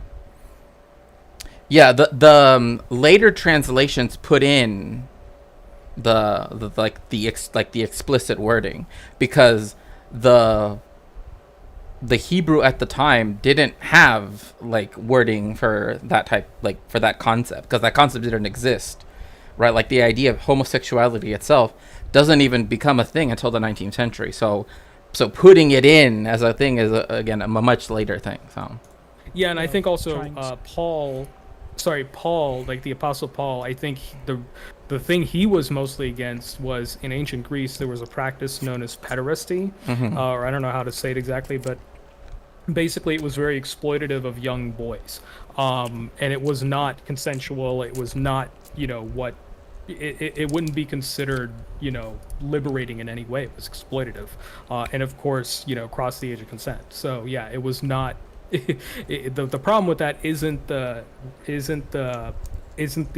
genders of the people involved. The problem is the age disparity and the lack of consent. right, and the institutionalized nature of it, because it was only people of a certain status, right, like those who could, like they could vote in Athenian democracy, that had the right to, so to speak, quote unquote, right to commit those acts. So yeah. To force Christianity, impose Christianity on our culture through legal means. If you want to get even more theological, we can go back to the beginning in the Garden of Eden, when God put Adam and Eve in the garden and said you can eat from any tree that you want except this one. He gave them the free will to choose whether they would eat from that tree or not, because God doesn't want robots. He doesn't want people to obey him because they are forced to. And I think that principle holds true today when it comes to Christians and politics, and the effort to use political power in order to coerce people to follow God, to have certain values or whatever that may be. That's not to say that we don't promote Christian values in our society, but we do that from the bottom up by having charity toward our neighbor, by loving on people, by going the extra mile, by demonstrating Christ-likeness to the world around us, by having radical love, radical generosity in our lives in the same way that Jesus embodied and commanded us to go and live and do likewise. See, this is all meaningless from you, dude. You were accusing you're being anti-Semitic 2 minutes ago. I know, like, I'm just like from the bottom up. Oh, why? Yeah, like literally invoking the blood curse passage from Matthew. Like, my God. Oh, by the way, this guy's last video has Jordan Peterson officially become a Christian? Like, he follows people like Russell Brand, Jordan Peterson. By the way, Russell Brand is a known PDF file, by the way. Very well-known PDF file. Yeah, so, and recently became a traditionalist Catholic. He converted to... Yeah, he's promoting Mark Wahlberg's app, right? He's promoting Hallow. Mm-hmm, yep. Yeah. Oh, God. Anyways, to the end. A quote from the Roman Emperor Julian, who lived in the 4th century, who was witnessing the influence that Christians were having on Roman society through their charity, through their radical generosity, through living a Christ-like example among their peers. He said this: "For it is disgraceful that, when no Jew ever has to beg, and the impious Galileans support not only their own poor, but ours as well, all men see our people lack aid from us." This is a Roman emperor saying that we look bad as Romans because we're not caring for our own poor, and the Christians are caring for. Wait, but it doesn't say Christian though. It says the Jews. It says Jewish people and the Galilean. I mean, I guess Galilean, but like, So yeah, and that's the thing people have to understand too. The early church, like the whole term Christian emerged later. yeah, Those people considered themselves Jews, but sort of a more like rebellious, Christ following sect of Jews. Like that's how the early church began. It was like a sect of Judaism. right, I think people fail to understand that. right, Like, man. I and want to talk to this guy so bad. oh no, for sure, definitely do, because I like, again, there's so many questions that I have that are just like, because like, and in fact, like I have a friend who who was a Catholic, a Roman Catholic priest, and well, I mean, in the sense of like he was a monk and then is now like retired from that. But point being that like the whole thing about this like the term that he would say would be like the Jewish, the Jewish Christians, right? Like there was a group of people in historical Palestine, right? Because Paul talks about them, right? Like it's like that's how we know that there were people who were Jewish that were part of the Jesus movement, so to speak, right? That later became what we now call Christianity, right? So For the poor. If you want to shame the government, if you want to subvert society, then maybe just start living out the Christianity that we have instead of trying to impose laws that coerce your fellow citizens to obey a God and to learn about a Jesus that they don't see in you. So look, I'm going to end the rant or sermon, I guess, there. I didn't mean for this to be preachy, but I'm preaching to myself just as much as anybody else. But let me know what you guys thought. I imagine this is going to be a spicy one. It's going to be contentious among Christians and non-Christians alike. okay, we finished it. Oh, Finally. okay. Yeah, so I think we've we've really drilled down the points, but yeah. I'm gonna look at some of his videos more, and I've been looking at his Instagram as well, and he is like reposting stuff from PragerU. He's I don't know, he's all confused. Like, yeah, he's interesting. I gotta look through, but I feel like this is like a new sort of moderate evangelicalism that's just trying to be more that's trying to be more palatable to people who aren't into the extremist stuff, but it's like sneaky, it's like sneaky extremism. I feel like, I don't know, that's the vibe I'm getting. This is very sneaky extremism, and it's very like it's very it's I don't know, it's very mask on, if you and I've seen plenty of this. Like I said, in Indian Christianity, one of the things I see is they say, well, we don't like like they will acknowledge the racism of Britain, like what Britain did to India. Like they will acknowledge that and say, no, we need to uplift people who are of lower caste because Britain enforced the caste system. But then they will say Western civilization is superior to ours. It's like, okay, which is it? Like, do you like the British Empire or do you not like them? Like, make it clear. Join the mutiny, please. Do we need another? Does it need to be 1857 all over again? Like, so. Right. Anyways, yeah, it's just this is like one of the things that like I'm really, yeah, I'm glad we talked about this because I feel like this is a very sneaky trend I'm seeing in various social media, whether it's on YouTube or TikTok or whatever. Like Christians are trying to play different angles to try to get people to accept Christian nationalism in a way. I don't know. This feels sneaky, very deceitful. Okay. But yeah. No. Thanks for having me on. I want to let you go on with your show. I've got to start my show in a couple hours myself. Okay. I'll be doing some racing to put off the steam from this. But, Okay. yeah, I'm gonna look at his channel more. But thanks for having me on, Shakespeare. I appreciate it. If anybody wants to follow me, I'm also here on Twitch. I think my name. Oh yeah, you put my thing in your stream title, so Yes, I you did. can just follow me off that. So yeah, I Okay. appreciate it. Thank you so much. And yeah, no worries. Okay. See you soon. Thank you so much. Bye. Bye. Okay, that was. So I still see the stream on YouTube. I don't know, like I still see it like as live, but I don't know. It even says people are watching it as we speak, so I don't know what to do. But yeah, I don't know. 26 was a different time in the UK. Okay, have a buen provecho. But yeah, that's weird though for the copyrighted music. I mean, I guess he must have that licensed. I mean, I'm guessing. Because, I mean, that's the only other way. But And from Quebec in the middle of the night kept them ahead of authorities there. Now the investigation is criminal.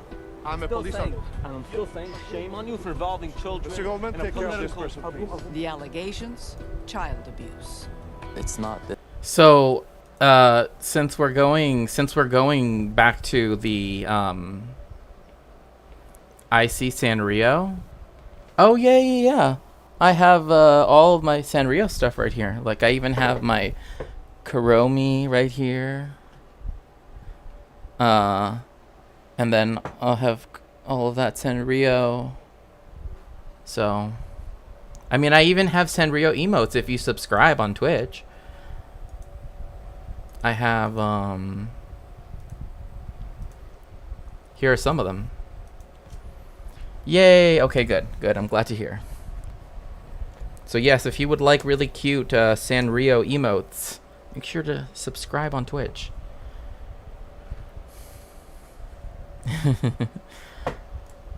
So again, this documentary, which is for educational purposes only, is here to talk about a cult called Lev Tahor, which means, you know, the pure heart. Lev means heart, Tahor means pure, right? So Halev Tahor, right? Thank you so much, Luna Rose. I appreciate that. And so, yes, I really want to get a waving Palestinian flag. I've always liked those. So Discipline. It's physical abuse. Tonight on the Fifth Estate, the Also- story of left. also content warning, because again, obviously we're talking about a cult. Therefore, you know, there is going to be many abuses here, and I just want to just content warning right now, right? I don't know exactly everything that they will bring up, because again, this isn't, you know, detailing every specific thing, but I don't know I don't know everything that will be brought up here. So I'm just going to do a general content warning. You know, there is abuse. A lot of it does involve children. So, you know, just keep that in mind, please. Tahor, pure heart. And don't feel bad if you need to take a break or if you need to take a step away. Like, that's totally fine. I would never get upset with anybody for needing that. Like, I do that as well. So, And the rabbi who got into Canada as a refugee. Did you lie to get into this country? I didn't lie to the refugee board. Look, it's bullshit.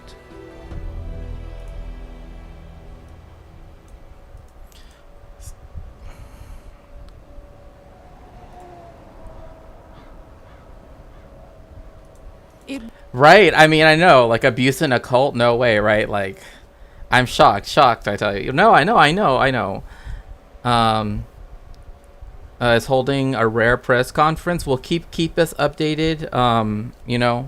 If he does drop out, then I'll switch to that. But I don't know. I do know that they were posting about it all day from the capitalists, like Wall Street Journal, Bloomberg, and I'm like, if the investor capitalists, right, like if the like rentier class is over here like Biden should drop out, then if Wall Street is telling you to drop out, yeah. So for those of you here who are Canadian, and you have no need to But this is in Quebec, right? They later seek refuge within Canada by going to Ontario because they say that Ontario has greater religious freedom. I don't know what exactly, like from a personal perspective, I only know that the largest Jewish community inside of Canada is in Quebec. It's in Montreal, right? But I don't know what why they go to Ontario, like how Ontario allows more of what they do to go on. Was the isolation of the place that appealed to them?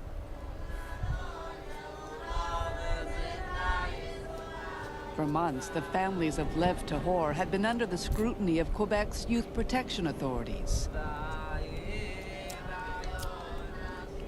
In rural southern Ontario, in the town of Chatham, they'd hoped they'd found a more accepting place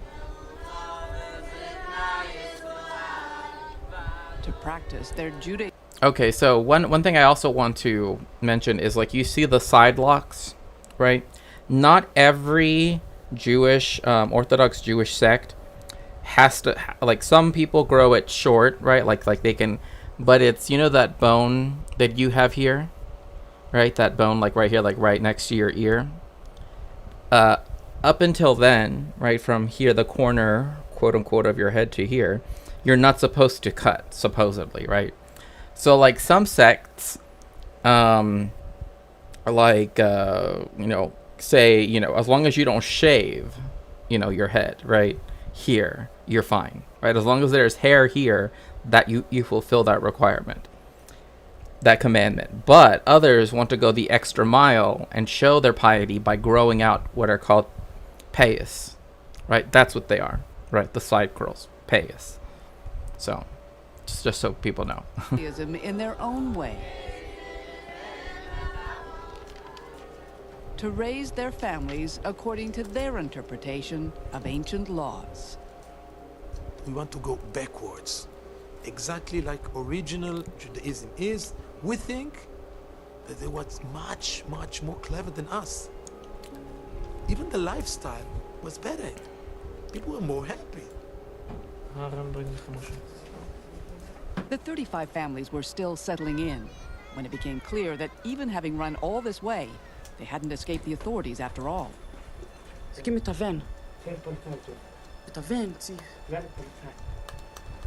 With our cameras rolling, Lev Tahor spokesman Uriel Goldman discovers the police are back in his community, this time with a search warrant. Oh my gosh. Wow. That's, like, there's actually action in this episode. I think I watched the other one, which was more like, we're gonna sit down and talk to people. This one is like, the cops showed up. So, a little different from the other one, but yeah, okay. Officers are over there at their house, so you want to come and speak to them? Goldman is rattled and for a moment forgets the cameras as he whispers urgent orders.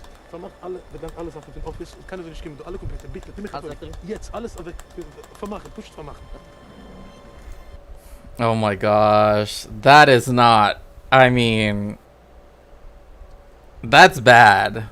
That's all I gotta say. That's bad. Like, the fact that he's saying, like, I don't know.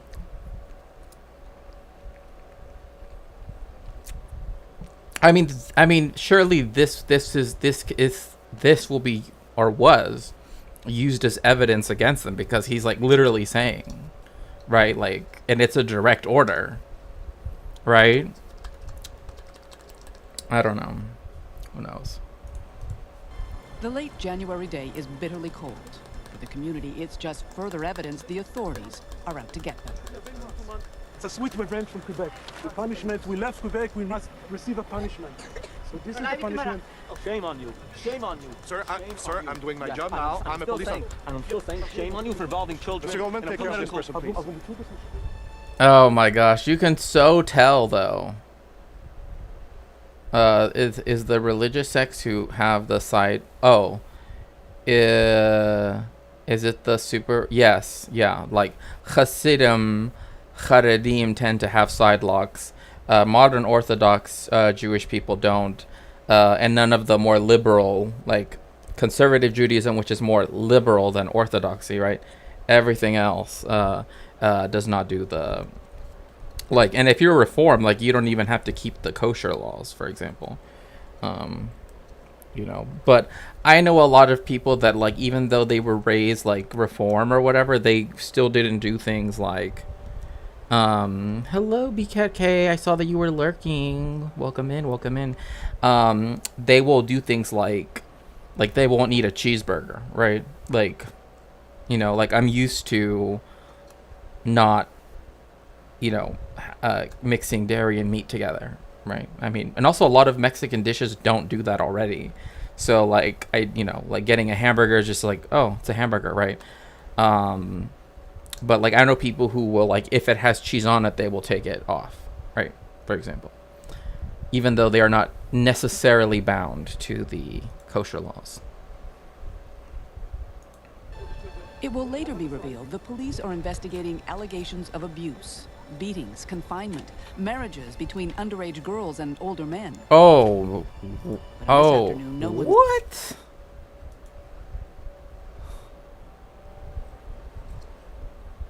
I saw a group in London like that around Golds. Oh yeah, that is a very, very Jewish area, and in fact, it's a very Jewish area, and they're also known. That area sometimes is, among others, is often called Volvo City because they tend to drive Volvos because you know it's a big family car, right? And like I know people that like.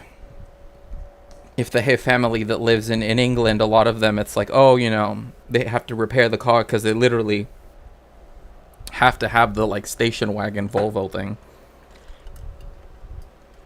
But, yeah, Goldsmith Street. Also, oh, gosh. Because it's mostly in North London. Then there's the community in Manchester. That's also really big as well. But, yeah. Telling the community or their lawyer that. What specifically are you looking for? It's computers and hardware. Okay. And why? We're doing an investigation. A Quebec court has already ruled 14 of the children should be removed from their families. Left to Horror is fighting it. I don't know what's going on, and I know that something very abnormal happening. It's terrorizing our community. It was just the day before the police search that the community was putting its best face forward. They start with a prayer every day. With the fifth estate in town, they were anxious to counter the allegations coming out of Quebec. Who can tell me how many provinces are there in Canada? 10. 10, good. What is the name of the first province here where we just lived? Quebec? And so we were invited to a geography lesson. Proof their children did learn about the secular world, they said. Who remembers what is the capital city of Ontario? Ottawa, good. Even if some of the details were a little off. Notice also that they are wearing chadors. Do they travel always in groups for protection? Yes. I mean, for what I hope are obvious reasons, right? Oh yeah. I mean, the history of England and the Jewish people. I mean, oh my goodness gracious.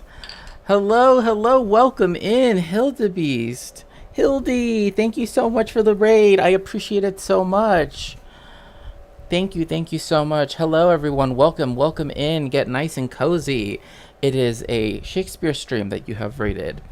I am Shakespeare, also known as Shakespeare. You can call me either. And I am a cultural historian. And right now we're currently talking about a Jewish cult.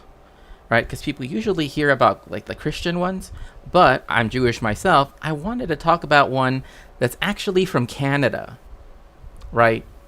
They actually ran from Quebec to Ontario.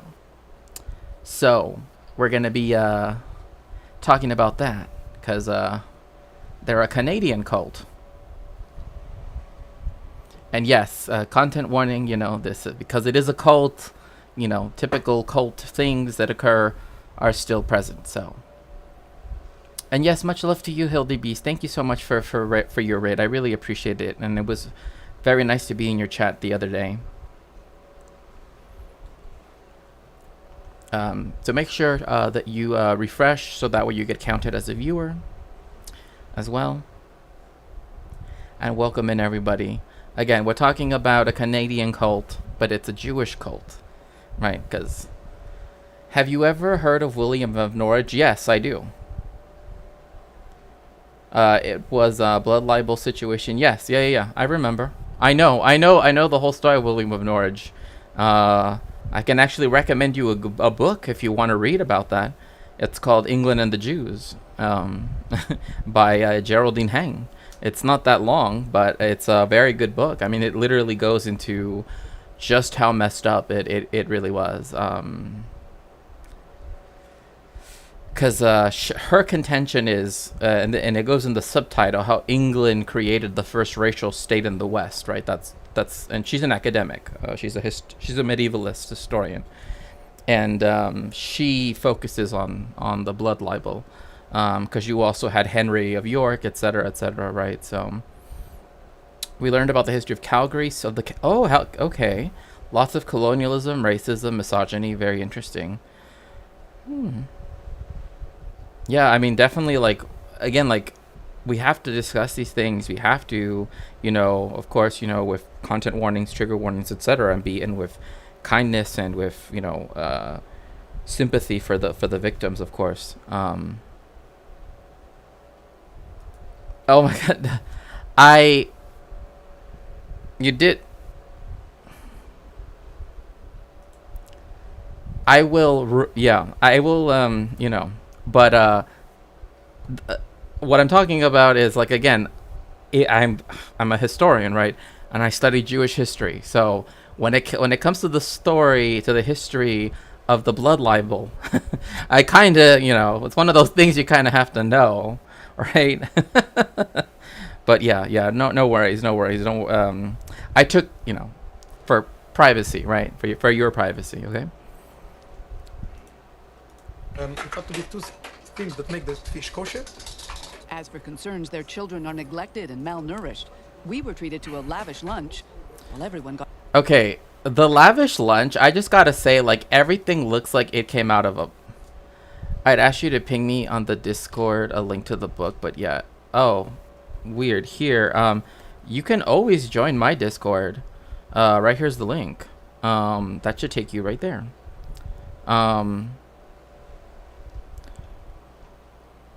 Like, everything looks like it just came out of a box, right?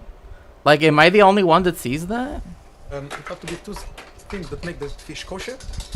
As for concerns their children are neglected and malnourished, we were... Like, everything here is, like, cookies. I mean, it's, like, I'm not against it, obviously.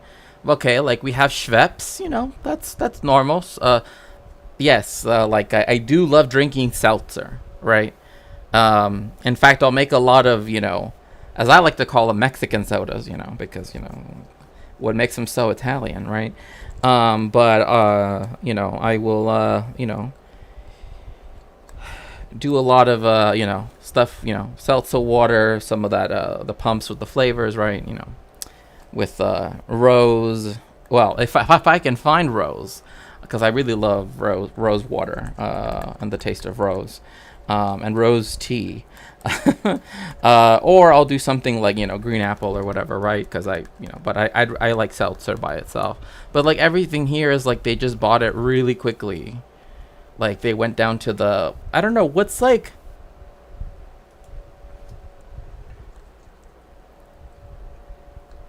Oh, okay. Yeah, no worries. Hildy, I don't know if you're still in streamer, if there are any other Canadians in either chat, YouTube, or Twitch, but what is the main, like, grocery chain in Canada?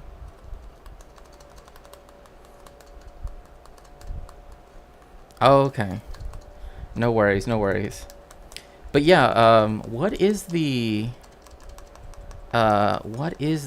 main grocery chain in Canada? I can't remember off the top of my head. Were treated to a lavish lunch while everyone got to play with what looked to be very new toys. In fairness, the community has never denied its educational priorities are different. Boys are raised to be scholars, long days of prayer and Bible study. Girls are allowed only one ambition, to become wives. To become wives. Yes, that's very true. That's all. And it's weird because that also means that because the emphasis for girls is to become a wife, right? Because again, everything is gender separated. They actually get a better education than the boys do, right? And this is just me using, in a shorthand way, right? How their gender breakdown, right, along binary lines. I know Real Canadian Superstore is a chain. It sounds fake, but it isn't. Oh my gosh. Okay, so Real Canadian is the main supermarket chain in Canada. Okay, good to know. Good to know.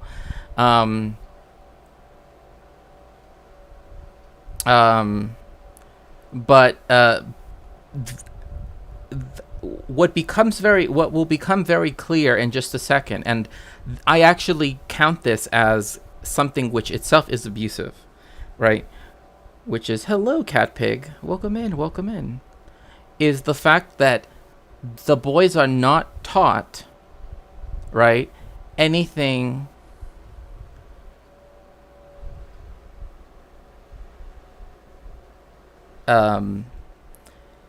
they are not given secular studies, right? So like they're not taught math, they're not taught, like, how we were talking earlier about, with Boy Meets Mini, about like, every classroom in the state's gonna have to teach the Bible. Well, what do you do when the only education is Torah, right? And things related to Torah, right? Now you have it where there was never any math, there was never any science, there was never anything else, right? But Torah. And so that leads to a very hermetically sealed, right? Yeah, it is unfair. It is unfair. And particularly it's unfair for the young boys that are raised, in this way, never learning secular subjects, that don't even learn proper English, right? Like the girls actually speak English better than the men do, right? And the boys do. Because they will only learn either in Yiddish, in Aramaic, if it's, Gemara, or in Hebrew, right? If it's learning about like prayers. Yeah, like with girls, it's like they do give them an education. We're real. It's in the title, indeed. But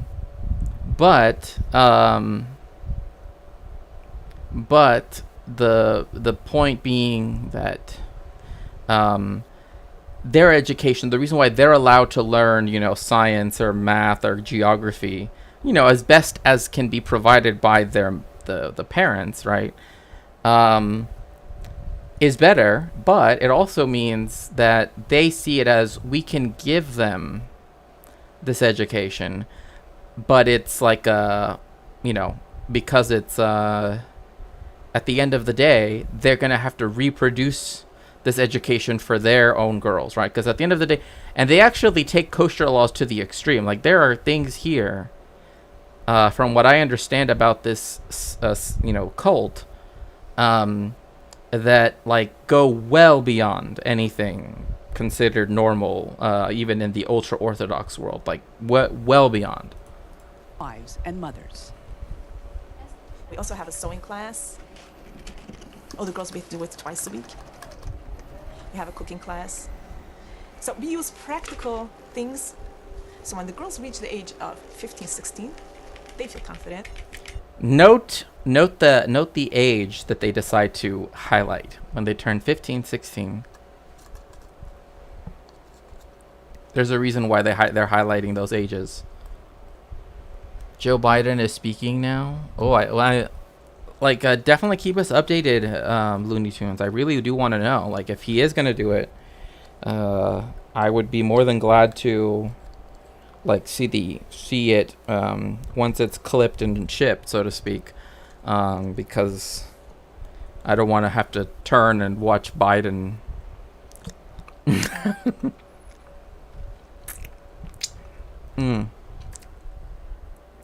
there is no law, there is no kosher law, right, that says that everything, fruit, vegetable, etc., has to be peeled. Everything. Even tomatoes, peeled. It's not just cucumbers, it's not just carrots, it's tomatoes, it's onions, it's strawberries, it's blueberries, it's... You know what I mean? Like, that's what they do. Like, that's where they go, where, like, what are you even doing? So, yeah, I don't even peel my potatoes. Right, like... Which, of course, you know, I mean, like...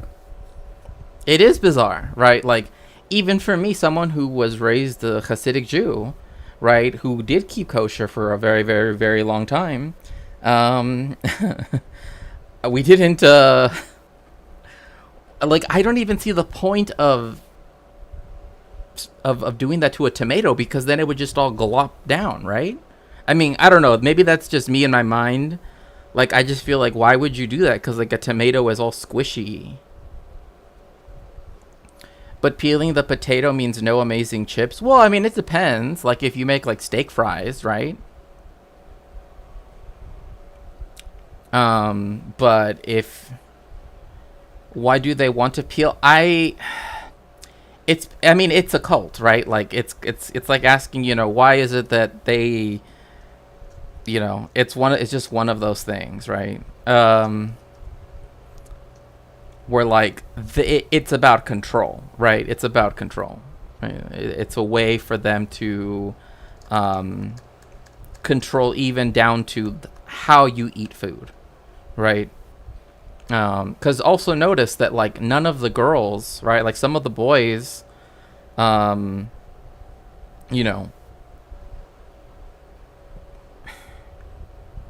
all the girls look rather slim. I'll give it for steak fries. I like my chips with some texture, though. Oh, I like the crinkle cut fries, like the kind they have at rallies, or yeah, the ones that are like seasoned. Oh, those are so good, so good. The problem with peeling is not so much that the tomatoes are messy, but that so much of the new that too. I'm because also because the vegetable fiber, right? Like the fiber, which is one of the main things you want to get out of eating vegetables, right, is taken away by peeling it. But then but yeah, it's just, do they have enough families to prevent problems from inbreeding? I mean, yes, they have. I mean, there are people who have joined. They have had people who were joined their cult, right? You know, because I mean, that's one of the things. Like, one of the things that I know for a fact that the other documentary that was on the CBC talked about how they actually had some, like, Wall Street type, you know, investment, who, I kid you not, because they have to do, right, kind of like essentially it's kind of like in other cults where, like, everything, like, if you work, all of your pay goes into the communal pot that's run by the, you know, whatever, the guy in charge. And so they essentially used it to have a stock portfolio in the US while they were in Canada, right? Because then they can't, like, you know, an investigation in Canada doesn't do anything to the stock portfolio in the United States, right? That's how it works. And so they had someone who was, like, recruited, I guess, in a weird way. I mean, even though Judaism doesn't proselytize, although some people would say that certain sects proselytize, like, inter-religiously, right? Like, inter-ethnically, one might say, right? Like, for non-religious Jews to make them religious, right? And so in this case, they found someone who was willing to join the cult that was, like, a finance guy. And so he became their, like, fund manager, essentially. And so, like, you know, people that they've needed over time, they've tried to find people that are willing to join the cult. And then they also... I'm glad you're online. I had a question I can't remember. Well, I'm here. Confident to be married, says Malka Rosner, teacher and mother of 9, in weddings arranged by Lev Tahor's leader himself. Okay, so this is why I said This is why I said that them highlighting the fact that they're talking about 15, 16, right? Again, to my Canadians in chat, what is the age of marriage in Canada? Is it provincially, right? Or is it nationally? I believe it's done at the federal level, if I remember correctly, right? Like there is a set, right, age of marriage. Because like in other countries, it can be very low. Like in some places, it's literally 0. Like there is no bottom limit at which you could get married. So to speak, anyway, right? Like the idea of putting a limitation has never been 16 with parental or judicial consent, but otherwise it would be 18. Am I correct in that, Cat Pig?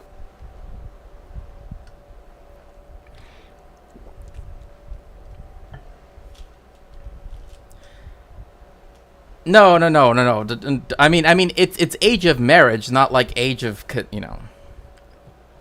Yeah, presumably by province. It's supposed to be 16 and up, but a schoolmate of mine got married at age 15 with her parents' consent. Okay. So, yeah. So, in the United States, it's done on a state-by-state basis, right? This cult is known to drive, or, it looks like 19 in British Columbia, but otherwise generally 18. Okay, good. Thank you for checking that. Well, it was a good phone while it lasted. Well, no, I mean, like you're looking up marriage. I mean, just don't look up the Vatican's stuff because it's technically a country. Do not look up the Vatican's anything. You just don't want to know. Just don't. Just don't. Anyway, what was I trying to say? Oh yeah, they will transport these young girls, right, 15, 16, to places in the United States where the age is lower, right, where they can do it at 15, maybe even lower, right? Yeah, with Chazapage, here in Germany, it used to be 16 until without consent. In 2017, in general, it's 18. Yeah, okay. I know a lot of countries are standardizing it because the whole, for many reasons. I mean, one, because it's, difficult to deal with the idea of, can parents withdraw consent? Does that mean you have to force it in...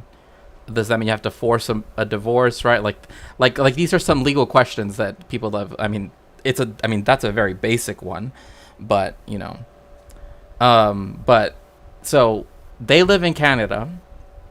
They will drive them, wherever they need to go in the United States, like Kansas or Mississippi, right? Wherever the marriageable ages are lower, if they need to, and they're arranged by the rabbi in charge, right? Not by their parents, not by anything else, by the rabbi in charge.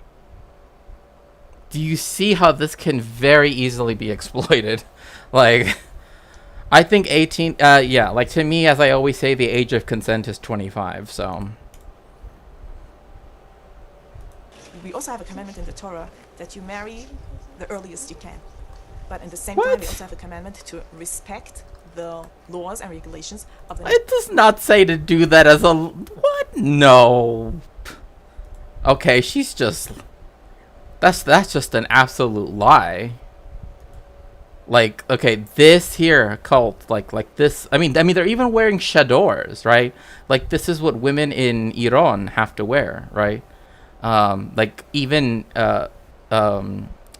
ultra-Orthodox Jewish women don't have to cover all up in, with a chador, right? Where you can only just see the face. You only have to cover your hair, right? And if you're Sephardi, you wear a tichel, which is which, I mean, this is why a lot of Sephardic and Mizrahi women often get confused for Muslim women. Because sometimes it will kind of look you know, kind of like the way how it's unexpected to see little girls dressed like that. Yeah, yeah. I mean, even in Iran, girls are not expected to dress like that, right? Like, you know what I mean? Like they've taken the chador, the chador, and they've like, yeah, exactly. Yeah, they like a Muslim headscarf, right? And like the ones that Jewish women will wear if they're Sephardic or Mizrahi, because, you know, we have historically lived in the similar geographic spaces as people who are Muslim, right, can sometimes be confused for in the Western world, right, for Muslim women, but, you know, they're not. But then I also can't tell the difference between a Central European old woman's headscarf and a Muslim. Well, I mean, again, because you're recognizing that it's just like a head covering, right? Like there's nothing. You know what I mean? Like a chador is something that exceeds, right, just the covering, right? And so, like Ashkenazi women, they usually wear sheitlach, right, which is Yiddish for sheitel means wig, right? So they will wear wigs, and so this is why you will see like older women who have wigs that kind of like are really, you know, they have dark hair, right? They usually people just get generic brown, you know, but if you're wealthier, right, you can get very nice wigs, right, and you put them on. The head covering is a piece of clothing, not a religious garment, right? In this case, right, like in their case, right. Whereas the sheitel and the tichel are, right, like they're supposed to be a sign of someone's religiosity, right? Same thing with, you know, as can be with if someone wants to wear, especially again because the chador is imposed, right? It was imposed upon people, right? And that's why like a lot of people have taken to, you know, skirting the, you know, the mullahs when it comes to that. So yeah, Dora, you're completely right. Where you live. And when those two are in conflict, which one? They're actually, yeah, so we first must respect the laws. My oldest daughter turned 16 last year, and she married 2 months later after she turned 16. She got engaged at 15. Okay, this we do.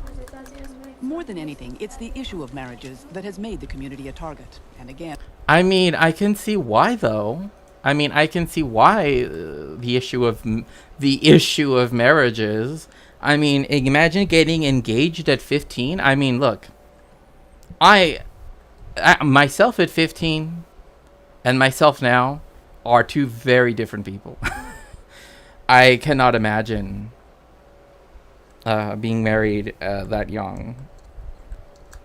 But it's typically women, right? It's typically, right, girls that are married young, right? Not the men, right? Like, men can be of any age and be married. And like even in like when I went to yeshiva, like there were men that were much older than I was, right? Because I was, you know, young. I was like of an actual yeshiva cohort, so like we were all around the same age. But there were some people that, like, you know, later in life, you know, well, yeah, if they're the same age, yeah, we don't know what the husband's age is, right? We don't know. And I'm actually kind of a bit, you know, again, like I said, content warning, but because again, I'm a rabbi, I'm against all of this, and I'm here to answer any questions that people might have, but I also think that they have to be talked about because they've literally have become an international issue that involves even my country, Mexico. And they went to Guatemala and Nicaragua, and you know what I mean, like trying to find a place where they could get away with what they were doing. So, you know, that's why I feel the need to speak about it, right? Although it's often the case that the husband is considerably older, right? That's why I'm saying, like, the fact that the teacher, mom/teacher, mentioned 15, 16, and then the context of the documentary, right? Like the narrator says the rabbi, the chief rabbi, right, of this group, he chooses who they marry. Those are two very different things, right? Like right away I'm just like, oh no, this doesn't, because like the idea of arranged marriages in Orthodox Judaism is not what people think it is. It's not like, oh, you've been betrothed since, your birth. It's more like a, how should I put it? Like, I don't even know how to really call it, because it's more like they get to know, like the other person, right? They get to know about you and all of your stuff, right? You get to know about all of their stuff. Usually pictures aren't involved. Sometimes they are, sometimes they're not. And then you go on dates, right? And then, you see if you're compatible, and right, but it's a lot of like your family, their family, everybody, all these people that know you have input going from the beginning. And then you get to choose from this like group of people that they think you're most likely to be, to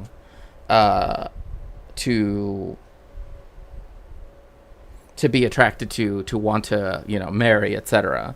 So it's not exactly arranged in the way how people think arranged marriages are, right? Like yeah, we have a matchmaker, and it's called shadchan in Hebrew, and this was one of the things why yeshiva for me was such a depressing place, was because I knew other young guys, right, like my friends, who were going to the shadchan, right, I want to, because once you get married, you graduate from yeshiva. Now you have to go to koilo, right, which is only for married men, right? So you literally leave the yeshiva system. You go to something only for married men, right? It's a whole different thing. And so to see friend after friend, you know what I mean? Like slowly, but it was at a time when it's like, what am I doing, right? Like, I'm here, I'm learning Torah. There's a shadchan right there, and I don't want to go through that. You know what I mean? So it was, I understand it. It's similar to where we in the queer community call out bad people within our community. We can't be seen to stand with Basif. Right, exactly. I mean, that's why I feel like, one, people talk about Christian cults all the time. But because, Jewish ones are relative, I mean, this is really the only one that's ever really gotten, any real traction anywhere. In history, like in terms of like contemporary history, right? Like Second World War afterwards, right?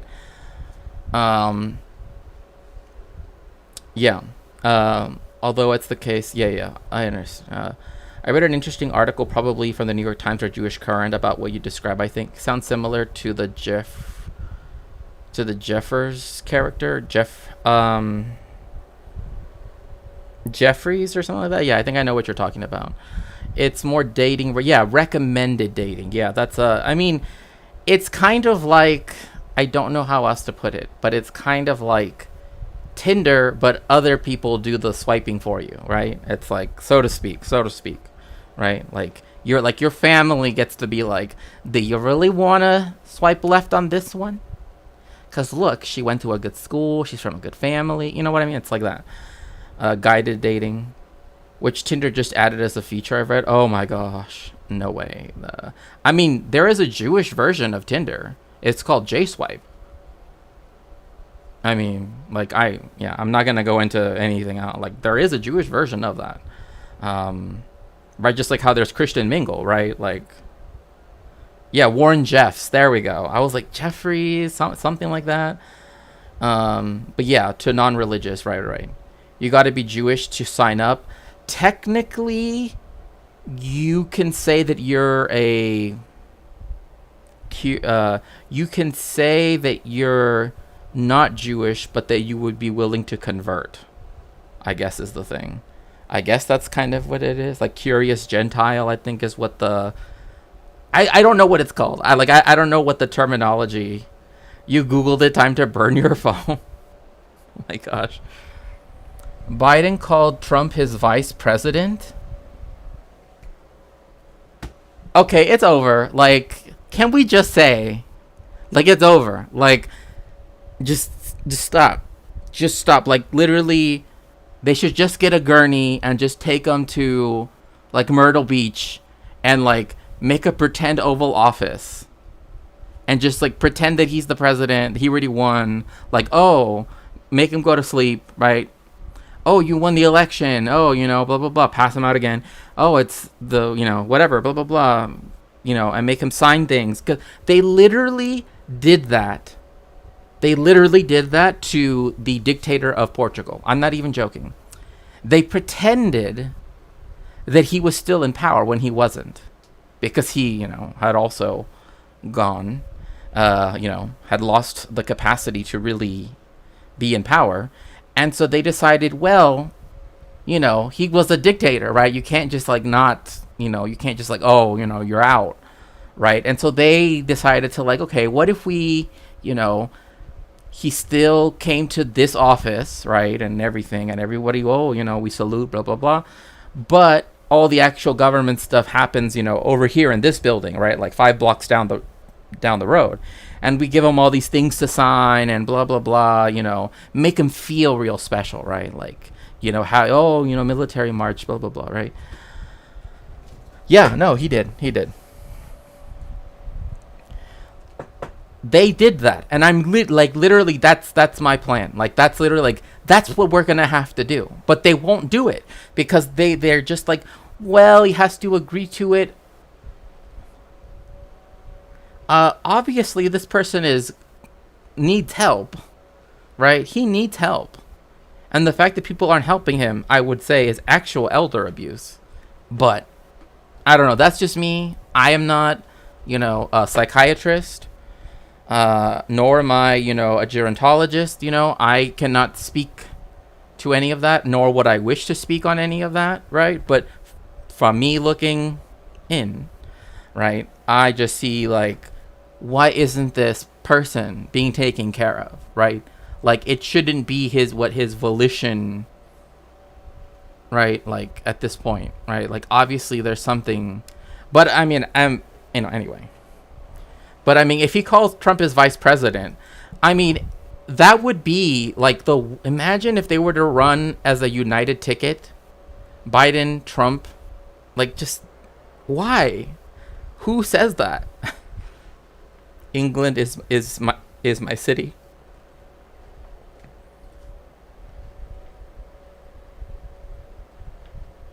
Yeah, this patch of earth, this England. Could you come up with a greater nightmare? I mean, I could try. I mean, I hate the guy, not as much as Trump, but still, I'm starting to feel... No, like, I feel bad. I feel bad that he is... That like, people have not helped him already, right? Obviously, and this is just from a place of compassion, I hope that people understand this. He shouldn't have even been allowed, like, once he started to show these signs in such a public way, right? They should have already started something, right? So that they could have, but I mean, again, I cannot recommend treatment. I don't know, I don't know if like the fact that he was visited by a Parkinson's expert 8 times. I mean, I know that that they were trying to say, oh, well, it's normal. But they don't do that so much. 8 times. That's a lot of times to be seen by the same neurologist whose expertise is Parkinson's, right? Because Parkinson's is a degenerative disease, right? Like, it does, more and more and more and more, right? And I'm not saying he hasn't. I'm saying the fact that he's been visited 8 times... it's called,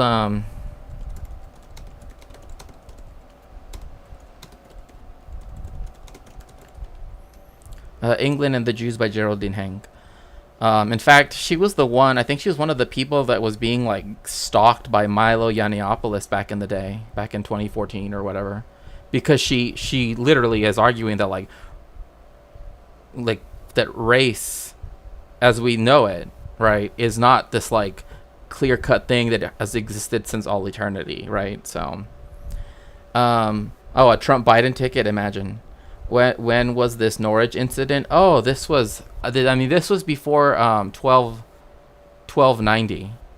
So, I believe it was 1157. I want to say, for some reason, that's the year that comes to mind. Could be wrong, but that's when you have William of Norwich, and then before that, after that you have the Henry of York, and that's the one that begins the process that will eventually, the blood libel myth. No, the blood libel myth begins in England. It literally begins in England. And then England spread it across 1132. Thank you so much, Luna. I really appreciate that. 1132. So it was after this that the blood libel existed. It did not pre-exist this. That, and again, the blood libel being the lie, right? That because what happened was, and in fact, Geraldine Hang's book starts with a description of it. That there was a boy who fell into how do I even put this? Like a well, or whatever, well, yeah, people say well, but I actually think it was a night soil hole, which, if you don't know what that is, that's like the restroom. That's like night soil men were the people that would dig out the anyway. Like if you read back in the day, oh, he's a night soilman, right, or whatever, soil, blah blah blah. That's what it means. That's what, because they come at night and remove the soil, right? That the soiled soil, right, so to speak. And so they believed, because there was a wedding, right? There was a big wedding, right? And the people that discovered the boy, Henry of York, were 3 Jewish men, right? They were like, what do we, we don't want to, we don't want any part of this, right? So they just went away, right? They were like, we don't want any trouble. And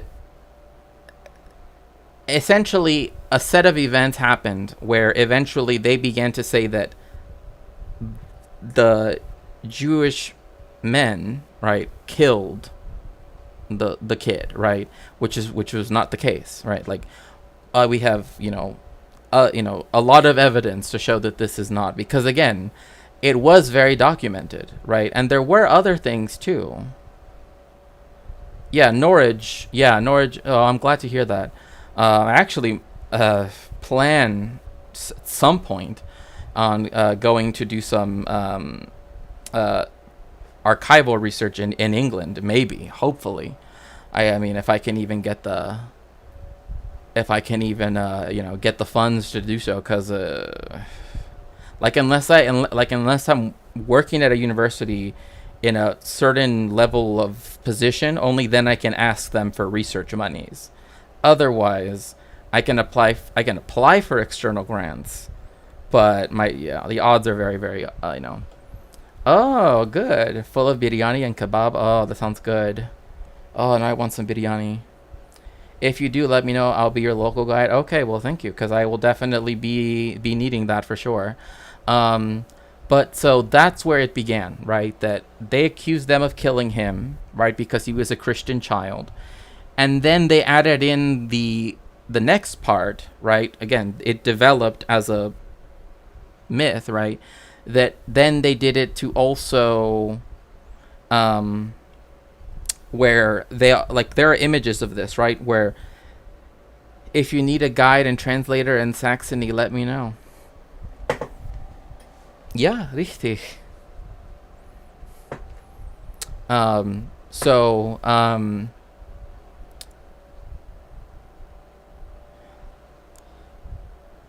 Ich möchte zu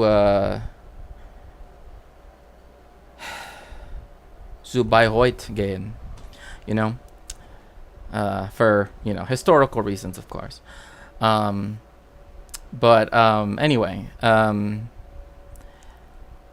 then they add in a part where they essentially invoke the crucifixion of Christ, right? And, like, you know, because there's a lot of blood involved in that, right? And then they say that this is where the other things, like the desecration of the host, blah blah blah, right, etc. But it's to collect the blood, quote unquote, right? Again, this is all a myth. This is all conspiracy theory stuff, right? Okay, that's good. I mean, I also do want to see Saxony because I've always wanted to go to, like, Leipzig, you know, the Leipzig Opera, you know, and all of that stuff, you know. Ah, wonderful. Good to know, good to know. Okay. Luckily, it's a big city, you know. Luckily, it's a big city. But yeah, I've always wanted to visit Germany, so.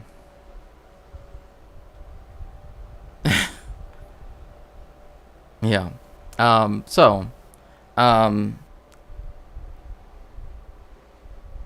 was I going to say?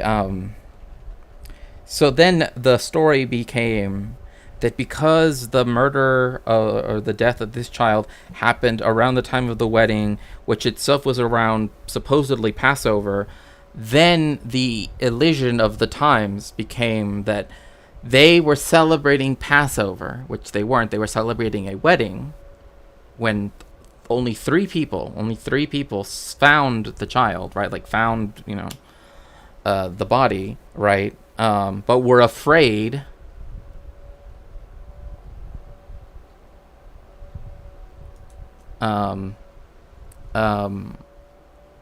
were afraid to tell the authorities because, again, they don't really, I mean, even then as now, right? If you're a minority, especially a visible minority, because remember, back in the day, Jews had to dress certain ways, right? Like, they had the Pileus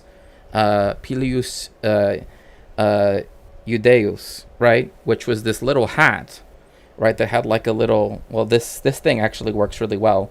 Had like a little bauble like this on top, right? And it was yellow. And they had to wear it everywhere outside. Or they had to wear certain colors, right? Like in Venice, they had to wear red. Like a red sash, always. So that way people know that's a Jewish person, right? And in Rome, and this is actually why,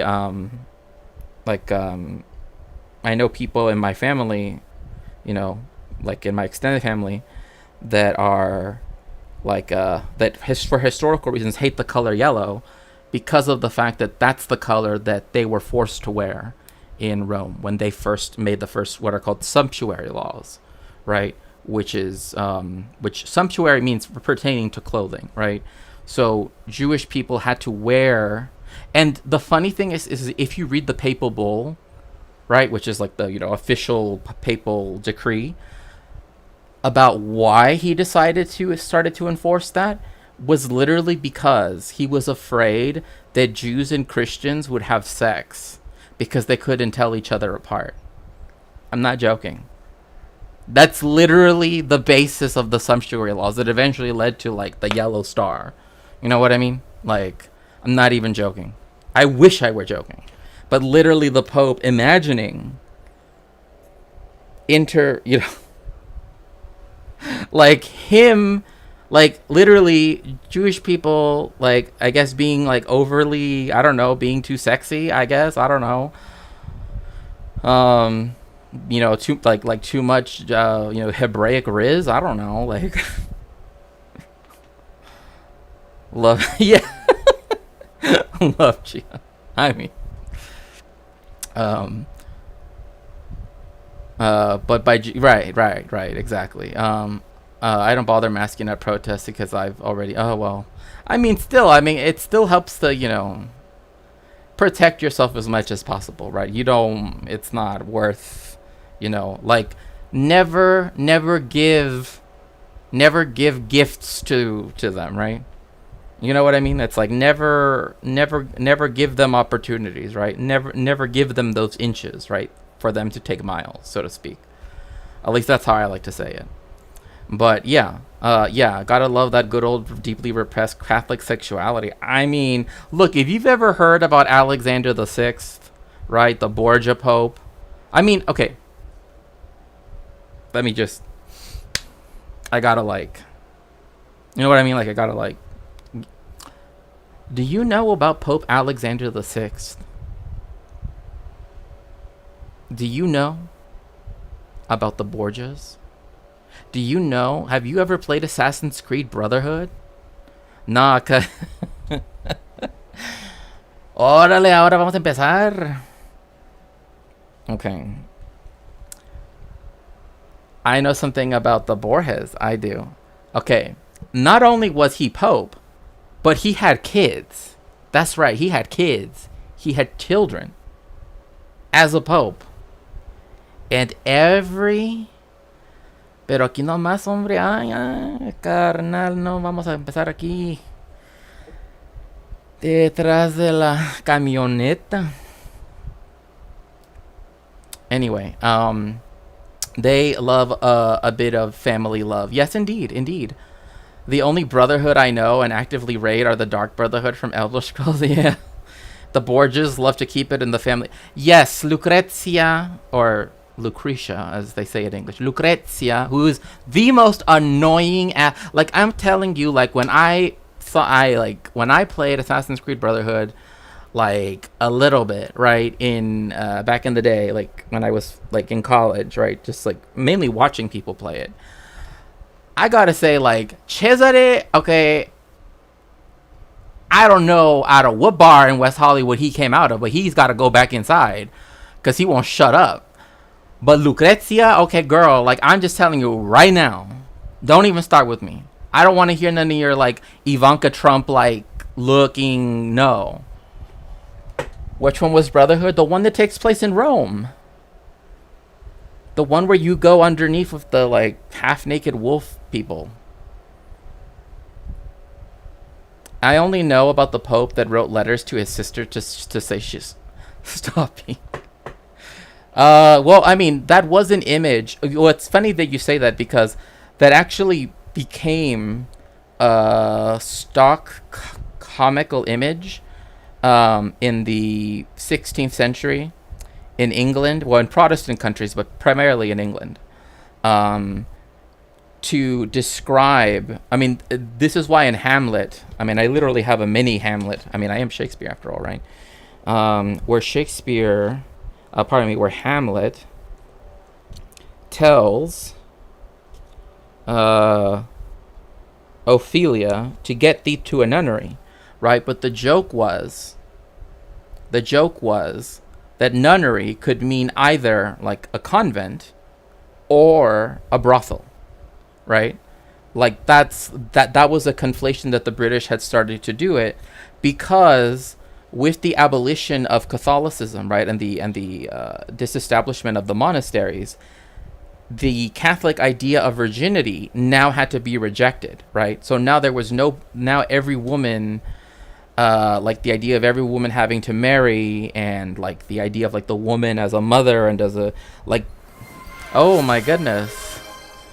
Thank you so very much, Boy Meets Mini. Thank you so much for the 3 tier 1 subs. Thank you. I appreciate that.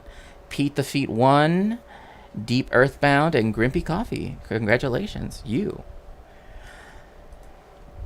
are now able to get checks cozy. Yeah, like Assassin's Creed is like a historically, I mean, they even have novels, right? Like they actually have novels of the Assassin's Creed stuff. So I've heard. I mean, I've never read them, but I've seen them online anyway. But essentially, it's just like you get to interact with history because they have this like time machine, right? Brotherhood was between 2 and 3, like 2.5. No, that was 3. Okay, I don't know. I shouldn't even be talking because I really don't know. Because I thought 3 took place in the Americas, right? Or am I wrong? Or no, I'm confused. Yeah, Brotherhood doesn't have a number. Yeah, it's just called Brotherhood. Because then they have Assassin's Creed Rogue, which takes place like during the 7 Years War, or as they call it in America, the French and Indian War. I'm not a fan of using that name though. Or if you're in Central Europe, they call it the Pomeranian War, which I like to think, like a war with like dogs, like Pomeranians, but that's me. And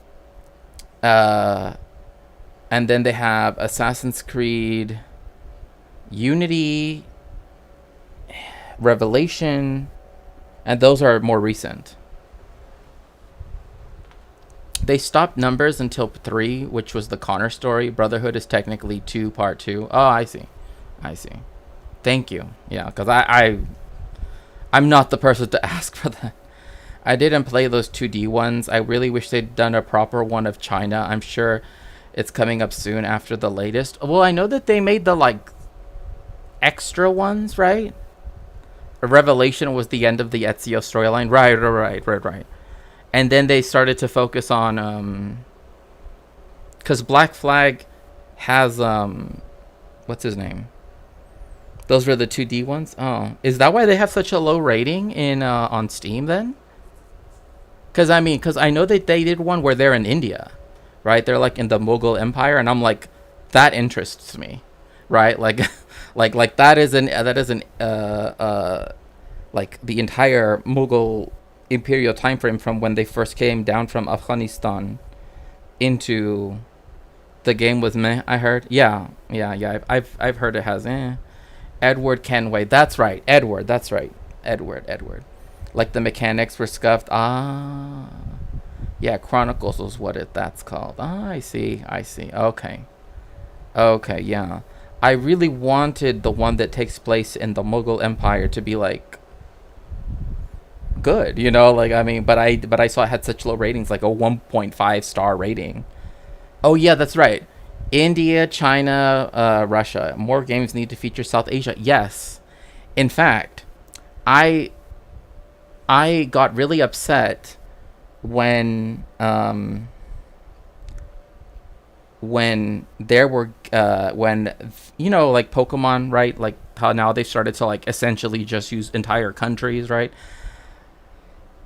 Like when they chose, like, they already used France, and I get it, and the England, and but then I'm like, Spain, okay, fine, but like, can we just have one that's like, I don't know, like literally like, I don't know, set in like Kolkata, like, please, like, I just like, or just like anywhere, just like, please, like, you know what I mean, like during the Delhi Sultanate, just something, please. I'm down for that, right? Like for me, like as someone who is very interested in Iranic history, and also what is often called Indic history, right? As well, right? They're not my areas of expertise, but they're areas of interest for sure. Like I just am like, why does no one ever said anything in like Persia, right? Well, what people call Persia, like the Persian Empire, or in the Mughal Empire, or you know what I mean, or like in the different kingdoms and states, countries that existed in the Deccan, right? You know what I mean? Like, I'm down for that. There's a revolution in 1979 in Iran. That sounds interesting.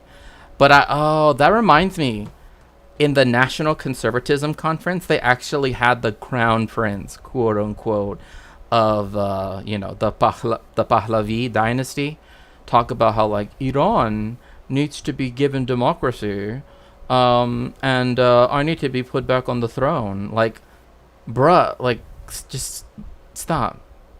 Like, people don't want you back. Nobody wants you back. Like, literally the only people that want you back are like rich people, like rich Iranian people that are like the Iranian equivalent of like Cuban gusanos, right? You know what I mean? Like, that's it. You know what I mean? And they don't call it Tehrangelis for no reason, right? There's a lot of Iranians here. But like, if I have to hear one more thing about how like, oh, my family used to be like the imperial governor of blah blah blah, and we lost all of our and we lost all of our, vast land holdings, and blah blah blah, and like the and that the Qajar dynasty was the worst one because they were Kurdish instead of whatever. Just like, literally just stop. Like, put down the chai. Put down the chai. I mean, look, I will show you. Like, I literally have Iranian tea. Like, I can read it for you. Chai Irani. Like, I literally can read. I know you ain't no Persian, for Pete's sake. You know what I mean? So, like, I know. People tea, yes. I love tea. But, and also, like, okay, if you're Muslim,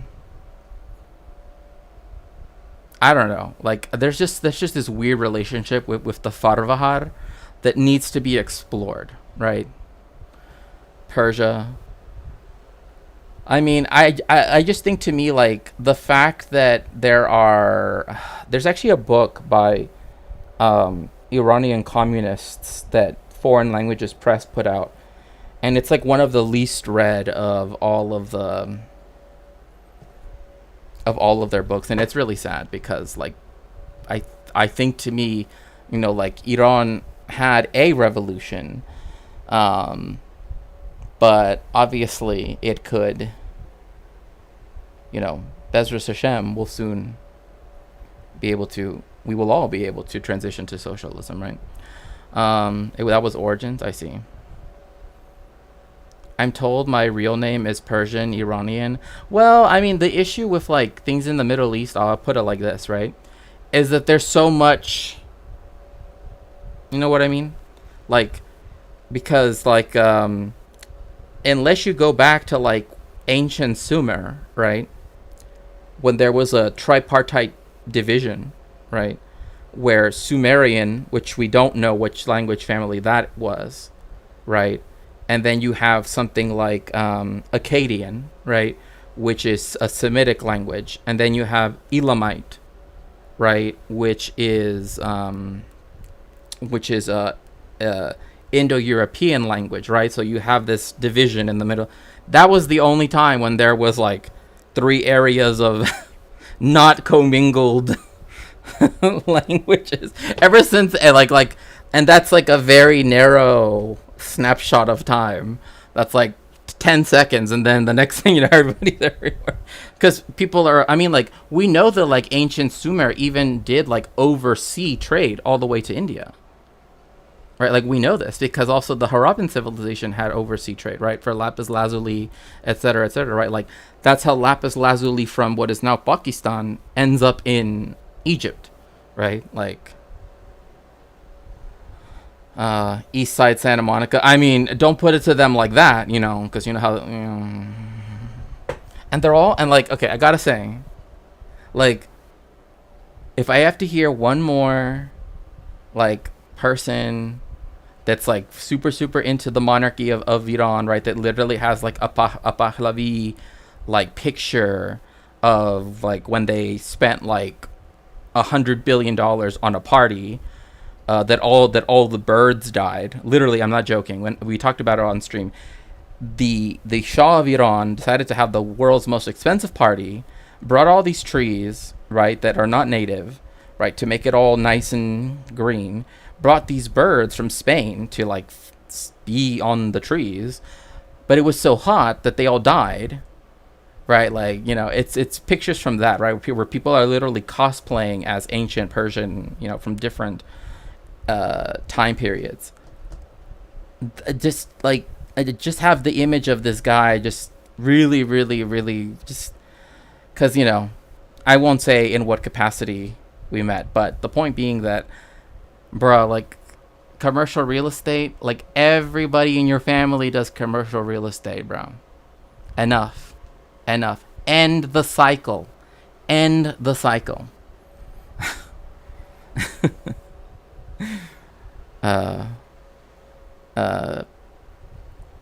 But yeah, that's the reason why there's a lot of overlap, because, like, Farah, for example, is a Persian name, but a lot of people, and it means happiness, right? In Iran, in Persian, right? In Farsi. But if you go to in Arabic, they also have the name Farah, right? So it really just depends, right? And you know, because then also you also have the thing where like Hebrew and Arabic, right, have things that are, again, because they're related languages, right? Where, because they're both northwest, they're both Western Semitic languages, but the point being that like in Arabic, to say a city, you say Medina, right? But in modern Hebrew, to say a state, like the state of Israel, it's Medinat, right? But you can see how there's like a connection, right? Like the connection between a city, so to speak, and a state, right? Like those two concepts, right? But anyway. And raise the thorny question: when does their right to practice their religion freely get trumped by society's obligation to protect children? If we do, I mean, as soon as any child begins to feel harm or fear, believe that the Torah is the truth for us, and it's the God's words, why should we compromise about that? It doesn't make any sense. yeah, for Jewish people, we usually just write it out like this: Bez or Zh, and it's Bezrat Hashem, which also means means the same thing as inshallah. But Sephardic Jews, particularly, and even Arab Jews as well, obviously, right? Like if we have in Ladino, you have a lot of Arabic words like we will say mashallah, like that's a very common thing to say, because like bismillah means like in the name of, God, right? Because ba means in, anyway, bismillah. But anyway, 7 time zones away, just outside Tel Aviv, Oded Tvik is the other side of the debate. 8 of his nieces and nephews are in Lev Tahor. Some of them are... So see, like this dude has 8. So yeah, Bezrat Hashem, right, means, God willing. And that's why you'll see a lot of usually, and this is something that actually religious Jewish people do, is that they will, anytime they're going to say that they're going to do something, they will say, Bezrat Hashem, I will get to your house by 3, right? And the reason why is because they don't want to take on an oath, right? Because that's one of the things we have to do, like in Rosh Hashanah and Yom Kippur and everything, right? We have to undo the contracts, right? That we were so that's why a lot of times you'll see those 4 letters put at the end of something, because then it's if it doesn't come to pass, I'm already acknowledging that God willing, it can happen. But if it doesn't, right, it's because it wasn't meant to be. Are in their teens, and he's desperate to get them out before they too are married off. Oded's sister Sima has been with Lev Tahor 18 years, joined in New York when she was little more than a teenager herself. This is a photo of her first day in the army. This is the day that she signed up to the army. And here you can see her in a family celebration. You can see that she was completely secular. I mean, I'm looking at the pictures and I'm I'm not saying I have family members that look exactly like them, but I mean, they look like people's family members that I know of. Married off, I know, I wish that they wouldn't say it like that, because they're talking about children.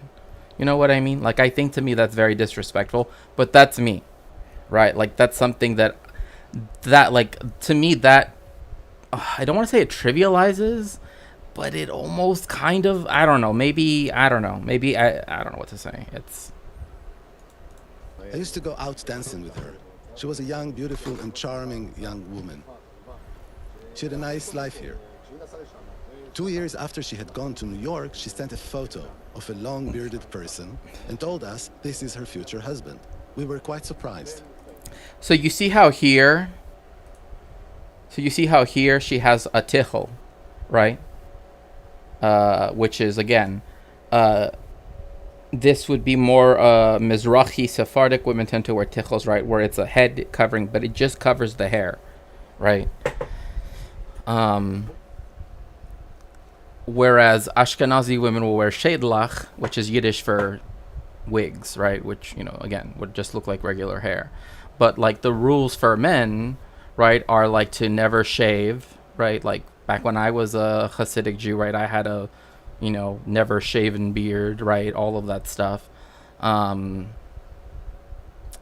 And yeah, like you were like not even to shape it either. Like you weren't supposed to shave, like even if you had hair here, because actually apparently this has a like what's it called? The hair that grows here on your cheek has like esoteric, like I don't, well, maybe not esoteric, but like Kabbalistic significance, right? And that it symbolizes life, apparently. Again, I don't want to get into detail about all of that, but like yeah, you were never supposed to shave ever. The only thing, you technically can trim your mustache if it's like a bother to you, right? That's the only thing you can do, because it doesn't constitute a beard, right? Because what constitutes a beard are the points on the face, right? Because there are 13 points, and this thing here, I forget what they call this, is the 13th one, right? The little patch, soul patch right here, that's 13. So, but there's like 12, right? Because you have here 2, and then 2, etc., etc. Oh hell! Oh, I know what you mean. Like one of the biggest things that I often have, like, you know, where like sometimes I like just don't feel like it, right? But then it's like then it grows, right? And you know, like it doesn't grow. I don't grow it out like him, right? Because then I will get misgendered like crazy. But you know, once it grows out a little bit, it's like the misgendering begins, for sure, and it's not fun. I'm told people think soul patches are. I mean, I honestly, maybe it's because I was raised in an atmosphere where like facial hair, like even in the Chicano world, right? You know, like people having like los bigotes and everything, right? Was like really important, right? Like it was a symbol of, you know, resistance and everything. And also like machismo and stuff like that too, but you know what I mean, right? I never really saw particular facial hair things as being douchey, as you say, but I don't know. I had an insane beard before I came out. I tried to shave. Yeah, I mean that's kind of like myself, right? Like if I let it, if I'm tired, and you know, especially like when I do research, right, and I'm like not at home, like I'm in some other place, machismo is so funny to me, right? I mean, I get it, but you know, like there's this image, right? Like literally, like one of my uncles, like he is like, when people look at him, they know he's one of like the OG, like the OG, you know, I'm talking about like 50s, 60s types of, you know, like cholo types, right? Like the gangster types, like that, of that school, right? Like he has that look, right? But like one of the things is like the mustache, right? Like that was a big thing for Chicanos, right? Because the clean shaven thing, right, was associated with whiteness, right? With being one in the military, right? And then two, with being white. And remember, we did talk about the Zoot Suit riots, where Mexican people were attacked because of the clothes that they wore, because they wore slightly different suits. And then that made them targets for the military. So they had a pogrom, an actual pogrom, not like the ones that Israelis claim happened in LA. There was an actual pogrom against Mexicans, against Mexican men in particular, for wearing tacuches, right? That they would wear these suits, zoot suits. And there were the zoot suit riots where, again, they would beat up Mexican people just because they would wear these like baggier suits, right? Which is funny because, I mean, it's not funny, but like the weird thing is like then like a few decades later, baggy suits became like the thing, right? Like in the 80s, right? Like wearing those really big suits, right? Obviously they look different than the ones that the zoot suit that the zoot suiters would wear, but like because it was a sign in their view of excess, right? And all of the stuff, they saw that as like anti-American, right? And which is strange because actually like Mexican Americans by proportion but also by number actually have served at a higher rate and received more medals than any other group of people during World War II. So all of those videos, I mean, in general, BIPOC serve far higher than that, but that is also the case. So like all those war movies that show just white dudes, that's completely wrong. They should be showing Mexican people. It should be showing black people. Which, by the way, when in England, the Americans wanted to impose segregation in England, and there actually I believe it was in Bournemouth. I could be wrong. But there was a pub where the Americans came in and said, some American sailors came in and said, you have to segregate, right? Because the British soldiers were drinking with the black American soldiers, right? And I kid you not, because the white American soldiers were so stuck up and so like, you have to do this, the British soldiers beat the crap out of them. Because they wouldn't shut up about, you have to separate. Yeah, because Britain didn't have segregation, but America loves to impose its own values and rules and laws everywhere else. Like, I knew, like once, this was during like when COVID was still like a much more. Biden shut down a right-wing reporter about Biden's age with this. Listen to him. Oh my gosh. Biden is so cooked. Like, I mean, he's cooked more than a Maine lobster at a shrimp boil, so to speak. We don't like being told what to do, especially in the pub. Well, I mean, yeah, I mean, there's that, but also another thing too was like so this happened when I was flying back to to spend time with my mom in Mexico. Is that in Mexico, the law was he's more cooked than the way I like my steaks, right? He's beyond well done, right? I mean, he was well done like 2 years ago, but you know, now he's a little bit overly charred, but so to speak. But anyway, where we had to, once we were in Mexican airspace, right, and on Mexican soil, right, the Ministry of Health of public health still had it mandated that it didn't matter if you were on an airplane, etc., you had to wear a mask, right? This dude, right, who came on the plane at LAX,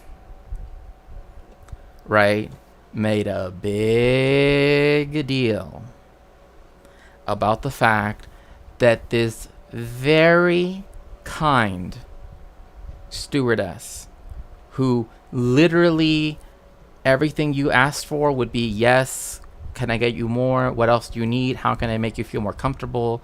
Blah, blah, blah, whatever. Like, I'm talking about, she would literally be like, do you want blankets? Right? And it isn't a flight that, is long enough for them to have to give you blankets. You know what I mean? Literally, very, very kind stewardess. He looked so irate when he came to her, one with the little, every time you fly to Mexico, you have to fill out this little form that's for, customs purposes, right? And so she handed him the form and said, because now we're in Mexican airspace, and said, because we're now in Mexican airspace, we need you to put on a mask because that's the law, right? Like, that's the... Man, that dude just started to go off and like, I'm an American and I never, for our First Amendment. I'm like, our First Amendment to the Mexican Constitution. Here, let me pull out my Mexican Constitution, if you want. Let's see here. What does the First Amendment of the Mexican Constitution say? Let's see. In the United Mexican States, all of the persons will enjoy the human rights recognized in this Constitution and in international treaties in which the Mexican state is party of, so that, like the guarantees for their protection, their exercise cannot be restricted nor suspended except in cases and under conditions which this Constitution establishes. So sorry. According to the First Amendment, it's actually there because they're trying to protect you. They actually can step all over your whatever First Amendment right to, I don't know, use the to take a shower or doing a handstand or whatever. I honestly have. Yeah, he did. He literally could not believe that one of the nicest stewardesses I've ever met, literally, like, talked to like everybody on the plane, had talked to her, gotten to know her, like most people ended up knowing her name by the end of the flight. And this is not a long flight, right? Because she would be like, are you okay? How are you feeling? Oh, you have a child, do you want me to get you this? Blah, blah, blah, blah. You know what I mean? Like that. Like, she was like that, right? Like, really, really, really, really, really, really trying to make everyone feel comfortable, because there were quite a few children, like, and also babies on the flight, right? So when she would be like, oh, do the kids need something? Do the babies need something? What do you need, right? Very, very kind woman. Literally, I saw people tip her. I tipped her as well, because she deserved it. She deserved it. A lot of people tipped her far more because she had to do with this one white dude who literally just could not shut up about the fact that in America, him being forced to wear a mask is illegal. And she literally said, that may be true, but you are no longer in the United States. And the look on his face was like, but I'm an American, right? Like, bruh, just because you're an American doesn't mean that, like, the Constitution, like, hovers over you. You know what I mean? Like, oh, like, wherever you step, that, you know what I mean? Like, I was like, bruh, you gotta just stop. Just stop right now. Just stop.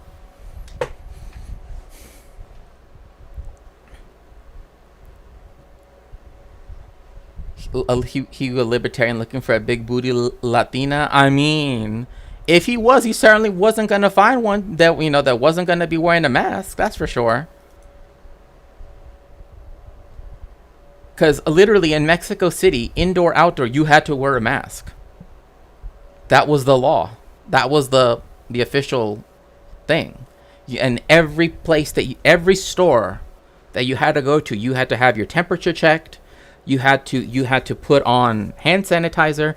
They hired people that every 10 feet in the major tourist areas, they had to give you hand sanitizer, just in case. Okay, thank you so much, Boy Meets Mini. Thank you so much for being here. Have a good stream. Okay? Like, shit ain't the truth. OMG Biden, his brain is like a fried egg with a broken yolk. That's too nice, Narwhal. That's too nice. Like I know people that would think that's a good thing, okay? Like, on top of, like, a breakfast poke bowl, you know what I mean? Like, with some, like, brown rice, and, like, a cracked egg. You know what I mean? Like, some people would think that's nice. I always say England is a polite racist country. Well, it likes to think of itself as polite, that's for sure. They're racist but inferiorly. Sure. Posh racism. I wish the US was that strict. I mean, like, when they did, and again, one of the reasons why Mexico City did this is because, one, it's one of the largest cities on the planet, right? It used to be, for almost most of the 20th century, the largest city in the world, right? Like, only surpassed by Tokyo, and then later on surpassed by other cities, right? But it still has like 23.5 million people living in it, right? Like, within the area called Mexico City. It does not have the help. We do not have the healthcare infrastructure for a pandemic, right? You know what I mean? So like, if we do not, you know, do something to protect people, it will spread quickly. And unfortunately, because Mexico usually has to follow whatever the United States says, because, you know,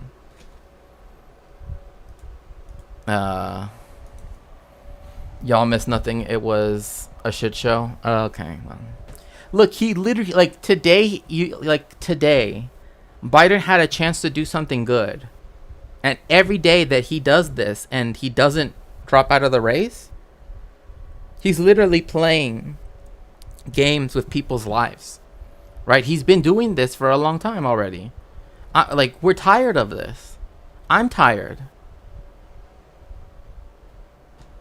Like, this is ridiculous. Like, we should not have to have a person who obviously needs to retire, right? Honestly, who should have had to retire.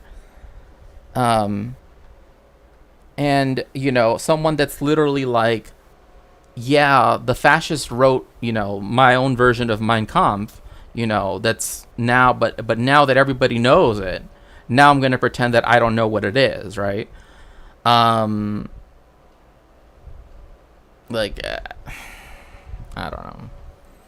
Well, if Biden is gone, as far gone as he appears to be, I'd even drop the prosecutions I think he should face for the drone strikes. I mean, whether or not he's fit to stand trial is something, again, if he did it so that we could actually determine whether he has diminished capacity, right? Which is the legal term, right?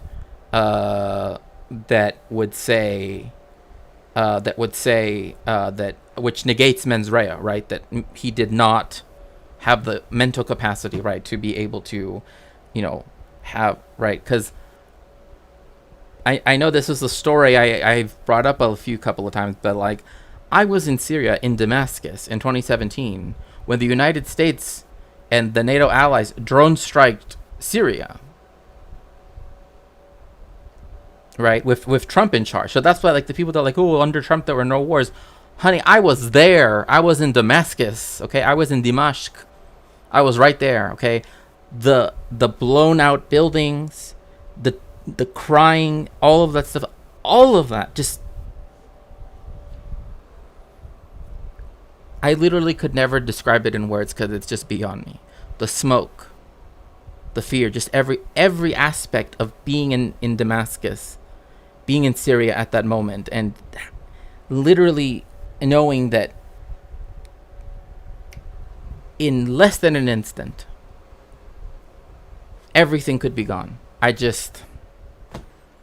I can't. Like, that's why every time they say, oh, under Trump there was no war, there was no this, there was no that, I'm like, that's not true. Because I was almost a casualty.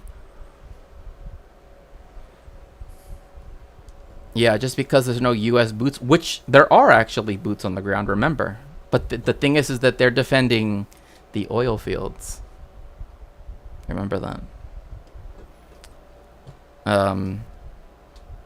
Yeah, we'll just ignore Syria then, right? Yeah, my garden neighbors are from Syria, yeah. Oh, so if they're from Syria, then they know exactly. Like, I was in Dimashq, right? Most of the attacks were in Homs or were in Al-Raqqa, right? But in Dimashq, which is the capital, right? It's a big city. It's like the image in my mind right now of the buildings that were right in front of me. how they went from like normal to like literally like looking like everything about them had been just torn apart, right? Just leaving, the very basic fact that they were buildings, right? Like the corners and such up.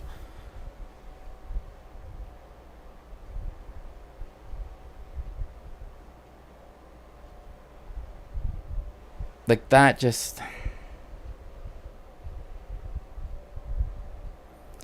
And how fast it all happened too. It was both fast and slow, right? It felt like the strike happened instantly, but everything else happened so slowly. So slowly. Like, I just remember that one of the people I was with, and there was a girl right over here with like curly hair, and she started crying. And I just literally was just like in shock. I was literally in shock.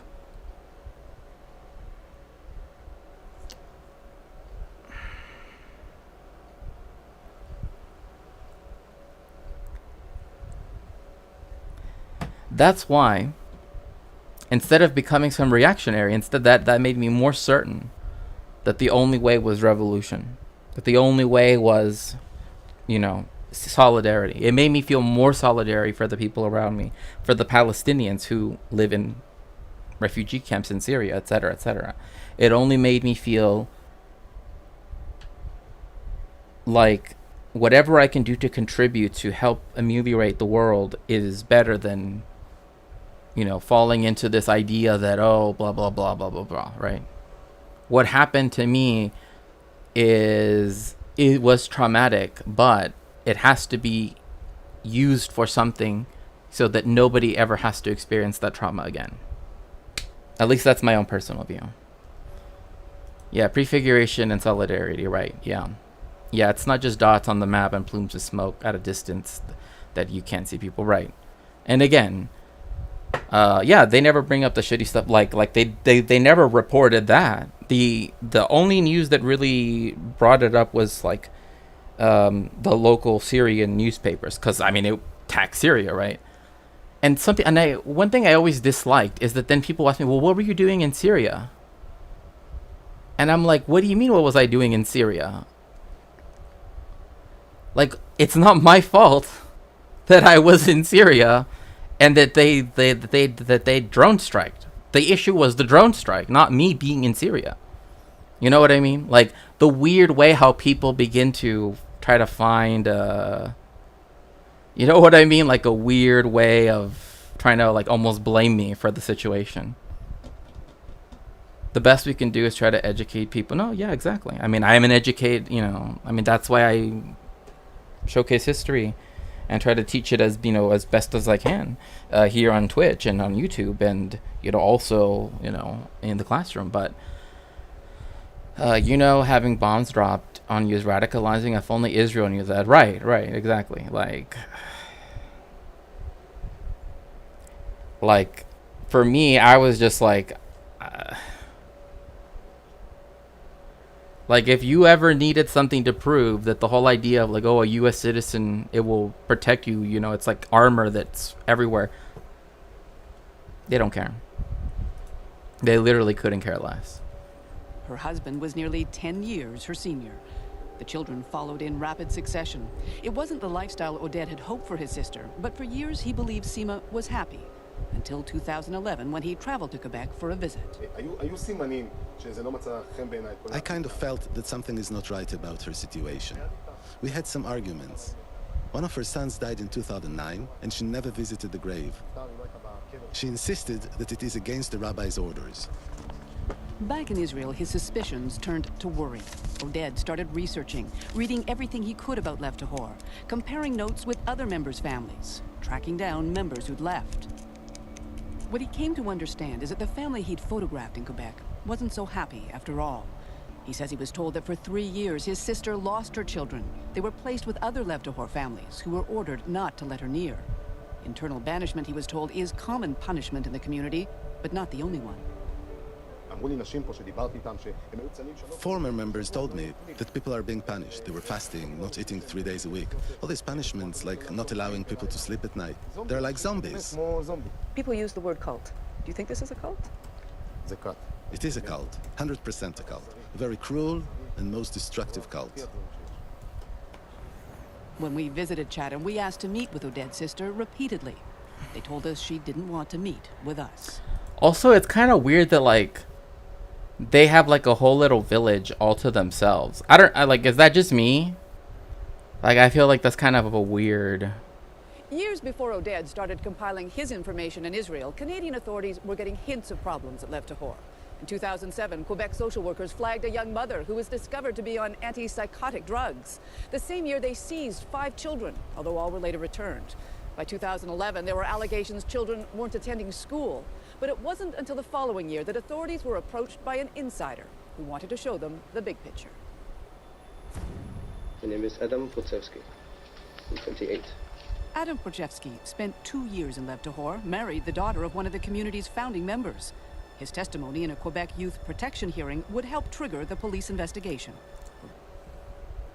I do find it hard sometimes existing in this world when bombs get dropped. I mean, I grew up in Tijuana when it was literally the quote unquote most dangerous city in the world. You know, it's where one day I literally couldn't go to school because they were like, there's literally, like, if you go up this highway, right, like when it becomes when there's an intersection going up ahead, right, on the main highway going into the city, there's literally like a shootout going, so you might as well just go home, right? It's just, like, oh yeah, of course. I mean, I could go more in detail, but I don't want to because it's like, it's way too much. I think it's weird, but it's not something I would choose. But I get that some people might want to live close, but I do think it's weird because I feel like they own all of the houses, right? As long as they don't try to illegally block people. No, it is that type of situation. It is that type of a situation where they own all of the homes. Because remember, I told you, if they work, right, because they have to pay for everything, right, to feed all the children, to buy the Hebrew books, which aren't cheap, right, they have to go work, and all the money goes into the stock portfolio, the finance portfolio, that guy that they recruited and had brought into the fold, right, that was a Wall Street guy, right, invest in to then make more money, right? And because it's in the United States and not in Canada, right, they're not subject to the same rules, right? Like if there's an investigation against them in Canada, it doesn't affect their investments in New York, right? Because it's a different country, right? So the Gaza situation has jaded me to the point where I cry in public because I can't get the images I've seen out of my head. I know exactly what you mean. I mean, look, they have 3 layers of keffiyeh. And you can find videos of me wearing my keffiyeh, the one that's from Palestine. Well, ages ago, because this has been something this is why I could never visit the state of Israel. I can't. I could never, like my grandparents said, no, we could never visit a land where people so monstrous, right, as to forcefully expel, segregate, etc. Like we could not. How could we go there when to go to what is often called the Wailing Wall, right, to le mur de lamentation, right, in French, right, and not weep at the sight of the fact that this place isn't free, right? It's a place that it's contrived, right? It's a contrived freedom. The Western Wall, right? It's a real conspiracy theory in India. Okay, I have to go, but what times do you usually stream? Thank you so much, Mama Communist. I usually stream Mondays, Wednesdays, Fridays from 1 p.m. Pacific to 4 p.m. Pacific, typically. Yeah, the Western Wall. Like they never felt that it was okay, even religiously, to visit. Yes, thank you. Thank you so much, Cat Pig. To even visit for religious purposes. They're like, they have, like, again, like the language that, like, I was taught was like, they have stolen that from us. Right? Just as they have stolen the rest of the land from the indigenous people. Right? My parents too. We're not going to go there. That's not our, like, we would be enabling the horrors upon the people who are like us, right? We are the dispossessed as well. How could we go? You know what I mean? And I myself can't. Like, I've been to Syria and I've been to Jordan, but I've never once felt like I need to cross into the state of Israel. I just can't. I can't.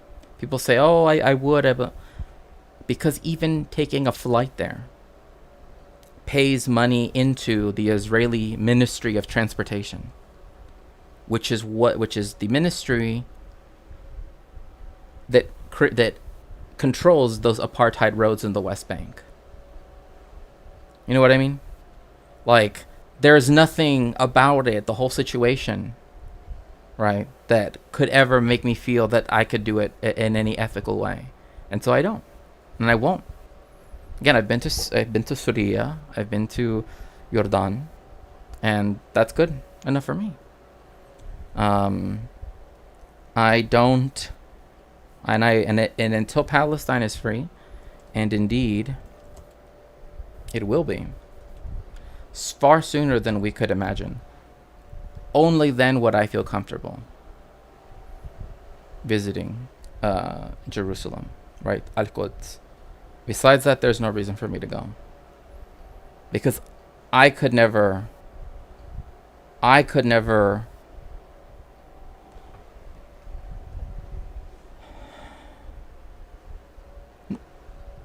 even as a historian, right? Knowing that the nature reserves, right, of Israel, the national forests, the national parks, etc., that all of that was done to hide, not to protect nature, but to hide, to destroy the history of the people that used to live there before they were ethnically cleansed. I just can't. Like, I know that there are mass graves, under the beaches of Tel Aviv. I can't go there. It would be unbelievable,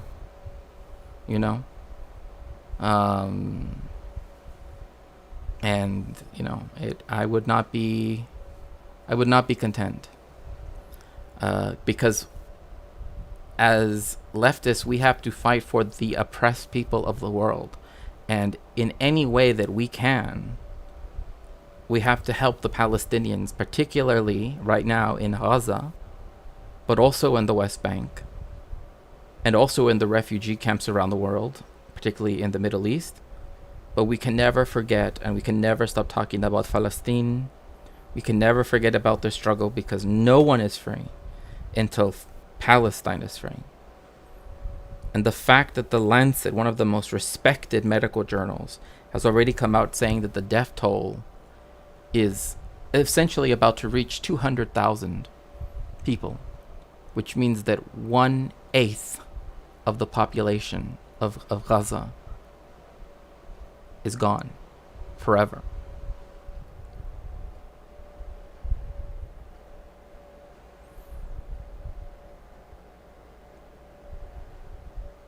I can't. Do you know Jewish Currents, the news paper or the news outlet? I remember all the forced ads in 218 encouraging people with views of the beach. It's beyond morbid of Tel Aviv, right? I mean, like, there's one, and again, I still I'm trying to get it. I have to get the timestamps ready, so that way Zira, our wonderful mod online magazine. Yeah, they used to do print as well, I believe. Yeah, I think I've heard of them. Yes, I mean, yes, I've heard of them. Not I think I have heard of them. It talks about how, something horrific happened. I'll just put it like that, right? In a village called Tantua. And they literally talk about how they went what became the IDF, the Haganah, that once they were done doing what they did, right, to innocent people, that they went swimming and were like sunbathing on the beach. And I'm like,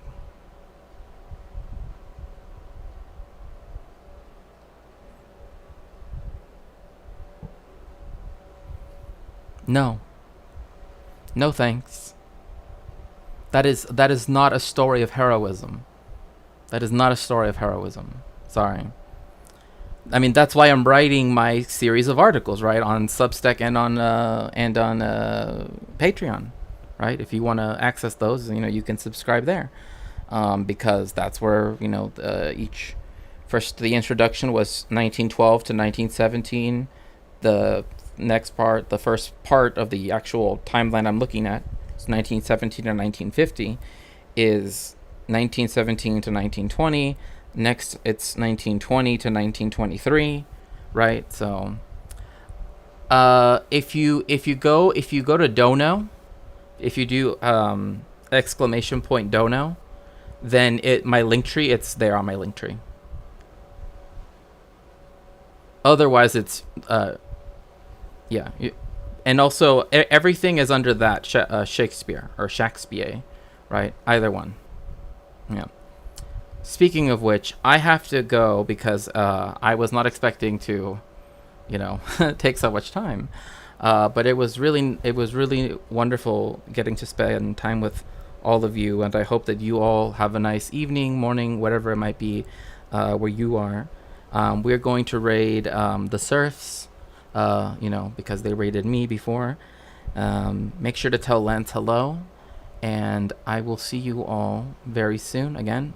Monday, Wednesday, Fridays from 1 p.m. to 4 p.m. Pacific time. Thank you so much for joining me. Make sure to get into the machine so we can head on over with Lance. Thank you very much. Oh, yeah. Anyway, thank you so much. Bye.